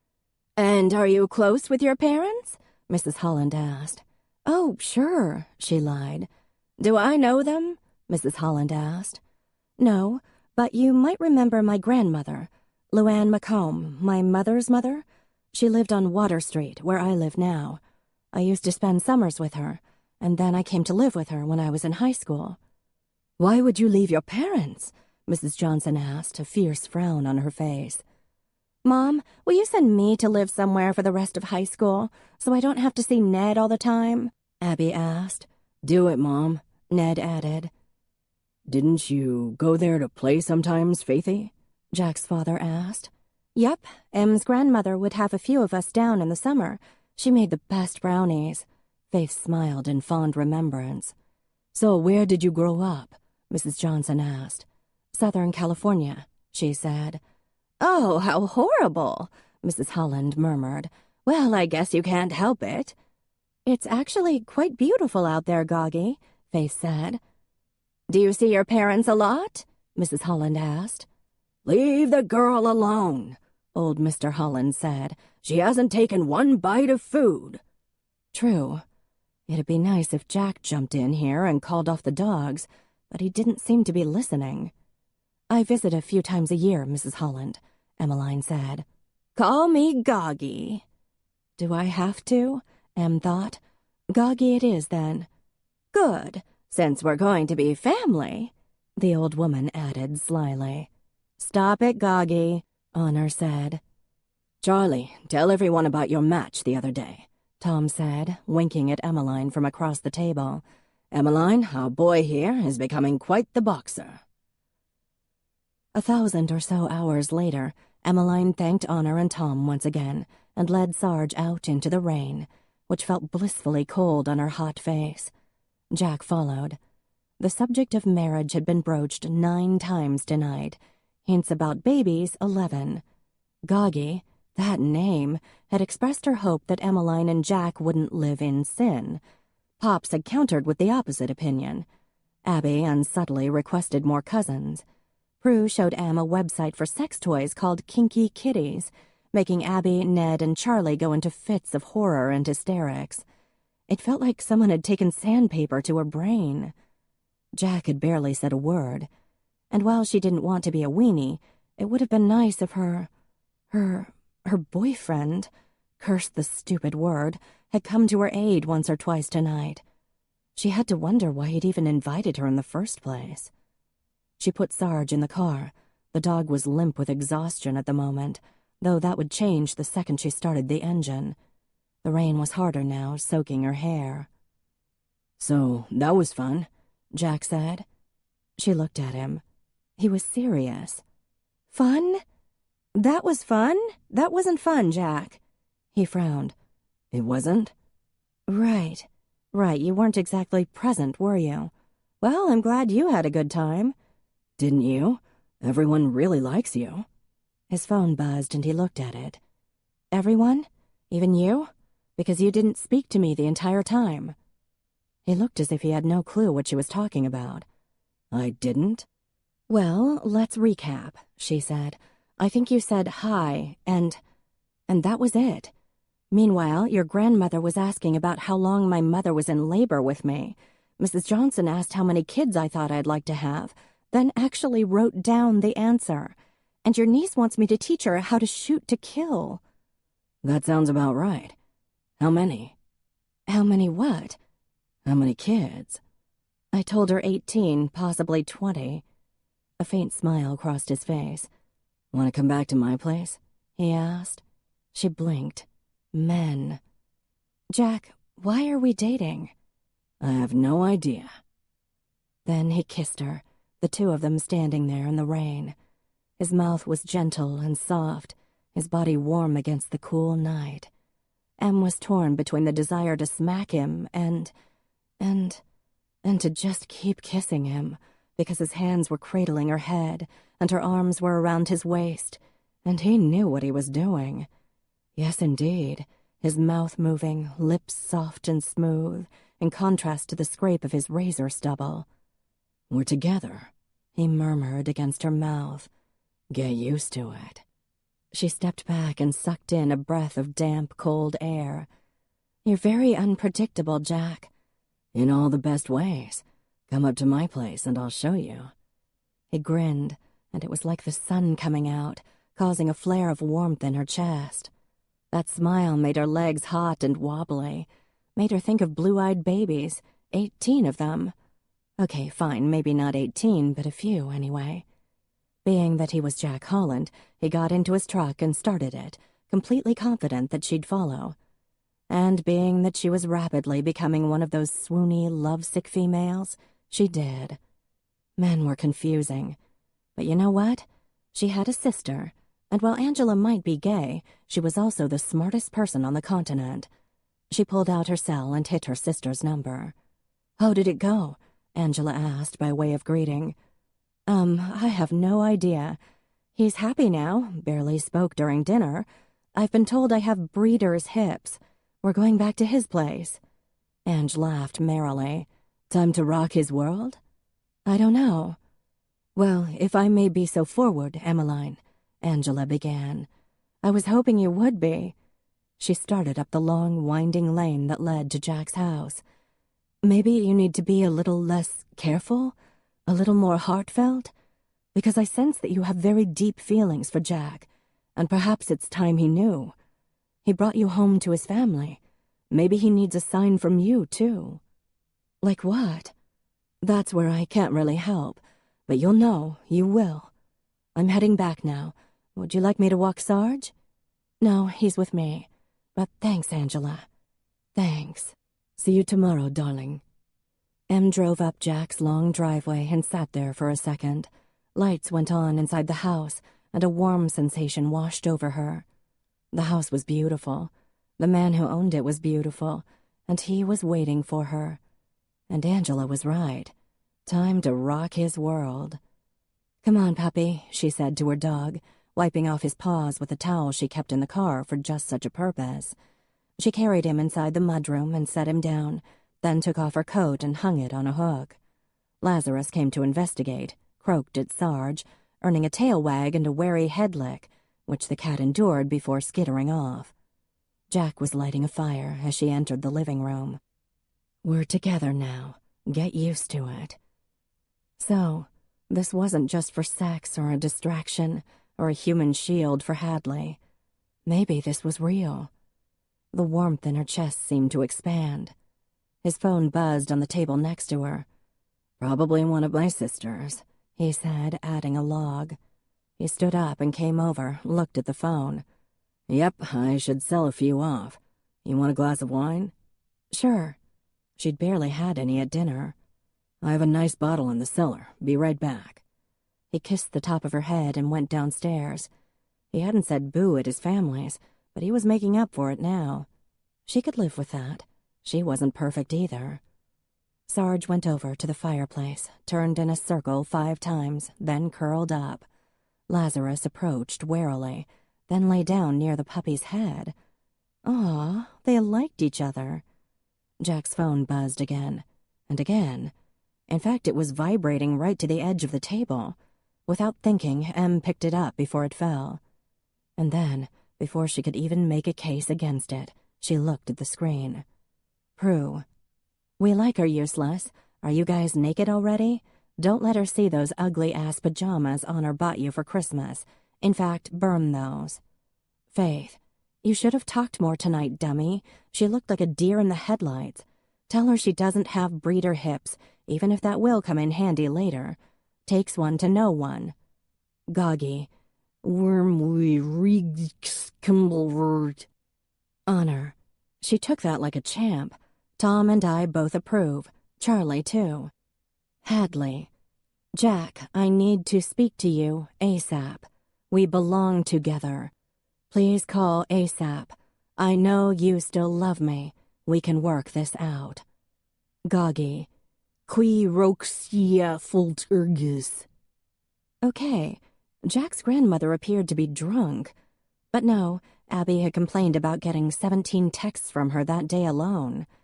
Hadley's text, not so nice. The woman really needed to get a clue or some counseling stat. But Em was glad Jack's sisters liked her, which she already knew, more or less. And Jack liked her, and she liked him way too much, or maybe the right amount. Maybe it was time to go for it. And if she wanted to prove something tonight, A constantly buzzing phone wasn't going to help. Maybe she'd just mute it for a little while. It was after 10. She slid the switch over. There. She and Jack had been together for a few weeks now, and yes, she'd been wary, given her own romantic past, and Jack's ex-wife being around, not to mention the emotional maelstrom surrounding the accident. But tonight she wouldn't be. He came back upstairs, and Emmeline stood up. "So, was tonight really awful?" he asked, setting the bottle on the counter. Rather than answer, she went over to him, wrapped her arms around his neck, and kissed him for all she was worth. Hot, wet, demanding, 100% slutty kissing. Jack didn't waste time. He grabbed her breeder hips and boosted her up on the counter, and Em pulled him close, feeling him hard and solid and hot against her. She slid her hands under his shirt, over his lean stomach, his lightly furred chest, and tugged his shirt off over his head, then let her hands wander down his back, kissing him again, pulling his hips harder against her. Jeans unfastened. Then she scooched off the counter, pulled off her sweater, unhooked her skirt, and let it fall to the floor. Jack's eyes lowered, and a very gratifying noise came from his throat, right before he unhooked her bra. And then she was kissing his neck, his hot, beautiful neck, and bit down on his collarbone. And then the smooth, cool tile of the kitchen floor was against her back, and Jack was on top of her, hard and heavy and hot, while his mouth burned heat on all the best spots, until she wriggled free and returned the favor. So, yeah, wary no more. Not when you were doing it on the kitchen floor. The animals, bless their furry little hearts, stayed sound asleep, despite the noise. Chapter 24. Jack Holland was a happy man, for now anyway. After the kitchen floor encounter, which, by the way, yes, he'd led Emmeline into the master bathroom, turned on the bath taps, and made out with her while the tub filled. Left her to get in while he uncorked the wine and brought them each a glass. Then he got in with her, pulling her back against his chest. So glad he'd gone for the big tub when he built the house. The only sound was the water sloshing if either of them moved, and the rain beating against the windows. The puppy came in and tried to drink out of the tub, making them both laugh. And if there was a better sound than Emmeline laughing, Jack didn't know what it was. Her skin was creamy and soft, and her body was solid and strong and perfect. After a little while, she couldn't help but notice that he was noticing, and she turned around to face him, and they did it right there in the tub. Come to think of it, Jack did know what sound was better than Emmeline laughing. It was her saying his name in a breathy, almost startled voice, and it made him feel incredible to make her feel so good. Then he took her to bed and pulled her against him, her dark hair against his jaw, her hand over his heart. She was asleep within seconds, but Jack just lay there, feeling something he hadn't felt in a while now. Peace. His marriage had been tumultuous, Jack never knowing which version of Hadley he'd be coming home to at the end of the day. The brief periods of happiness had been built on what he thought he knew, like judging a wine on its color and clarity, only to find it had turned to vinegar. After he'd walked in on Hadley and Oliver, came that edgy, angry sense of failure and loneliness. And then, since the boys had gone into the water, his mind had been like a river after a savage flood, all sorts of sharp, dangerous things sliding under the current, sharp and unseen, sometimes rushing past, sometimes slamming into him without warning. But now, there was something else blanketing that, and for the first time in a very long while, Jack felt at peace. He wouldn't have guessed the potty-mouthed, hockey-playing cop would have been the right one for him. He'd have been wrong. Lazarus jumped up on the bed, and after a second, Jack heard the cat's rusty purr. From Emmeline's side, no less. Even his feral cat liked her. He wasn't aware that he'd fallen asleep until he heard a noise, a thudding. Thunder? No. Someone was at the door. The clock read 2:37 a.m. He slid out of bed, pulled on his pants, and went to the front door. It was Prue. It couldn't be good. "I've been calling for 45 minutes, useless," she barked. "Pop's had a heart attack. Hurry up, Jack. It's not good." Adrenaline shot through his arms and legs. He grabbed a sweatshirt from a hook and pulled it on, ran to get his wallet and keys and phone. 16 missed calls, a screen full of texts. Why the hell hadn't he heard? "Is everything okay?" Em stood there, wearing his bathrobe, hair tangled.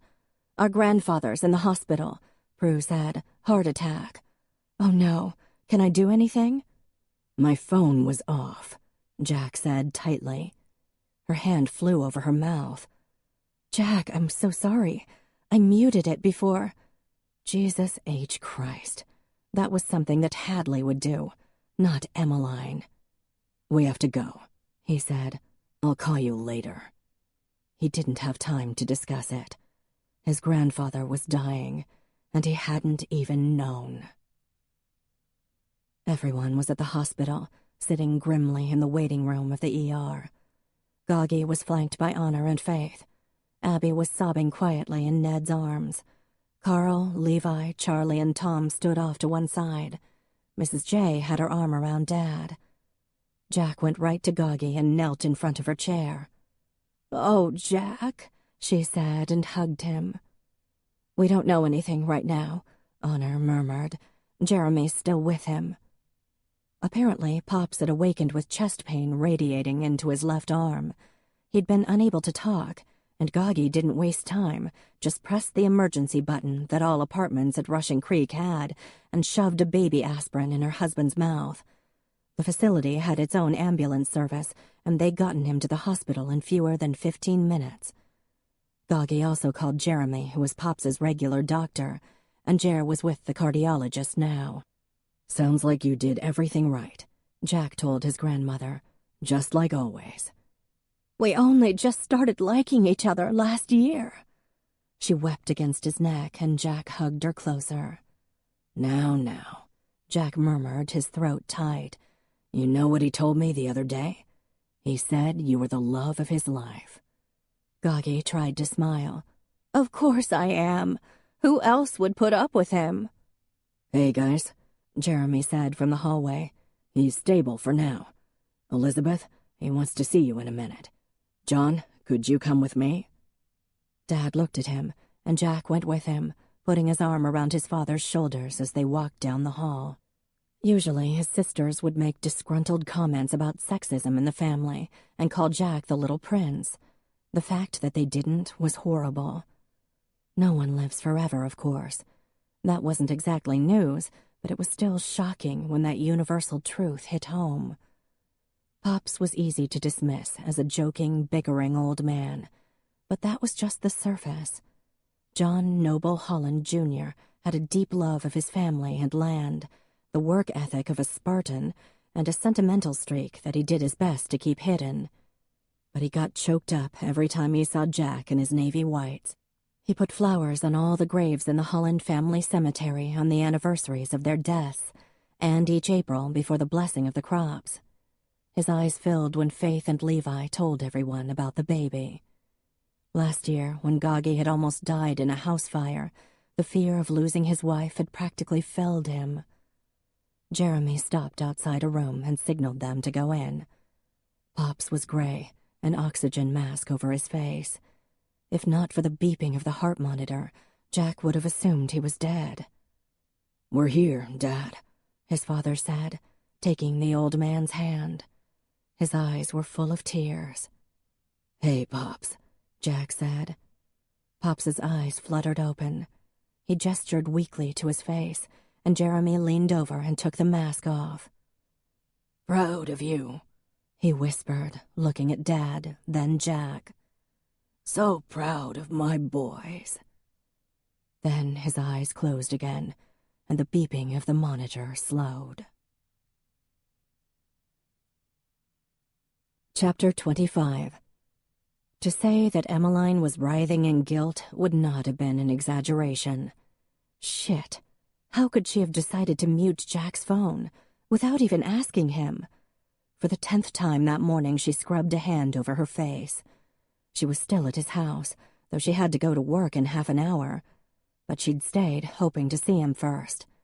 The coffee maker was set up, and she'd even baked somewhere around 4:00 a.m., an almond coffee cake, her grandmother's recipe, and one of the few things Em could bake from memory. She'd imagined Jack coming home and telling her his grandpa was okay. What a night! Had she baked? All was certainly forgiven, no worries on the phone thing. But he didn't come home, and he didn't call or text either, and she didn't dare interrupt. She wasn't family, after all. The rain had turned to snow at some point, the fat, heavy, discouraging snow of late winter, not enough to be a real storm, more than enough to be depressing. Sarge erupted into excitable barks, and Emmeline jolted from the table where she was sitting. Sarge's tail wagged and he whined and pawed at the floor-to-ceiling window. It was Hadley, walking up Jack's driveway, wearing a shiny black raincoat. Super. Emmeline opened the door just as the other woman knocked. "Surprise!" Hadley said, opening the raincoat. She was wearing a fire-engine red bustier and tiny scrap of panties. "Hi there," Em said. "Nice underwear." That was a perfect body, all right. Em guessed her thigh and Hadley's waist had to be about the same circumference. "Where's Jack? I need to talk to him, right now." Uh-oh. Hadley was drunk. Her eye makeup was smeared, and while she didn't quite look like Heath Ledger as the Joker, it was close. Her red lipstick had been crookedly applied, and the usually smooth and perfect blonde hair was matted in the back. Despite the cold, she wasn't wearing stockings or sensible shoes. Those had to be 4-inch heels, and her feet were nearly blue. "Come in," Emmeline said. "Jack's not here." "Well, I was already at Blue Heron, and no one's there, so don't you lie to me. I want to see him. He's my husband, after all." "Not anymore, he's not," Em said.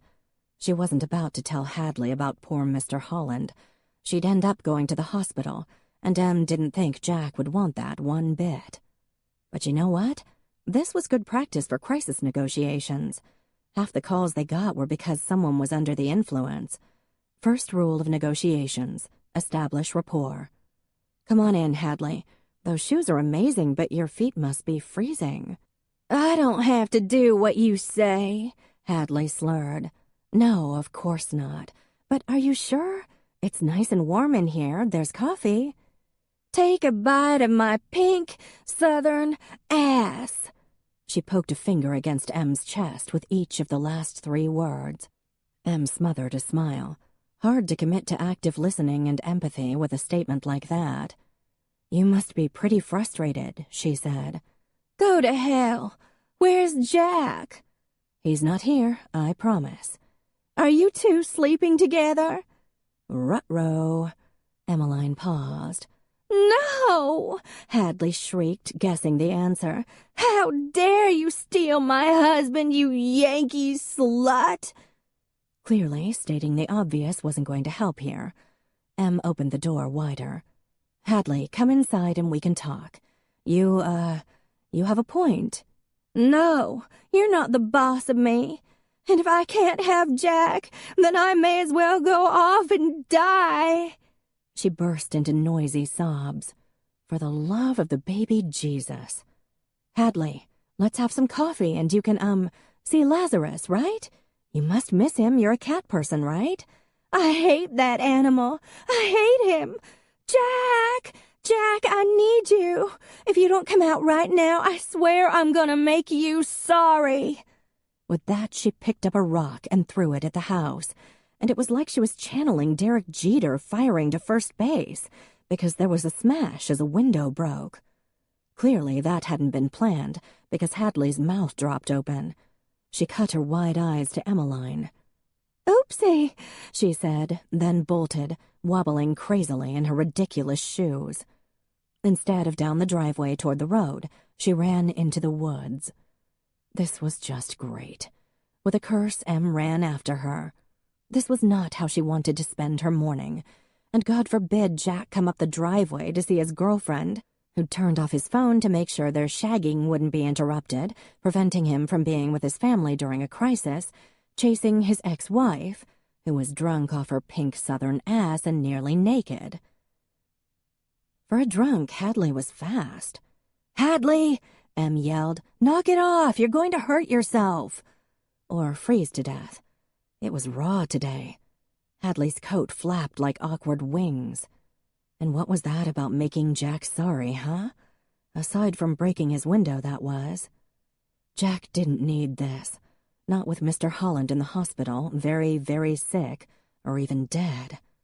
"Hadley, please stop." She turned around and gave Emmeline the finger. Nice. A branch slapped Em across the forehead and tangled in her hair, and she growled with irritation. She caught up to Hadley as the smaller woman tried to climb over a rock wall.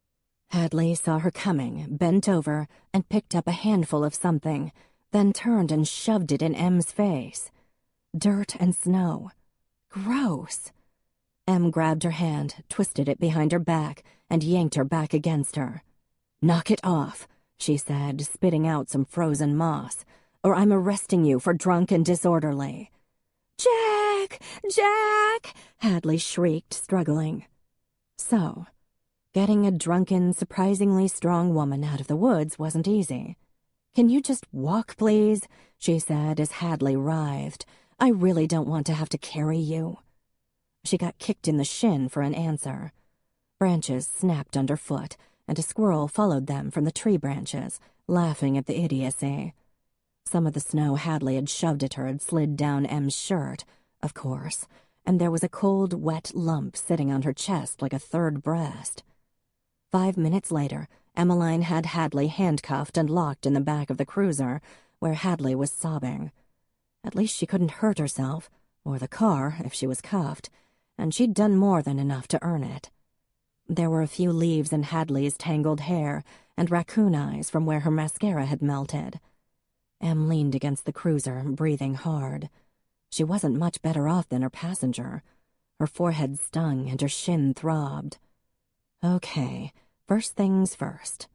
I'll be right back," she told her passenger.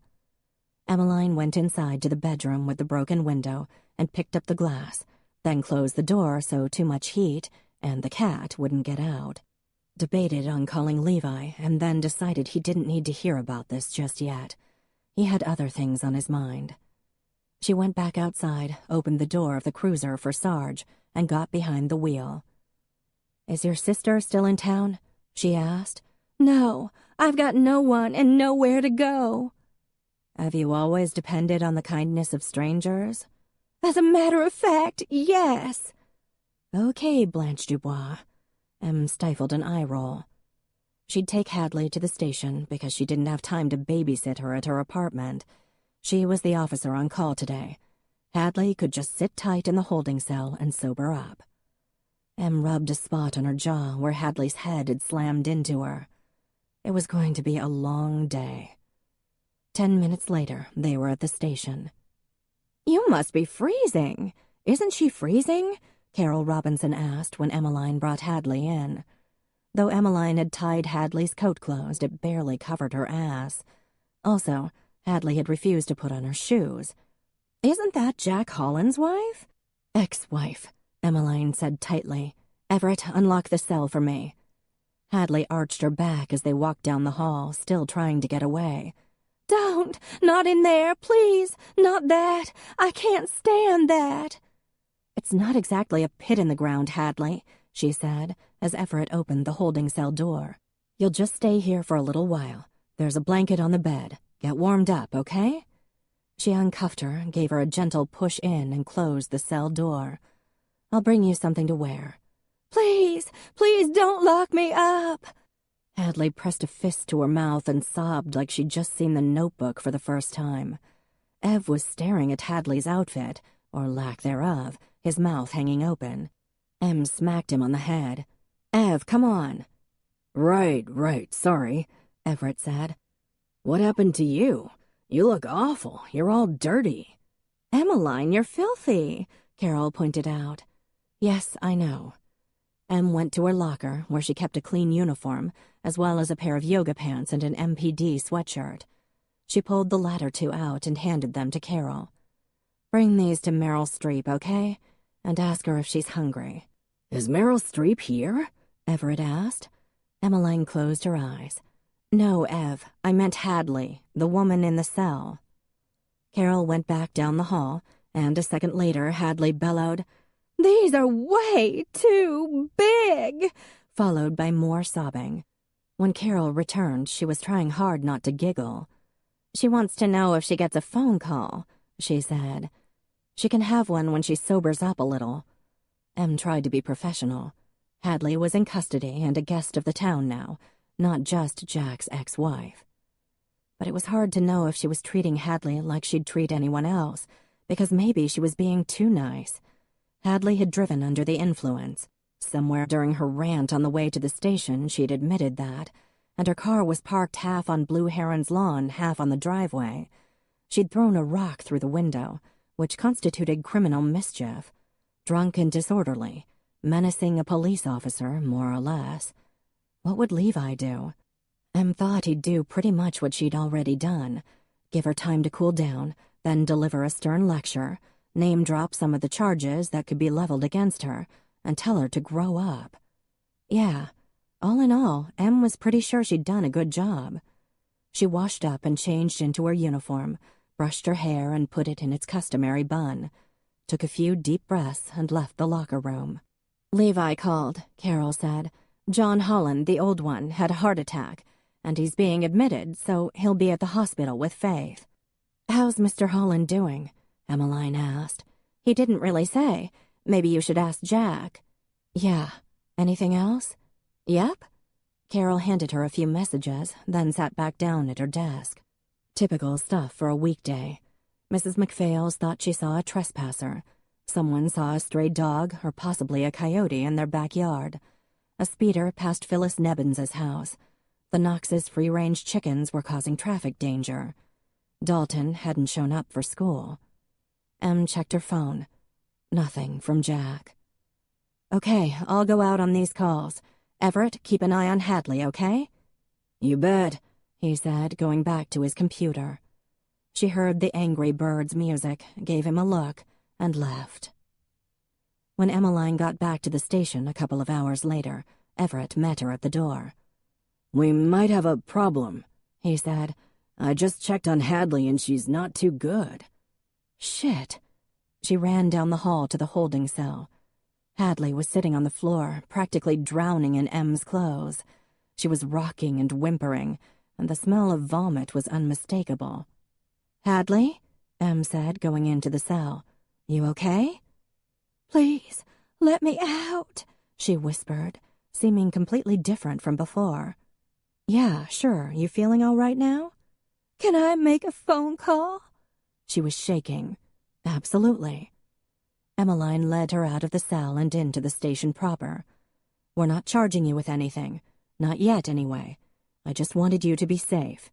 You were pretty wild before. Do you remember that?" She nodded. Em sat at the desk and handed her the receiver. "Just dial 9 to get an outside line," she said. Then she took a few steps away so as not to eavesdrop. This wasn't good. "What happened?" Carol asked. "She threw up. I don't know what else. She's a lot quieter now. Everett, were you watching her?" Yeah, I was. I mean, when she settled down, I was kind of glad, you know." "When did you check on her last?" He looked at the clock and winced. "An hour ago, maybe?" Great. So Hadley could have been sitting in puke for an hour. There was a hard pit in her stomach. This wasn't going to end well. "Can I get you anything?" Emmeline asked Hadley when she hung up. "Some water, maybe?" Hadley shook her head and just folded her hands in front of her. "Do you need the bathroom? Want to get cleaned up?" "No, thank you." Her voice was a whisper. The minutes ticked by. Em tried to take care of some paperwork, but dread was settling over her like a cold, damp fog. Then the door opened. "Jack," Hadley whispered. She stood up and wobbled into his arms, looking more like an orphan than the irate prostitute she resembled earlier. Her feet were bare. Damn, Em should have given her socks. Hadley was shaking like a leaf, all of her, right down to her toes. For once, Emmeline didn't think she was faking. "Emmeline, what the hell happened here?" Jack asked, his voice hard. "She was drinking, Jack. She showed up at your house and—" "So you arrested her?" As if they sensed a scene brewing, the 4 paid members of the Manningsport Fire Department, as well as Shannon and Kelly Murphy, who were training to become EMTs, wandered over. "Hey, Jack, how's your grandfather?" Gerard asked. "Not good," Jack said. "Emmeline, you gonna explain this?" Em glanced at the Murphy girls, who grimaced in sympathy. "I didn't actually charge her. I just put her in the holding cell." "She's claustrophobic, Emmeline." Shit on rye. "I didn't know that." "You couldn't tell? Take a look at her." Em ran a hand over her head. "No one likes going in the drunk tank, Jack." "She was screaming and crying," Carol said, most unhelpfully. Sounded a lot like police brutality, the way Carol put it. "Well, she was screaming from the time she got to your house," Em said. "So you arrested her," Jack said, his mouth tight. "She said you chased her and handcuffed and locked her in a cell. Really, Em? Because she was upset?" "No. It was because I thought she was a danger to herself and possibly others. She was very aggressive. You probably outweigh her by 40 pounds, Em. You couldn't handle that?" The stutter opened its skeleton eyes. "I was acting in my capacity as a police officer," Emmeline said stiffly. "Sounds like you were acting like a jealous bully," he said, his voice calm and flat, and the words actually made her head jerk back. Oh God, was he right? Her stomach curled in on itself. Hadley looked so small and ruined and vulnerable. Her face was white. A person couldn't fake that. "Jack," Everett began. "I don't have time for this," Jack said tightly. "My grandfather is at death's door, and I have to get back to the hospital. But now I have to take care of her, because look at her, she's a wreck. Thanks, Emmeline." "Jack, I didn't..." Her voice stopped cold. The stutter, her old enemy, laughed and squeezed. "I have to go," Jack said. Then he opened the door, looked at Hadley's feet, and scooped her into his arms so she wouldn't have to walk barefoot to the truck. Chapter 26. The good news was Pops was still alive. The bad news was everything else. The past few days had passed in a tense blur of bad coffee and worse sleep.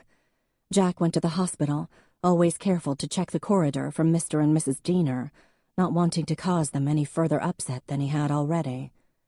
When he'd finally returned home late that first night, he'd found a broken window in the yellow room upstairs. He'd taped a sheet of plastic over it, the silence of his house pressing down on him, grateful for Lazarus's weird little croaks. Then he lay down on the couch and fell asleep, his phone on the coffee table set on the highest volume, and woke around 5 o'clock, his cat sleeping on his chest. There was a coffee cake on the counter, and the coffee pot was set up and ready to go. That would have been Emmeline's work. He felt a pang of guilt, but God damn it, he was tired of feeling guilty. The woman had turned off his phone. He didn't have a landline, she knew that. What if Pops hadn't made it? What if she'd taken away his chance to say goodbye to his funny, crusty old grandfather? Em had no right to decide when he could get calls. None. Yeah, okay, taken by itself, it wasn't that big a deal. She hadn't known Pops was going to have a heart attack. But what about arresting Hadley? Had all that really been necessary? Jack was well aware that his ex-wife was a drama queen, but she'd been genuinely traumatized. And when Jack saw her there in the oversized clothes, tears streaming out of her eyes, screw it. Jack didn't know what, but he couldn't just leave her there. He'd driven her from the police station to her place at the Opera House, called Frankie and asked her to come. While Hadley was in the shower, he made her a grilled cheese sandwich and waited till Frankie arrived. Hadley was pale and didn't seem to want to talk. She seemed, in fact, embarrassed. And something more, too. Whatever it was, Jack just wanted to get back to his grandfather, and the second Frankie arrived, he got back in his truck and returned to the hospital. Since then, he'd been swamped with family responsibilities. Dad was quite a softy, as everyone knew, and Jack spent as much time as he could with him, the two younger John Hollands keeping vigil over the eldest. Jack also made sure to check on the business end of Blue Heron, Honor's domain, to make sure his sister wasn't too swamped, but the ever-capable Jessica Dunn seemed to be holding down the fort just fine. He called Faith twice a day, because she was due momentarily, and he wanted to make sure she wasn't overdoing it, because she'd been staying with Goggy. He dropped by Prue's house to see how Abby was. She'd never lost anyone close to her. Then he drove back to Blue Heron to filter the wine and check the sediment, because it was almost time to bottle and these things couldn't wait. He made his calls, stopped by Hadley's. She'd been doing a lot of sleeping, according to Frankie, then went back to the hospital, then home. 3 days after the heart attack, Pops went back to the apartment at Rushing Creek. He was now on Lipitor and Coumadin, with instructions to stop eating cheese, ice cream, whole milk, and anything good, in his words. He was weaker, but Jeremy called him ridiculously healthy, despite his horrifying cholesterol level. Jack checked in with him and Goggy every night, because, despite his grandmother's protestations, he was worried about her, too. Neither grandparent was young, and Pops's scare had reminded everyone of that. And now, 4 days after Pops's heart attack, Jack found himself driving from the hospital to Emmeline's little house on Water Street. Dusk was falling, and the lake was cobalt, a fat moon rising over the ridge. He had the feeling he owed her an apology. Being wrong wasn't a feeling Jack was used to. His sisters liked to call him the prince, the son and heir, and there was some truth to that. He knew his father had wanted a son, Mom too, and he wasn't named John Noble Holland IV for nothing. All his life he'd tried to do the right thing. He'd been an A student, an Eagle Scout, as good a brother as he could manage, having the occasional tea party with Faith, teaching Honor to drive, babysitting for Prue and Carl when Ned was a baby. His mom had thought he was pretty damn perfect, and Dad didn't think it, he believed it with his whole heart. In truth, Jack could think of 2 times he'd made a significant mistake. One, the time he'd jumped off the falls up near the ruins of the old stone barn and broken his arm. 2, marrying Hadley. Calling Emmeline a bully? Yeah, okay. That was number 3. "Can I see you a minute?" Emmeline asked, standing in the doorway of Levi's office. It was nearly quitting time. "Sure, come on in." She did, closing the door behind her. Levi had heard about the incident with Hadley, and Jack's reaction. Of course he had. Carol had told him the second he walked through the door, and Gerard had come over 5 minutes later with the same gossip. She opened her mouth to speak, then found that her throat was tight. Not with the stutter, with tears. The stutter had slunk back to its hole, though last night when Angela had practically goose-stepped her to O'Rourke's, Em's heart had been thundering, positive someone was going to say, "Hi, Emmeline," same as they had back in the day. No one did, but people knew anyway. Colleen even sent drinks on the house. "What can I do for you, Deputy?" Levi asked. "How's Mr. Holland?" she asked, even though she already knew. Word was out that the old guy was back at Rushing Creek, complaining that he already missed the pretty cardiologist who'd taken care of him. "He's fine," Levi said. "He's doing really well, actually." "Good. And Faith?" "Very ripe." His mouth tugged up. "You'll make a great dad, Levi." "Thanks." He kept looking at her. It was a trick of his, that patient stare. And she broke. "I'm thinking I should quit." "Quit what?" "This job." More staring then. "Unacceptable, Deputy." She swallowed. "I screwed up, Chief, with Hadley. I didn't handle the situation well, and things just escalated. I didn't check on her." She looked at her hands. Probably time to take off that old polish she'd put on for stupid Kevin's wedding. "Maybe I'm not a good cop," she said, her voice husky. She was in crisis mode and I didn't take care of her. Levi sighed and sat back in his chair. "Listen," he said, "you're going to screw up from time to time on this job. It's impossible not to. You investigate a call where you know the guy is beating his wife, but you can't convince her to leave him. You cruise through a neighborhood and you still miss the burglary." He tapped a pencil against his desk, not looking at her. "You give a kid a lecture and ticket him whenever you can, and he still crashes into the lake." Ah, yes. Josh Diener had had a few brushes with the law. "That doesn't make you a bad cop," Levi continued. "Hadley was drunk. You didn't know she'd freak out the way she did, and you had police business to take care of. If anyone screwed up here, it's Everett. He knows the drill. He was supposed to check on her every 15 minutes, and if I know him, he was playing on his phone." "I just feel like I overreacted," she swallowed. "Like maybe Jack was right. Maybe I did what I did because she's Jack's ex." "Emmeline," Levi said in that overly patient voice he used when he was irritated. "Jack wasn't right. You're not a bully. You couldn't be. If anything, you were too easy on her. So shut up about quitting, because if you leave me alone with Everett, I will hunt you down." He smiled, and Em felt herself smiling back. "Okay. Thanks, Chief." "Good. Now, I have to get to the store because Faith is out of ice cream. You're a good cop, Emmeline. You're a very good cop. Are we done here?" She sat there another minute. "What?" Levi said. "Nothing. Just, I love you, Levi."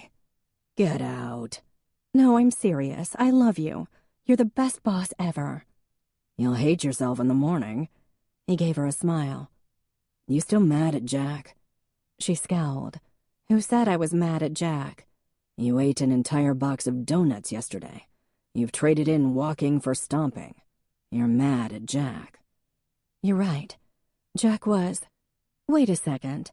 Am I really so pathetic that you want to talk about my personal life?" Levi lifted an eyebrow. "God, I'm leaving. See you tomorrow, Chief."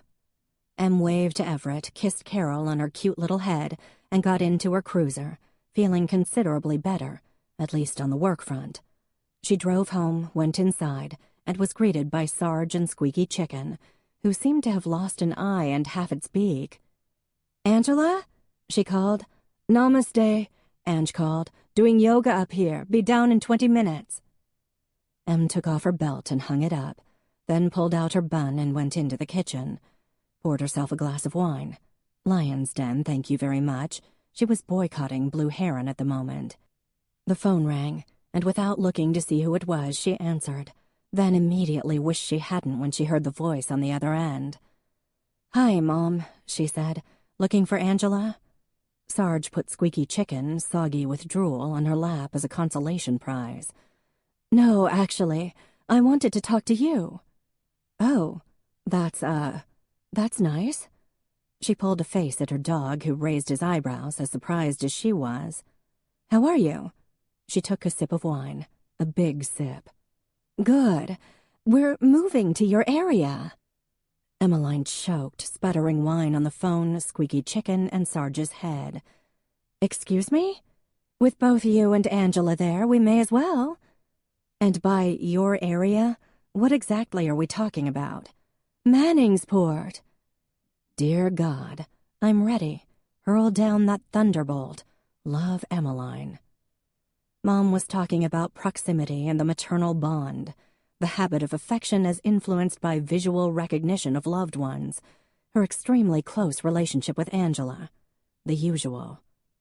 Not once during high school did Mom and Dad mention moving here, to be closer not just to Emmeline but to Nana, too. Not once in the past 3 years that she'd made her life here had they ever talked about moving here. They'd barely visited, but they'd move from Malibu to Palo Alto, sure, to be closer to Angela. And that hadn't bothered them, not really. But the fact that they were coming here on her turf to be closer to Angela? A sudden flare of anger burned in her stomach. "Yeah, do what you want," she said. "I have to go. Someone's here." Without saying goodbye, she hung up, then nearly fell out of the kitchen chair as someone knocked, as if she'd summoned them. Sarge galloped out of the kitchen, then hurled himself against the front door, and Em followed. "Down, killer," she said as he whined and wagged. "At least pretend to be fierce, okay? You're going to be a police dog someday, whether you like it or not." She opened the door, and her stomach burned again. Jack. "Hi," he said. "What can I do for you?" she asked. A little hard to play it frosty when her dog had wrapped both front paws around Jack's work boot and was chewing on the laces. "Can I come in?" "Why?" "Emmeline, come on." "Fine." He came into the foyer and glanced around. "Is Angela here?" he asked. "She's upstairs doing yoga." "Sarge, stop." Sarge did stop, froze right in place, then raced into the other room and returned with Squeaky Chicken, whipping his head from side to side.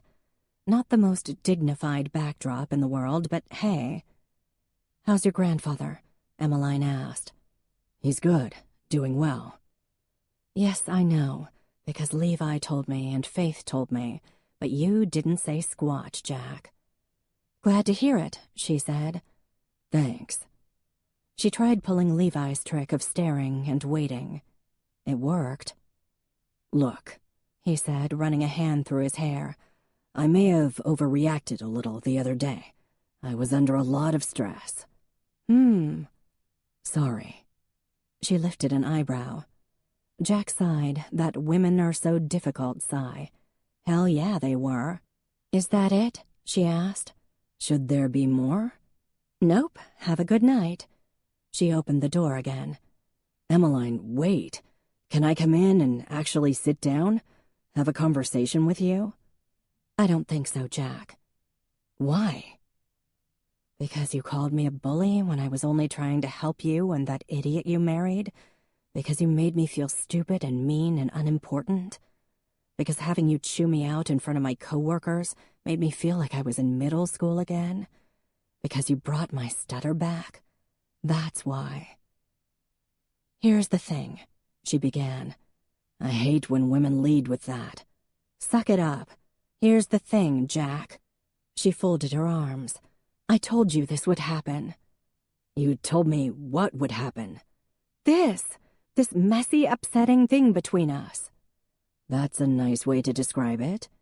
"Well, you're the one who hasn't spoken to me in 4 days. "I've been busy the past 4 days.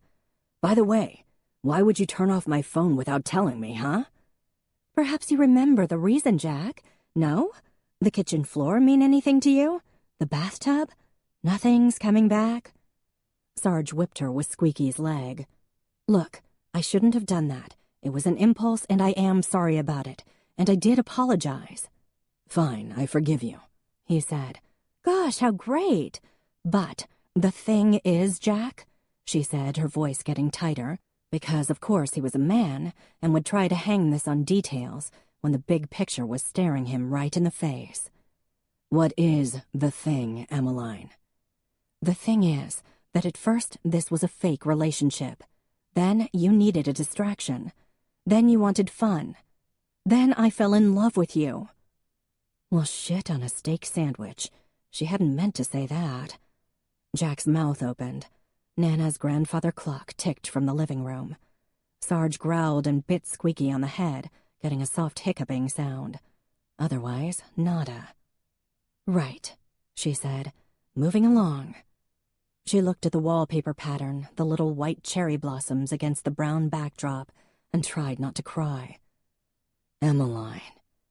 She'd give him this chance, this one microscopic chance to say he loved her, too. He looked at the floor. "You didn't mean that." "Oh, shut up. Of course I do. You're Jack Holland. Everyone loves you." Tears stung her eyes. Stupid, stupid, stupid Emmeline. "And you're never going to feel that way from me. And you want to know why?" "I sense a trap." Now was not the time for jokes. "Because I'm never going to be that woman who needs saving. If I twist my ankle, I can tape it up all by myself. If my ancient pet dies, I won't wrap myself around you like a python." She glanced apologetically at Sarge. "Even though I'd be very sad, puppy." "I don't." "And if I cheat on you and my lover dies, I won't need you to hold my hand in the hospital." His head jerked back. "How did you hear about that?" "Everyone's heard about that." He didn't answer. "So," she said, her face hot, "I guess I'm not your type. You get off on being a white knight, and I don't need one. Not everyone has to be in a relationship to feel good about themselves. Some people are better off on their own." "Wow. Glad you figured that out." "But Hadley will always need you. She's the damsel in distress, and you're her hero, and part of you gets off on that. And guess what? I hate that you've put me in this position. I told you we shouldn't have started this. I've already competed for a man's love, and I lost. I'm not doing it again." "I don't want Hadley," he snapped. "Then why is she still in town?" He didn't answer. "Because she'll always have some kind of crisis, and you can always rescue her and be the big hero." "Stop saying that word," he barked, and Em actually jumped. She was so surprised. "You think I'm a hero? Josh Diener is dying a little more each day, literally rotting away on life support because I'm not a hero. Because my best wasn't good enough. Because when the time came, I failed. You think Hadley on a bender makes up for that? Are you out of your mind?" Sarge barked, thinking this was terribly exciting, and dropped Squeaky Chicken on Jack's shoe. Jack looked down. "You know what?" he said, his voice quiet now. "This is fine. You're right. We should be done. I wasn't really looking for a relationship, and neither were you. You just wanted a date for a wedding, and I pushed it, and I'm sorry, and that's fine. Take care." He turned around and went into the foyer, just as Angela was coming downstairs, clad in black yoga pants and a yellow t-shirt. "Namaste, asshole," she said, the curse word sounding quite elegant with her accent. "Stop yelling at my sister." "Yeah." With that, he opened the door and went down the steps. Em followed him out. "Jack." He stopped but didn't turn. "I wish you'd see someone about that PTSD." He didn't acknowledge her, just started walking down the street to his truck. From the soot-colored sky, snowflakes, swollen and tired, began to fall. Chapter 27. Em went back inside and sat on the couch, not chastising Sarge as he jumped up next to her and rolled on his belly for a scratch. "First things first," Angela said. "I'm calling the Chicken King. They deliver, did you know that? And making martinis, and then we're going to talk." Then she put a box of tissues next to Emmeline. "There, just in case you feel like having a little cry." "Oh, I'm not the type," Emmeline said, then promptly burst into tears. Yuck. She hated crying. It was so hot and embarrassing and uncontrollable. And yet here she was, sobbing on her sister's shoulder while Sarge licked her tears. A half-hour later, the fattening and delicious chicken had been delivered, and Angela was making a second batch of martinis, and Emmeline was surrounded by tissues and a solemn-looking puppy. Sarge's left ear was turned inside out, and she fixed it, getting a hand lick in return. Dogs were the best. Sisters, too. Angela came back, pressed a cold martini glass into Emmeline's hand, then folded her supermodel frame into Nana's rose-patterned chair. "I think you're right about him having a white knight complex. Man, you should become a lesbian, Em. It's so much easier on this side." "Said the woman who fled across the country to avoid her ex," Emmeline muttered. "You have a point." She sipped, looking like Africa's answer to Audrey Hepburn. "I'm going to say this once, darling, and keep in mind that my IQ was measured at 158 when I was 15 years old." "Already throwing around your creds. If you have them, flaunt them. Have you considered that perhaps, only perhaps, that you might have let this go a bit easily?" "What do you mean? Explain it for us imbeciles with IQs in the normal range." "Well, Kevin broke your heart, the horrible man. You've avoided relationships since then." "Not really. Not on purpose. Please, don't insult my extremely high intelligence.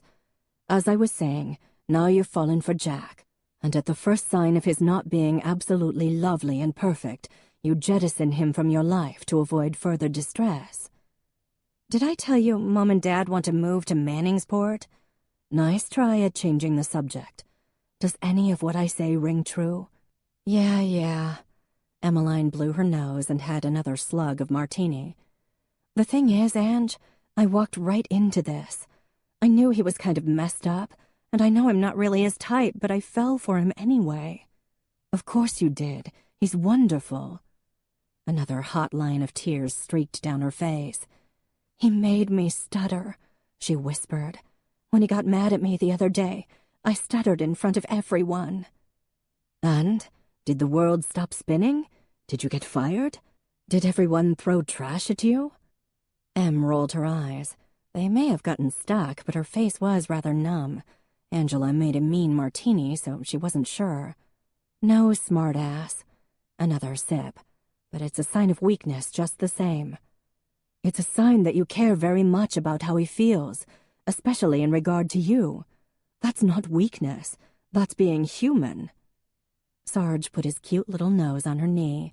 Her baby dog was getting enormous. She gave him a bite of drumstick in exchange for the drool-covered squeaky chicken.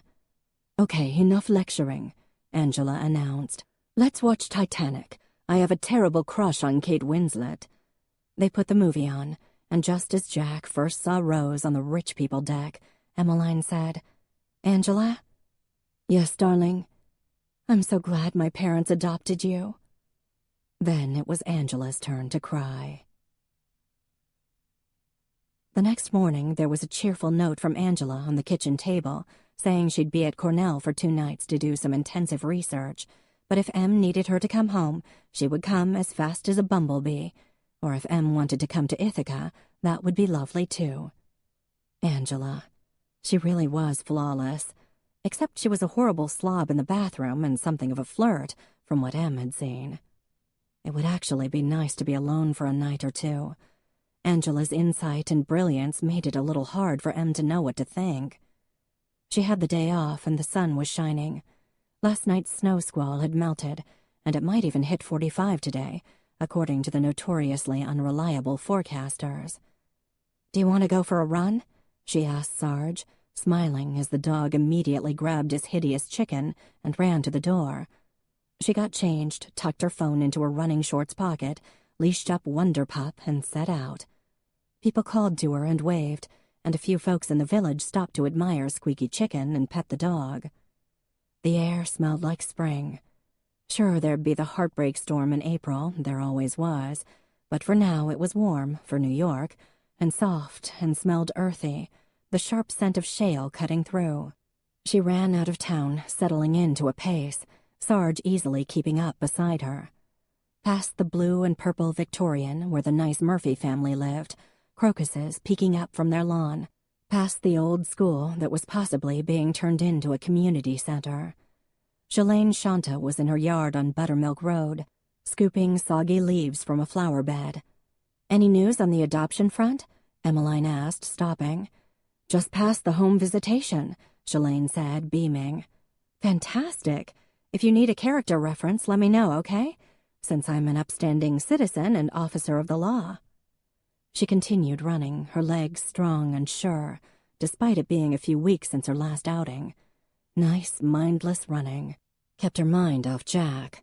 She might not be his girlfriend anymore, but she was still worried about him, even if he was a lost cause.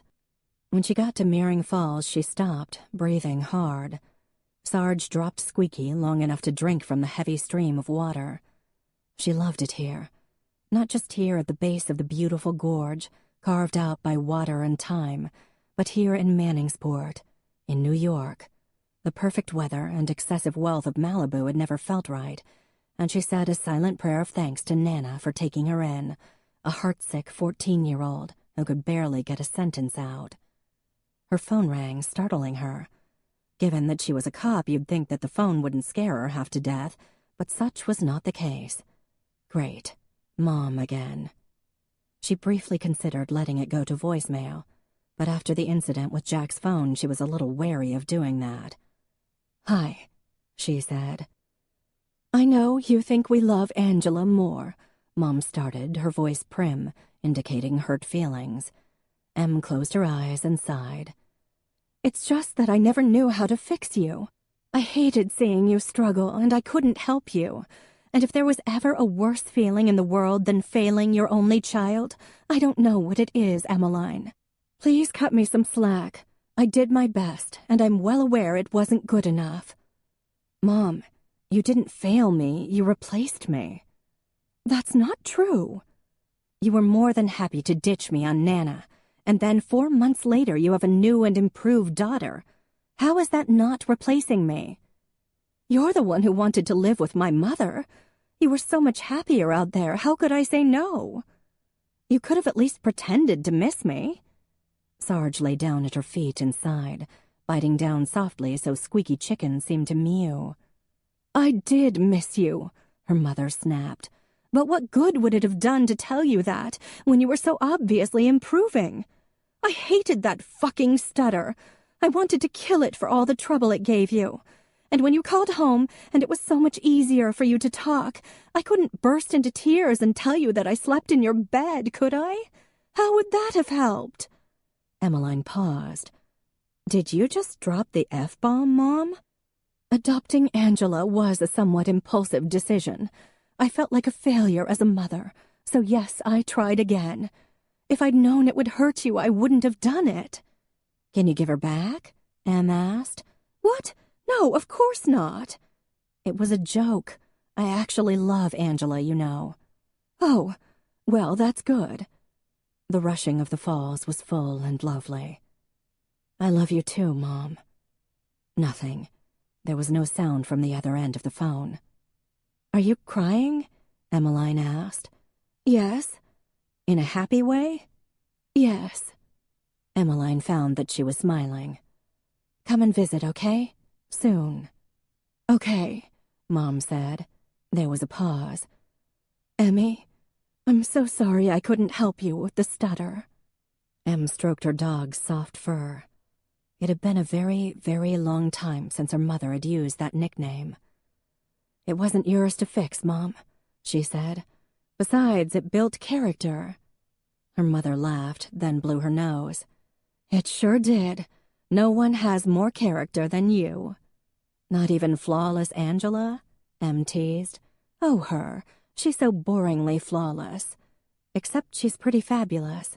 Exactly. All right, I'll let you go. There was a pause. Can I call you again tomorrow?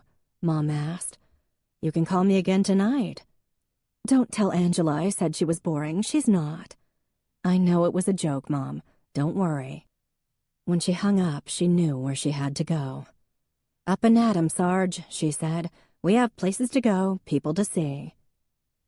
She brought flowers. Yellow tulips, because nothing seemed more cheerful than that. They didn't work, of course. Em realized that the second she knocked on the door of room 405. Mrs. Diener? It's me, Emmeline Neal. Officer Neal? I was on call the night of the accident. Gloria Diener looked up from where she sat at the side of the bed. Oh, hello. Her voice was flat and quiet. The Dieners were not particularly popular in Manningsport. They'd moved here 6 or 7 years ago, from what Emmeline had heard. Too rich, too showy. They bought a perfectly lovely farmhouse way up on the farming side of the lake, away from the vineyards where the Mennonite farms dotted the land, then torn it down, much to the heartbreak of the former owners. In its place was a garish McMansion with a 5-car garage and 8 bedrooms, 11 bathrooms, an indoor pool and an outdoor pool, just for the 3 of them.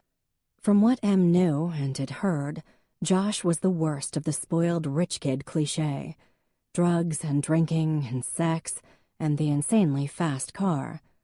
Trips to Vale and Turks and Caicos and London.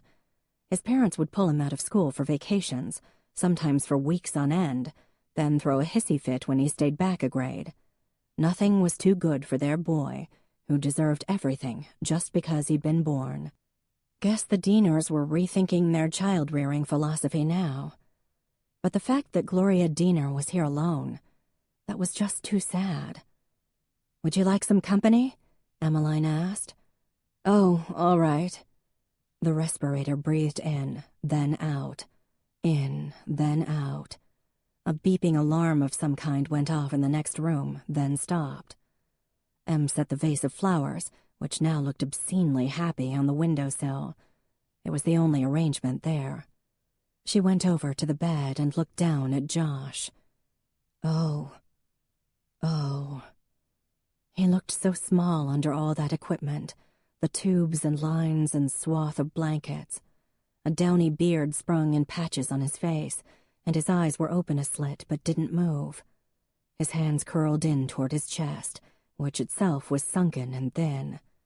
His hair was ragged and greasy, and he smelled of body odor and ivory soap.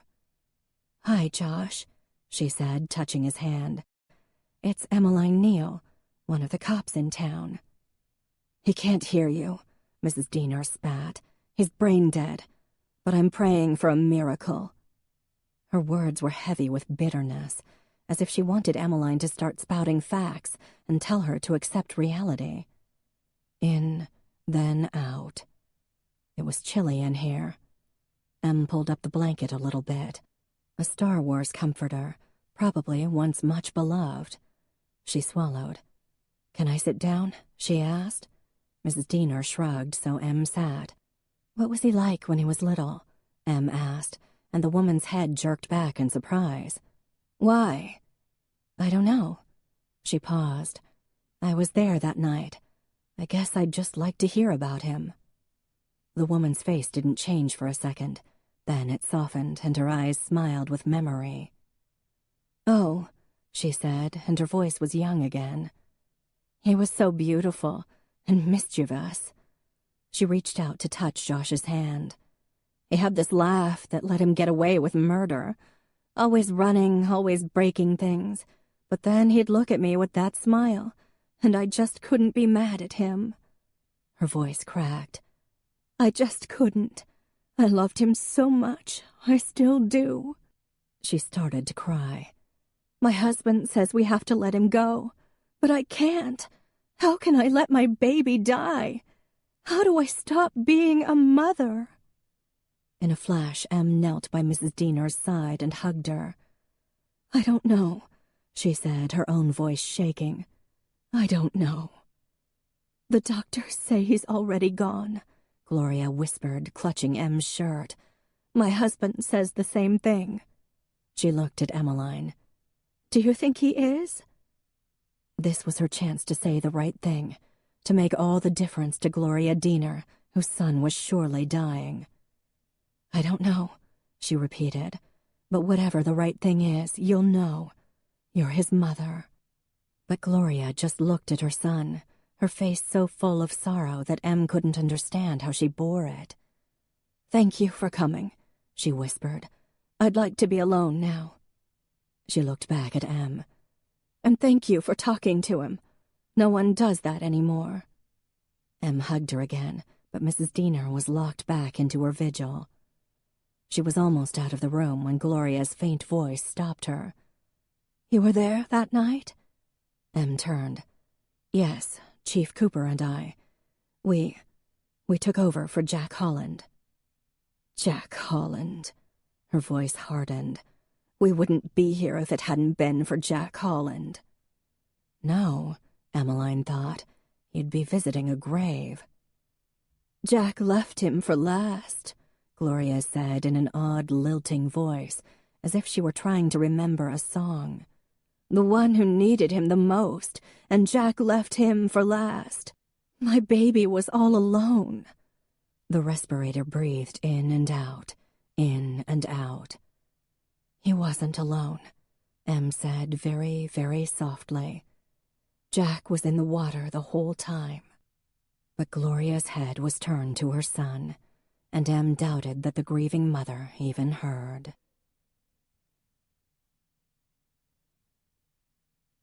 Chapter 28. Jack knocked on the door of 3C. A second later, Hadley opened the door. "Hey," she said, "come on in." She looked different, younger and tired, and she wasn't beaming at the sight of him. It had been a week since her incident at the police station, and while Jack had seen her every day, they hadn't really talked. Today, they would. "Can I get you anything? Coffee or water?"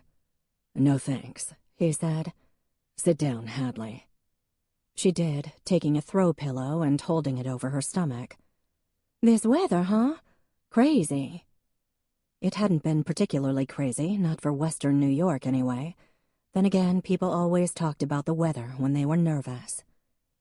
"Hadley, it's time for you to move on," he said. Her eyes filled. "I know." He leaned back in his chair. "I'll take you back to Savannah if you like." "Why? Why would you do that for me after all the trouble I caused?" A good question. He shrugged. "I don't know. I feel responsible for you. For us. For how our marriage didn't work."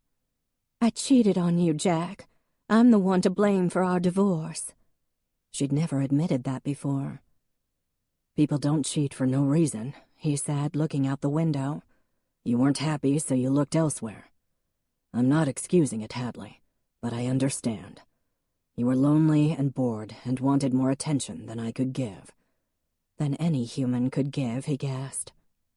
"My parents barely spoke to me. They were so mad," she whispered. "They thought you were the best thing that ever happened to me." "I don't agree," he said. "I think we were just wrong for each other, no matter how it seemed at first." A tear ran down her cheek. If he'd listened a little more carefully to smart people like Honor and his grandparents, to Mrs. Johnson and Connor O'Rourke, he might have picked up on their subtle and not so subtle notes of caution. If he'd taken longer to get to know Hadley, had her spend more time here rather than one idyllic weekend, the truth would have come out. And the truth was, they'd both seen what they wanted to see, and not what was actually there. "Why'd you come back here, Hadley?" She wiped her eyes.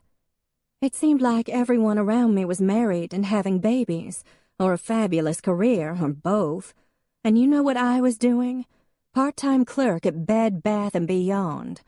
I was 30 years old with nothing and no one, divorced before our first anniversary. A failure." He could have pointed out that there was no shame in hard work, or that she could have gone back to school for something else, but he knew from experience those words would fall on deaf ears. Hadley had always had a picture of how life was supposed to be, and anything less was just what she said, a failure. Hadley swallowed. "When I saw you on the news, that handsome Anderson Cooper standing right there in front of the lake, and they were showing pictures of the vineyard, and that photo of you from the website, and I thought, Hadley Boudreaux, you blew it." She grabbed a tissue and blew her nose. "So I came up here to get back what we had." "What we had wasn't that great, Hadley. We fought a lot." "Made up a lot, too." She took a shaky breath. "Jack, is there any way you could forgive me and get past what I did? I do love you." His heart gave an unwilling tug of sympathy. "No, you don't," he said gently. "You loved the idea of me, just like I loved the idea of you. And I forgave you a long time ago." Until he said the words, he hadn't realized they were true. "I'm so sorry for what I did, Jack," she whispered. "You deserved better." Finally, a sincere apology, something she'd never offered before. "Thanks." He stood up. "Get packed, okay? I'll call your folks." That night, Em left O'Rourke's, where Lucas Campbell had graciously flirted with her for 15 minutes, then been spelled by Jeremy Lyon, and then Tom Barlow while Honor talked to Colleen.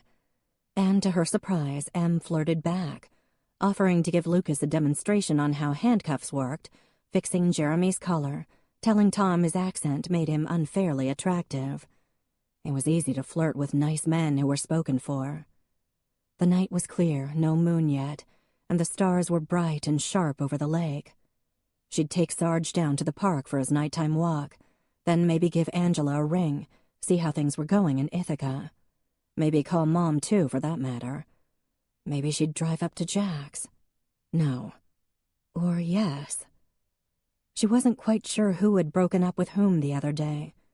Either way, she wanted to see him, just to check in, doing her civic duty, etc., etc. Maybe strip search him. Now, none of that, she reminded herself. Except he was awfully good-looking, especially naked. Maybe just talk to him more calmly this time, really see how he was doing, see if the shadows in those clear blue eyes had faded a little bit. Whether or not they were together, she did love him, missed him horribly. This was only the second time in her life she'd been in love. That had to say something. She obviously wasn't the type to fall for every guy who gave her the time of day. But all those songs and books and movies were right. The sun shone brighter, flowers smelled sweeter. Yada, yada. It was true. And Jack, hell, they didn't make guys like that every day. A man who loved his family, was good with children, who'd be the date for any lonely woman who needed one, who'd jump into a frigid lake and save 3 lives, and only focus on the one who didn't make it. She started down the street to her place, figuring she'd pop Wonder Pup in the car with her, then jerked to a halt. Speak of the devil, there was Jack's truck, parked in front of the Opera House. Em instinctively stepped into the doorway of Presque Antiques, the better to spy. She didn't have to wait. Hadley came out a second or two later, looking gorgeous in her cream coat and high boots. Jack followed, carrying a suitcase. "You got our tickets?" Hadley asked, her voice carrying easily across the tiny green. "All done online," Jack said. "Savannah, here we come." He opened the door for Hadley and handed her in, ever the gentleman. Walked around to the driver's side, stowed the suitcase, and got behind the wheel. And off they went. Emmeline swallowed hard, pressed her lips together to keep from crying. She had to hand it to Hadley. It's just that she hadn't really believed Jack would fall for her again. And though it had been years since Kevin had taken up with Naomi, Emmeline couldn't help the thought that roared to mind. The beautiful woman won again. Emmeline was with her at-risk kids the next day, trying to pay attention. But it was hard. 3 of the 4 kids were being tutored by Jack, and every time his name was mentioned, it felt like someone had zapped her with a taser. Kelsey was sullen. Dalton's ADD was enjoying a high spell. He was doing headstands. Corey was cleaning his nails with a Swiss Army knife, which Em was considering confiscating, and Tamara was texting. "Why should I get detention for missing school?" Kelsey said. "I'm pregnant. I deserve to miss school." "Were you sick?" Em asked.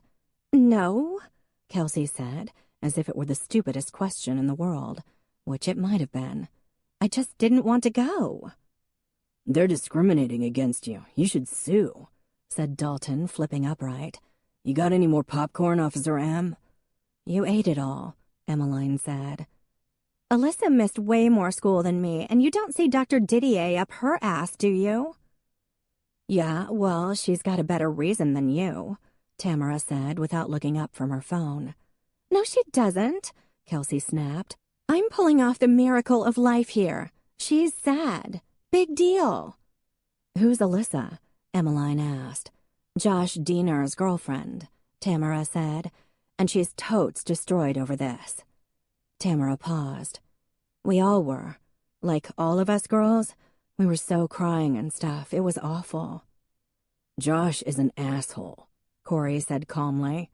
"Yeah, well, he's dying. So does that make you happy?" Tamara asked. "A little," Corey answered. "Don't be like that, Corey," Em said. "Honest, you mean?" Corey said. "He beat me up when I was a freshman." Emmeline murmured something, but part of her was buzzing, humming with instinct. "What's Alyssa's last name?" she asked. After group got out, Emmeline drove to an upscale development on the west side of town. Come to think of it, this area had had a series of break-ins not too long ago. Josh Diener himself had been the culprit, but being a juvie only got community service. She knocked on the door of 67 Barn Circle Road and waited. No cars in the driveway, no lights on inside, except for one room upstairs. She knocked again. After another long minute, she heard feet thumping on stairs, and the door opened. "What?" "Alyssa?" "Yeah?" "I'm Officer Neal, Manningsport Police." She pointed to her badge. "Everything's okay, but I was wondering if I could talk to you." "Are my parents all right?" "Yep, I'm here to talk to you. Is it okay if I come in?" The girl's eyes were swollen from crying, and her brown hair was lank and flat. She wore pajama pants and a Manningsport High sweatshirt, several sizes too big. Josh's, Em would bet. Alyssa opened the door and padded into the living room, sat down and drew her knees to her chest. "Are you here alone, honey?" Em asked. "Yeah, my brother's in college. Did the school send you?" No. I just wanted to check in with you. You're Josh's girlfriend, aren't you?" She burst into tears, nodded. Em wished she'd brought Sarge. He was good for this sort of thing. "It must be really hard," she murmured. "I can't visit him anymore," Alyssa sobbed. "I just can't stand seeing him like that. I wish his mother would just pull the plug and let him die already." Emmeline nodded. She grabbed a box of tissues from the end table and handed it to the girl, who snatched a tissue. Her nails were bitten past the quick. "Have you been going to school?" she asked. "Maybe it would help to be around some other friends." Alyssa shook her head. "Everyone stares at me like I'm a freak. I just feel wrong all the time. My parents never liked him, and they're like relieved or something. I mean, they didn't say that, but I think they worried that Josh was going to turn me into a drug addict." "You must feel really lonely." Alyssa gave her a surprised look, as if she'd expected Emmeline to stick up for her parents. "I am. I miss him so much." "Of course you do. I heard you guys were really in love." "We were. Everyone thinks he was such a jerk, and he had his moments. He wasn't the easiest person in the world, but he could be so... Her face crumpled again, and she grabbed another tissue. "He had some nice qualities, too," Emmeline said.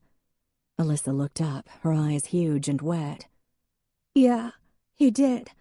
Like he never let me pay for anything. And I know it was his parents' money, but it was nice anyway.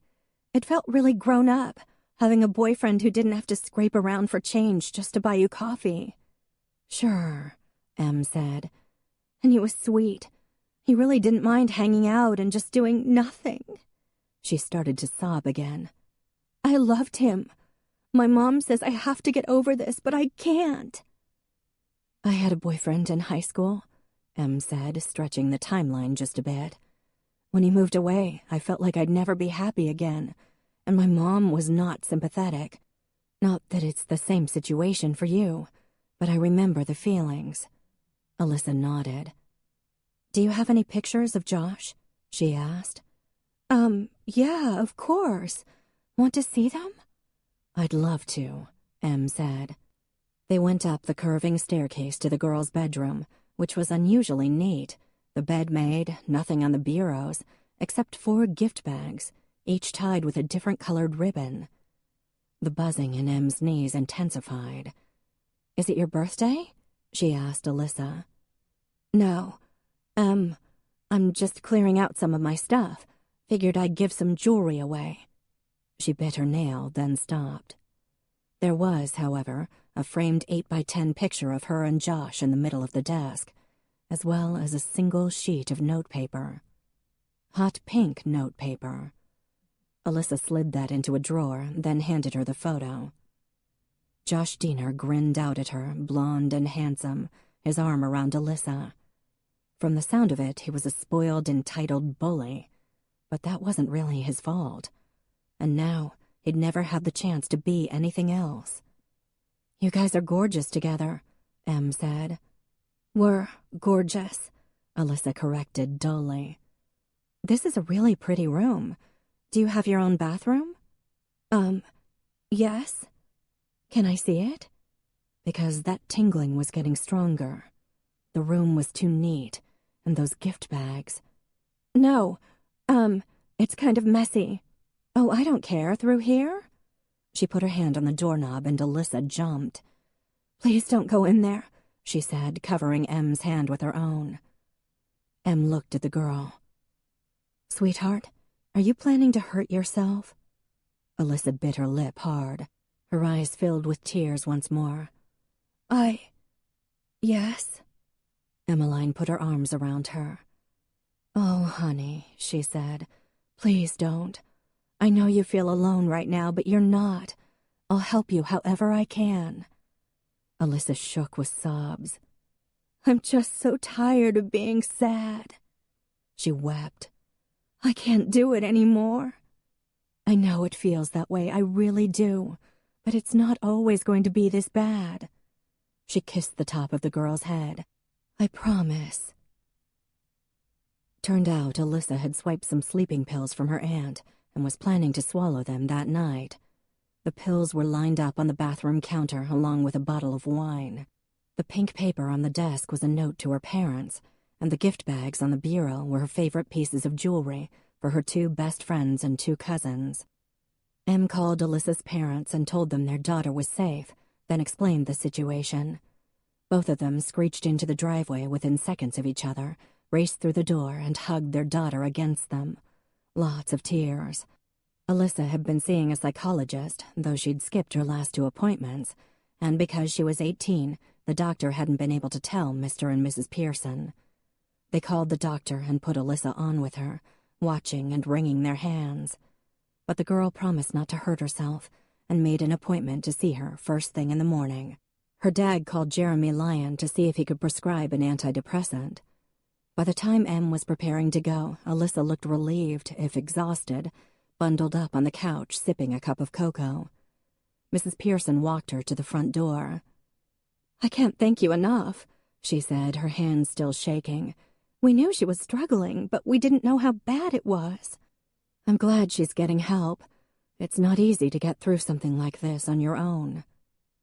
Officer Neal, Alyssa said, appearing in the foyer. Honey, go sit down, her mother said. You look as weak as a newborn kitten. This will just take a minute, Mom. Maybe you could make me a grilled cheese? Of course, Angel. She kissed her daughter on the cheek and went into the kitchen. What is it, honey? Em asked. I did some things to Jack Holland. I know. Alyssa blinked. You do? The note, leaving his lights on? The possum? The girl flushed and her eyes welled again. I was just so mad that he couldn't save Josh, too. Am I in trouble for that? Of course not, honey. He might press charges and stuff. He won't, I can guarantee that. Now, go sit down and let your mom take care of you. Thanks for coming over, Alyssa whispered, and, much to Em's surprise, the girl hugged her. Thanks for guessing. When Em got to the car, she found that her heart was clattering like an old tractor. Her hands were shaking and her face felt flushed. She couldn't tell if she was exhilarated or terrified or both. What if she hadn't gone over? What if she hadn't asked to see the bathroom? But she had. She'd listened to that prickling sense of warning, and Alyssa was going to be okay. She started the car and drove to the cow path by the old barn where the Manningsport police held their Memorial Day speed trap, turned off the engine, and reached for her phone to call Jack. Oh, right. She couldn't do that anymore. She dumped him. Or he dumped her. Either way, he was with Hadley again. Tonight she'd saved a girl's life. And you know what? That mattered more. She called Levi.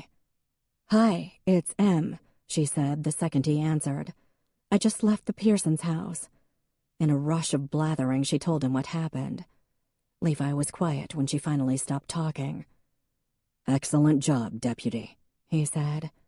Emmeline smiled. Typical chief. That's it? Why, you want a gold sticker? You deserve one. Write it up and we'll talk tomorrow. And, Em? Yeah? Remember this. This was a good day. Thanks, Chief. She called Jamie next, and her hostage instructor was thrilled. I knew you had the stuff, Em. You have to come work for us. Think about it. I'm happy here, but thanks, Jamie. It means a lot. She drove home, the adrenaline still pumping through her limbs. Too bad Angela was still in Ithaca. Em suspected she might be having dinner with Frankie Boudreaux. She'd call her later, but for now, a nice glass of wine was called for. Slippers, pajamas, a Gerard Butler movie. A figure rose from one of the Adirondack chairs on her porch, and Em's hand went to her holster. Just before she drew, she realized who it was. "Kevin, I almost shot you," she said calmly. "Hi, Emmeline," he said, smiling. "How are you?" 15 minutes later, Em was in her pajamas. Screw Kevin, he'd seen her in worse. Had a glass of wine in one hand and had poured Kevin a glass of water, since he was still alcohol-free, dairy-free, etc., etc. He was petting Sarge, who didn't seem to care that this was the man who'd once broken Mommy's heart, and was mooing a love song as Kevin scratched his ears. Em planned to have a firm talk with her puppy later on. "So, what brings you to Manningsport?" she asked, sitting down.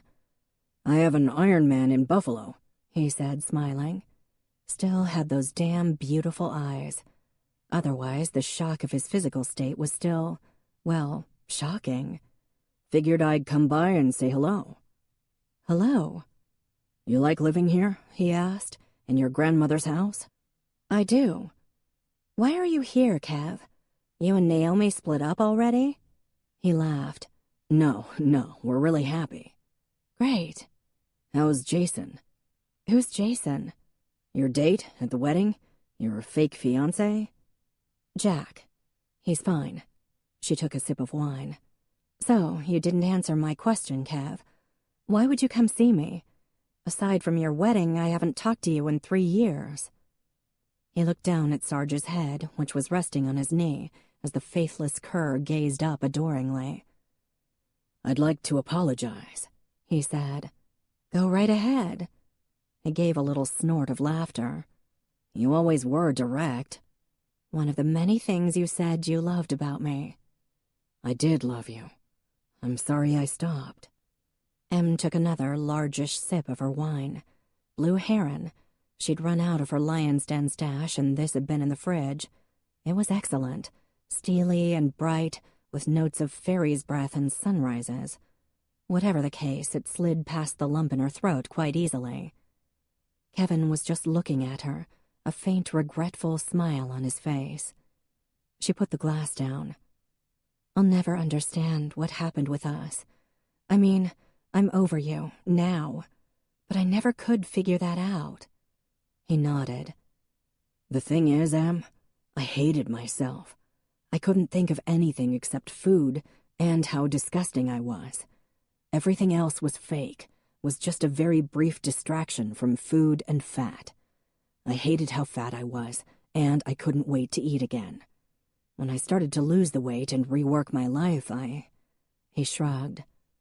"I hated you for loving the lazy, sad, pathetic person that I was." "And you loved Naomi for hating you." "Yeah. Ironic, huh?" "So ironic.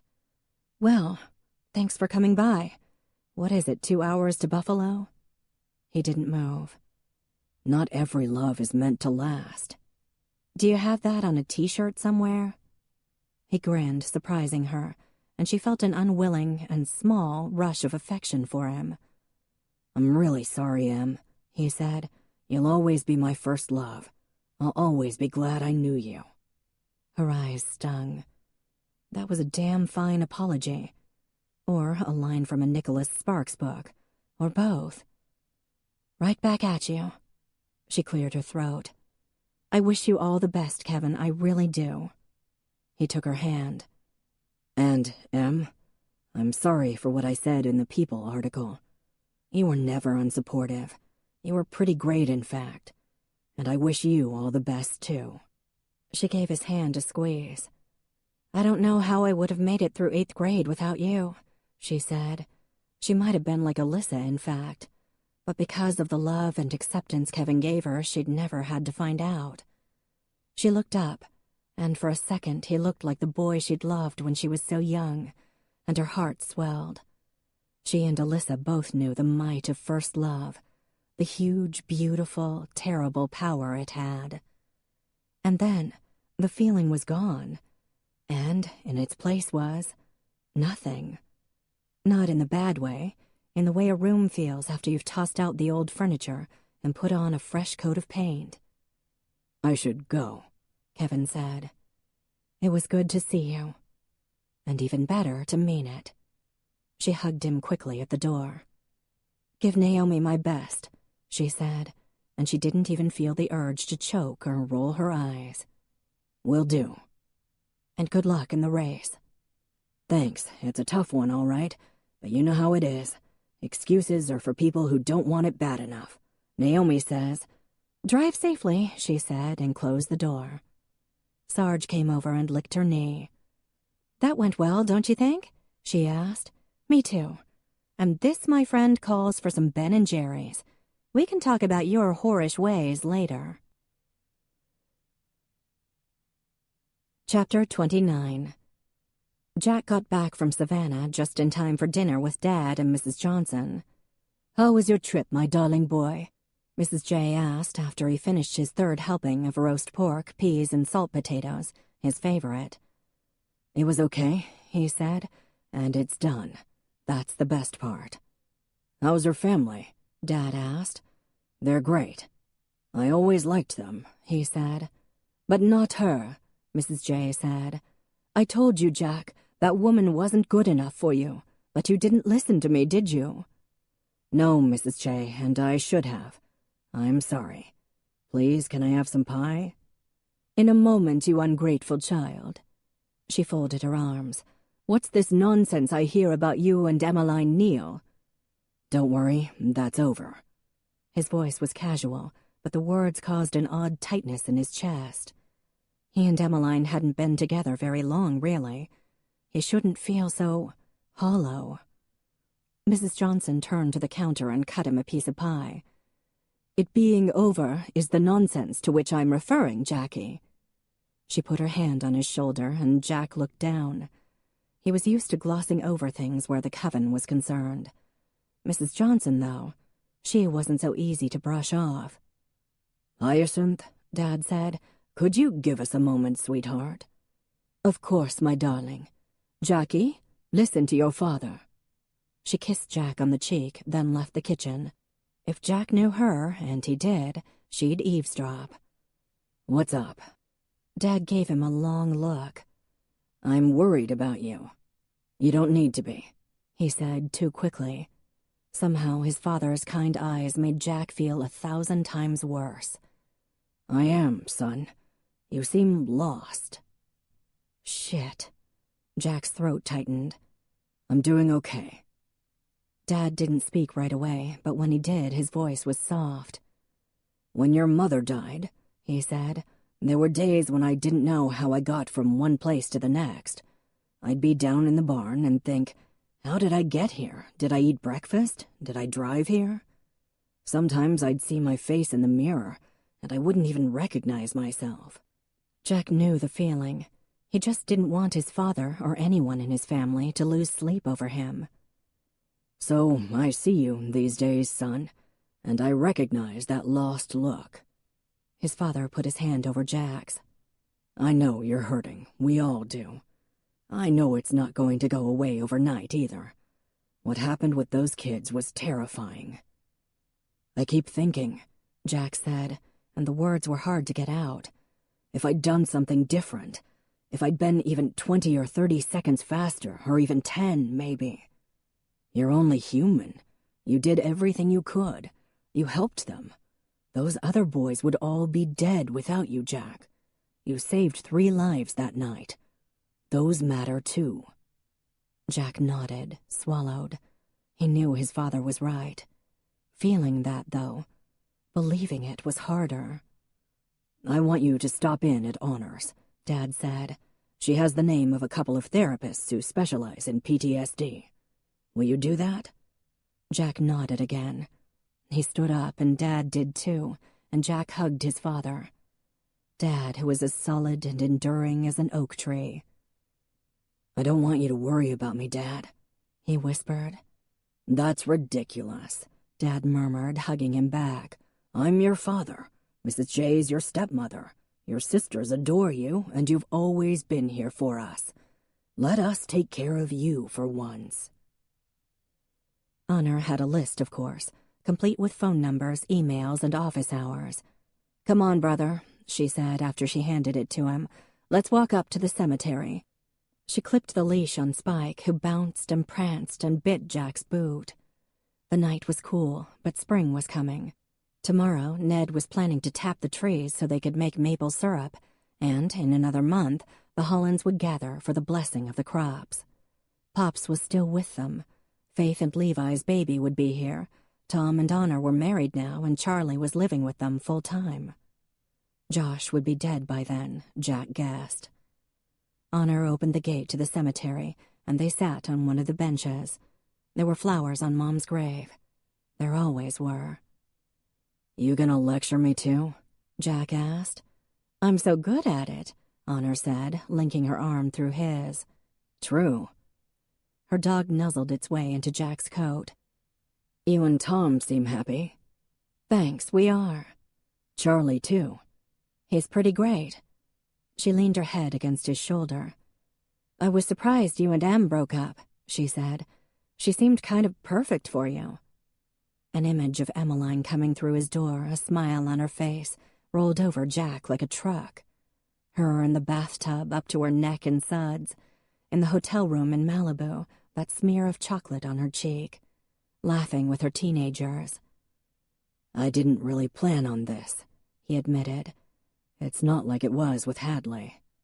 "Thank God," Honor said, her tone dry. "If I ask you a question, will you tell the rest of the coven?" "It depends on how much you spend on my next birthday present." She nudged his arm. "No, of course I won't tell." "How did you know with Tom?" She didn't answer right away, which was good, because, unlike his other two sisters, it meant she was actually thinking. Prue would say something about the raw animal attraction between her and Carl. Faith would say something dreamy and mushy. Honor would tell him the truth. "I guess it was pretty simple.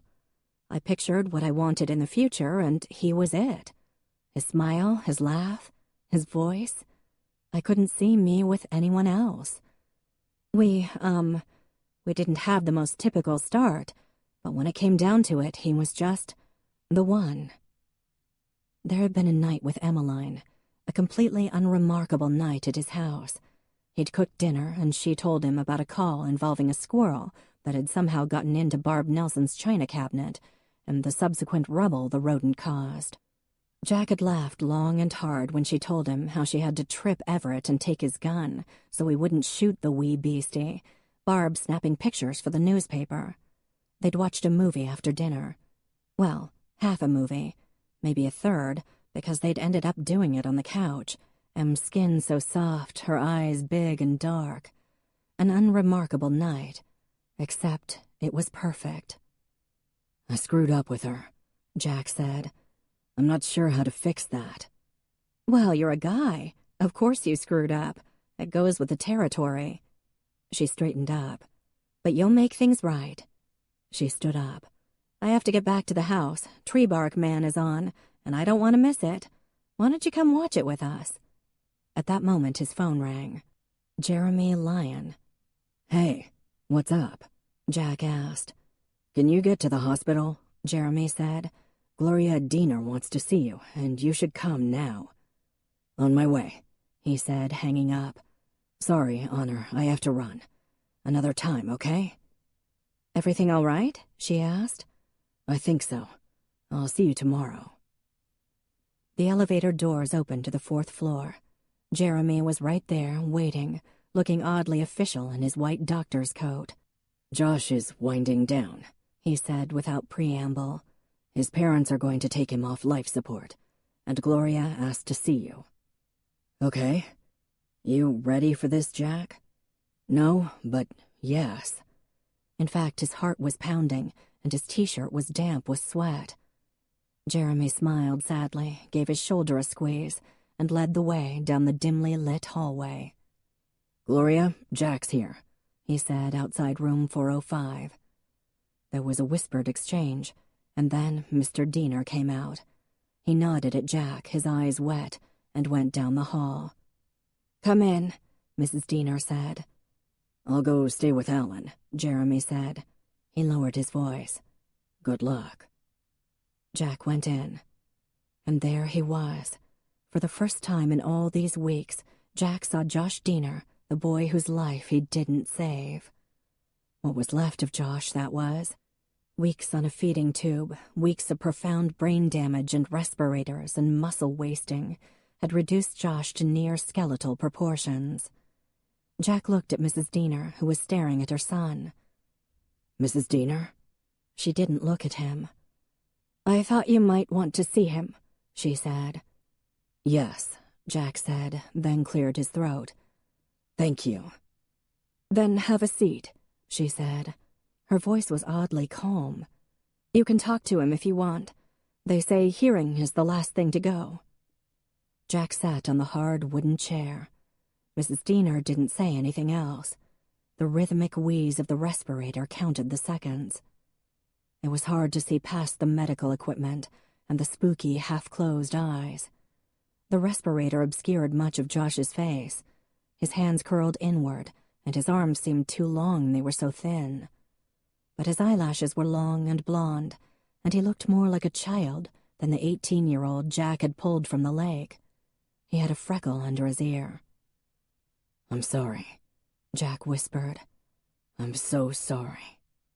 He put his hand over Josh's. The skin was cool and too smooth. And then Jack bent his head and covered his mouth with one hand so Josh's mother wouldn't hear him crying. But the hot tears spilled out of his eyes, and even though it had been 20 years since Jack had cried, he couldn't now seem to stop. The best he could do was try to keep quiet, even as his shoulders shook.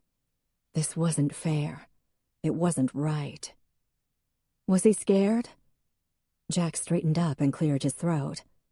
"No," he said, his voice husky. "He was unconscious." Mrs. Diener adjusted the blanket, pulling it over Josh's sunken chest. She smoothed his hair back, her hand lingering for a minute on her son's forehead. "I don't want him to die," she said, then gave Jack an almost embarrassed smile. "Obviously." Her eyes filled. "Even if he stayed like this, I'd take care of him. I wouldn't mind. I'm his mother. That's what I'm supposed to do." Jack nodded, unable to speak.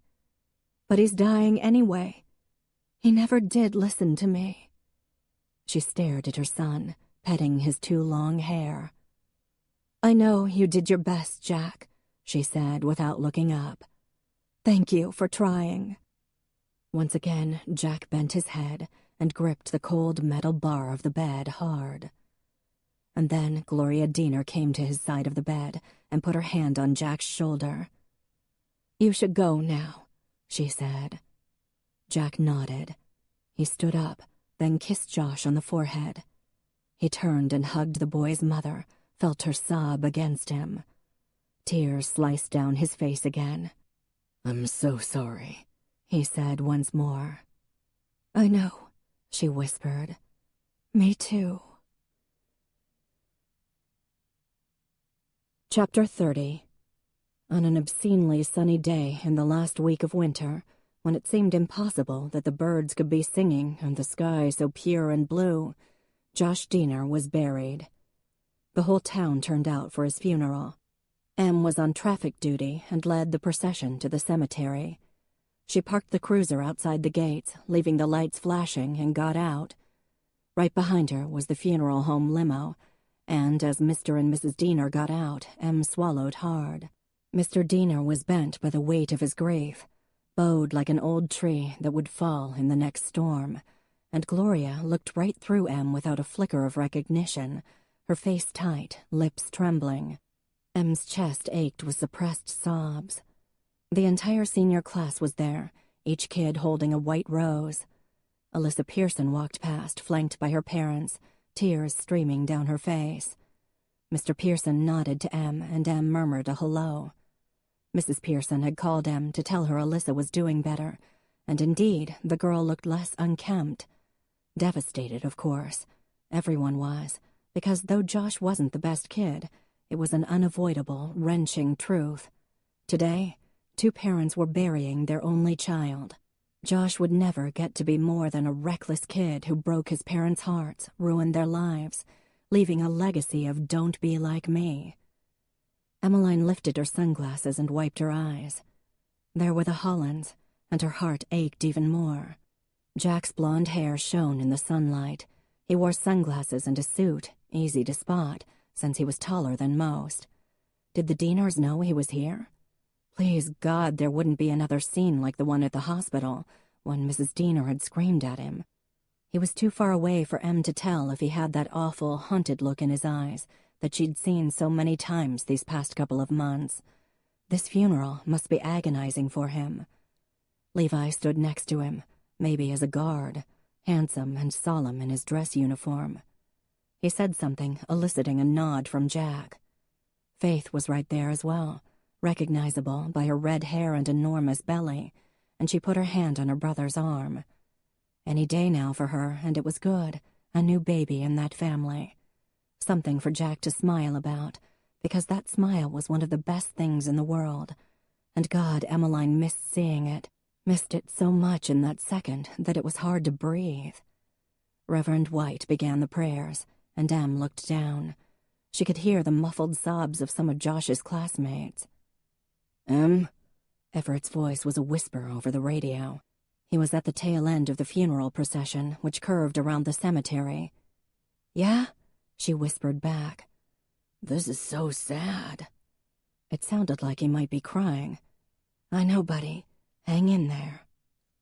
A short time later, the crowd began walking slowly back to their cars. A few people stopped at other graves, brushing off some leaves or bowing their heads in prayer. A little boy, maybe 4 years old, ran ahead of his parents laughing. He grabbed a pinwheel off one grave, and his mother ran up to him and put it back, then knelt down for a lecture. Was that what Josh had been like? His mom had said he'd been full of mischief, always naughty, but with a smile that let him get away with it. From now on, Gloria Diener would have to look at other children, and Em knew she'd always compare them to her son, her lost boy. "Hi, Emmeline." Em started a little. "Hey, Jack," she whispered around the lump in her throat. "How are you?" He took off his sunglasses, and though he looked tired, his eyes were clear. "I'm doing okay. Better."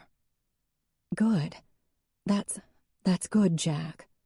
She paused, her hand going to her taser. Nervous habit. God, she was as bad as Everett. "It's nice of you to come today." "I got to see him," he said. "You did?" He nodded. "You were right, Emmeline," he said, his voice low. "I haven't been myself. I'm sorry you got caught in the middle of everything." "It's okay, it's fine."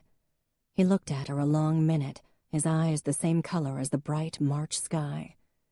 She wanted to ask him how it was seeing Josh, what had changed Mrs. Diener's mind. If it had been awful, if he was sleeping at all, if he was back with Hadley. And if he was with Hadley, she hoped the other woman was taking good care of him, because Jack was one of a kind. Her radio blipped. "I have to go," she said, and her voice was husky. "Traffic duty." She paused. "It was good to see you." "You too." And then, because she didn't want him to see her cry, when other people had much better reason to be sad today than she did, she got into the cruiser and did her job. A week after Josh's funeral, Emmeline was sitting in the police station, trying to show Everett how to correctly upload a report. It was the perfect time to teach Everett some basic computer skills. Mindless work. Levi had taken the day off, so it was just Emmeline, Ev, and Carol, and no crime to keep them busy. Manningsport had been somber since Josh died. No speeders, no crime, no DUIs. Em hadn't seen Jack. The other night, Angela asked if she wanted to go to O'Rourke's, and Em said no, just in case Jack was there. She was glad he'd had some closure with Josh, glad he was doing better. But it didn't change the fact that she was in love with him, and he didn't feel the same way. "You're right," he'd said. "We should be done. I wasn't really looking for a relationship, and neither were you." "Right." "So what now?" Everett asked, dragging her back to the present. "Just click upload. Right there. No, not escape. Great, now you have to enter it again." "How come you know more about this than I do?" Everett asked. "I've been working here longer." "Because you have the IQ of a chicken," Carol said. "Now, Carol," Em said, "Everett has many qualities." The phone rang and Carol pounced. "Manningsport Police Department, is this an emergency?" "Oh, hi, Levi." "Really? Finally, I thought she'd never—" "Okay, fine, don't yell at me, she's right here." Carol gave Em a long-suffering look. "Faith's in labor, and Levi wants a police escort." Em picked up the phone. "Faith's in labor, and I want a police escort," Levi ordered. "Get your ass here now." "On my way." She ran out to the parking lot and got into the cruiser. Lights and sirens, and it was exactly as much fun as it sounded. She sped into town, blipped at intersections, and turned on to Levi and Faith's street. Their cute little bungalow was a few blocks off the green. But apparently word had gotten out because the street was mobbed. John Holland's dilapidated red truck, Prudence's equally abused blue truck, Honor's white Prius, Jack's gray pickup.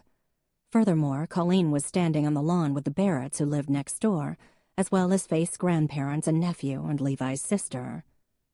"So, Sarah, we should go out sometime," Ned was saying. "My brother will make sure your body is never found," Sarah Cooper answered. "But if you're willing to risk it, so am I." "Need some crowd control?" Emmeline asked. "Actually, yes," Colleen said. "There are a dozen people in there." And then the front door banged open, and Levi appeared, Faith in his arms. "Now that's hot," Colleen murmured. "I want Lucas to do that for me when my time comes." Various and sundry Hollands streamed after them. Abby, Prue, Honor, Mrs. Johnson, Faith's dad. Jack. He was smiling, and Em felt like she'd just stepped into a patch of sunlight. Well, he wasn't smiling at her. She wrenched her eyes off him.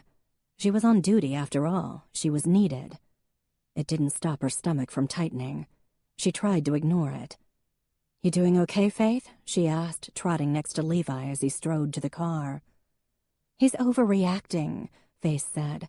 "But I do kind of want to push." "Don't push," Levi barked. "Do not push, honey. Please, no pushing. We have 15 minutes to the hospital. You can make it." "Have we thought about an ambulance?" Em asked.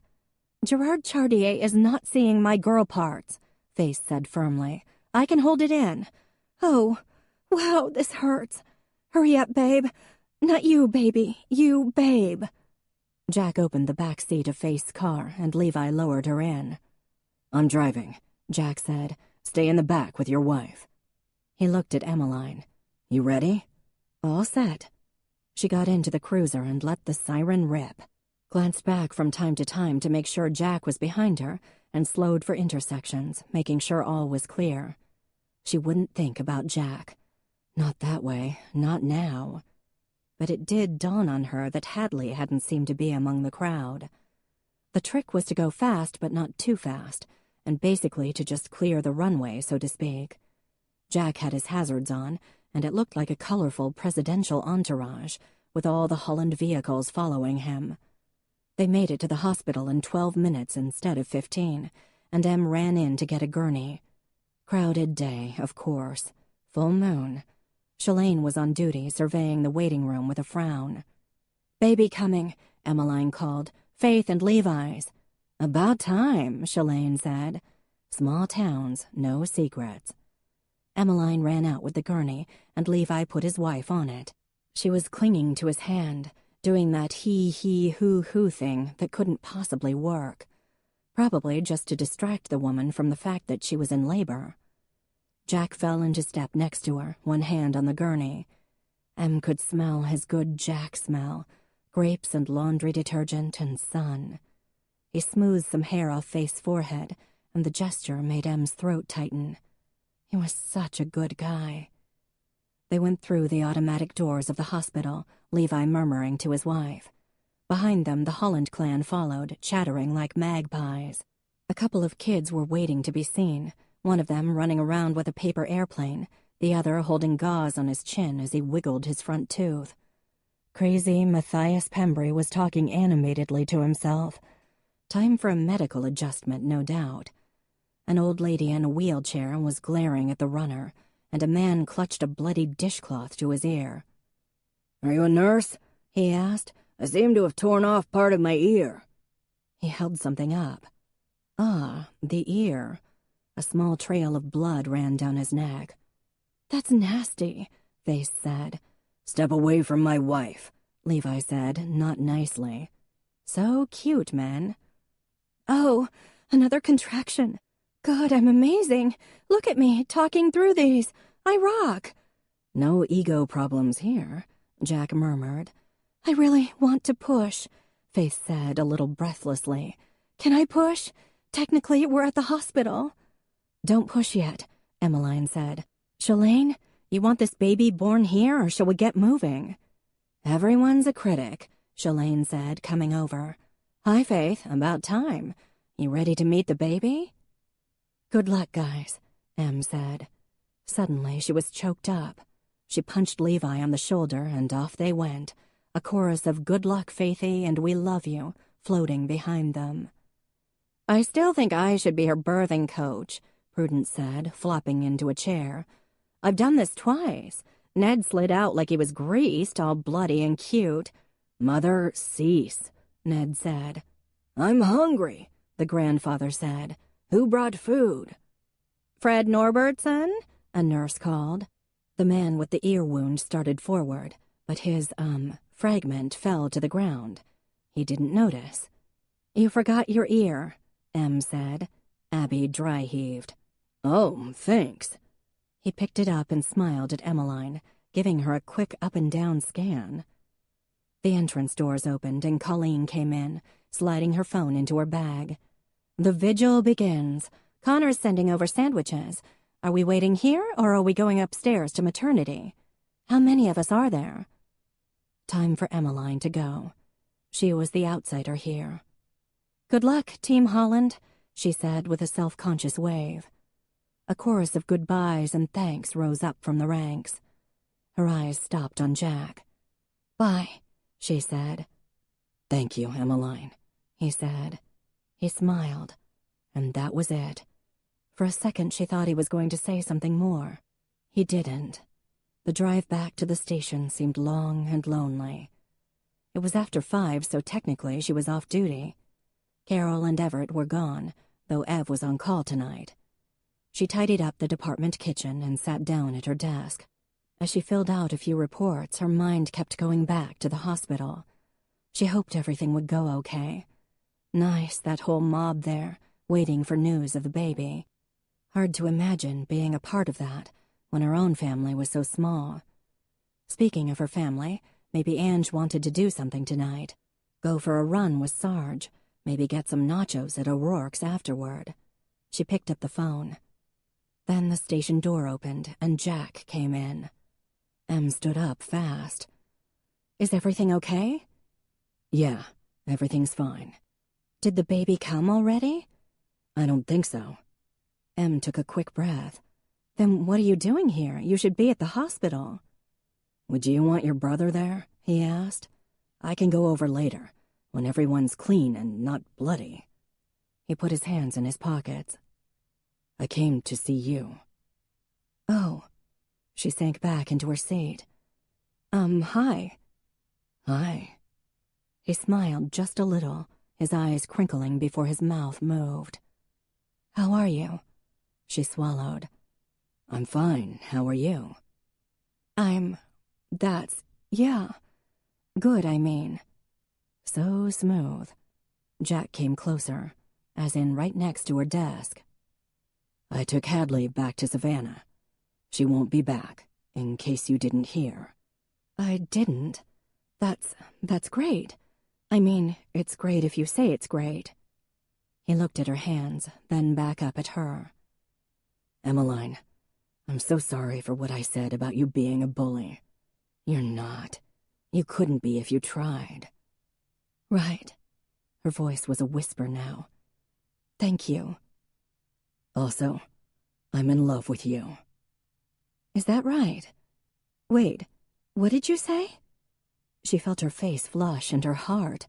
God, it was hummingbird fast. He smiled, a full-on 100% smile. A smile so good she felt it in every molecule. I love you, Em. But I thought you weren't, looking for a relationship. Her eyes seemed to be filling up. I wasn't. I seem to have found one anyway. Oh, that's good. Glad you think so. He reached into his pocket. I brought you a present. He handed it to her, and she had to laugh, because it was a bag of Skittles. Got any chocolate cake to go with that? She asked. I do, at home. Home. Now that was a nice word. There was a whole future in that word. He took her hand and looked at it for a second. I got you this, too, he said. And then he dropped to one knee, and Em found that she was shaking, and this was quite a surprise. But holy bleep, Jack was proposing. Or he had just lost a contact. Except he didn't wear contacts. He looked up at her with those blue, blue eyes. You're the best person I know, Emmeline Neal. Give me another chance. Marry me. He had a ring. A ring. Good God, he had a ring. Okay, she whispered, and it came out in a squeak, but it didn't matter, because he slid the ring on her finger, and then he stood up and was kissing her, his mouth warm and firm and smiling against hers. I love you, he said again. It's about time, she whispered. Epilogue. Well, of course we're here at Jack and Emmeline's wedding. Where else would we be? What a beautiful day they got, too. The barn looks beautiful, doesn't it? It's a Holland family tradition to get married here. Faith did, and so did Honor, just last year, remember? The wedding party's a little big, but with Jack's family, how can you blame them? Look at the program. The groomsmen are his 3 brothers-in-law, Levi, Tom, and Carl, and his nephew, Prudence's son, and Connor O'Rourke. They're old friends, of course. I see Emmeline made his sisters and niece bridesmaids. Doesn't Faith look wonderful? And with little Noah just a few months old. Good for her. No, the maid of honor is Emmeline's sister. Gorgeous girl. We heard she modeled in college, and we believe it. She's practically a celebrity around here. No, don't fix her up with your grandson. She likes girls. She lives in their grandmother's house now, down on Water Street, and their parents just bought a place a little ways out of town. Well, of course Emmeline will be living at Jack's. Have you seen that place? It's stunning. Oh, and look at this. She included the members of that book club that never reads anything. Grace Napton isn't here. No, she got married. She lives in Hawaii now. You didn't hear? Well, she does. Dr. Whitaker's doing a reading. That's nice. There's Shalane, that nice nurse from the ER who just adopted Kelsey Bird's baby. I guess they have one of those open arrangements, so Kelsey can come see the baby from time to time. Got to hand it to Emmeline. We never thought those kids would graduate, but they made it. Colleen O'Rourke is about ready to pop, speaking of babies. And look at the way her husband looks at her. Isn't that sweet? Soon we'll have another baby in town. Practically a population boom. Oh, I missed this. Parents of the groom, John and Hyacinth Holland. Well, she deserves it, Mrs. Johnson does. Jack dotes on her. He's always been her favorite. I heard she made the wedding cake. Wouldn't let Lorelei near it. And it's just so sweet that Jack asked his father to be the best man. John Holland's been blessed with those 4 kids of his. Shh, the music's starting. Well, now look at Emmeline. She's beautiful. That dress is amazing. Nice to see her out of a uniform. Who knew she had such a gorgeous figure? Yes, she does play hockey. Look at those shoulders. That's how she and Jack met, I heard. Turns out he always had a thing for her. And look at Jack. Oh, what a smile. He looks so happy. Kind of brings a tear to your eyes, doesn't it? That's the kind of love you usually only see in your dreams.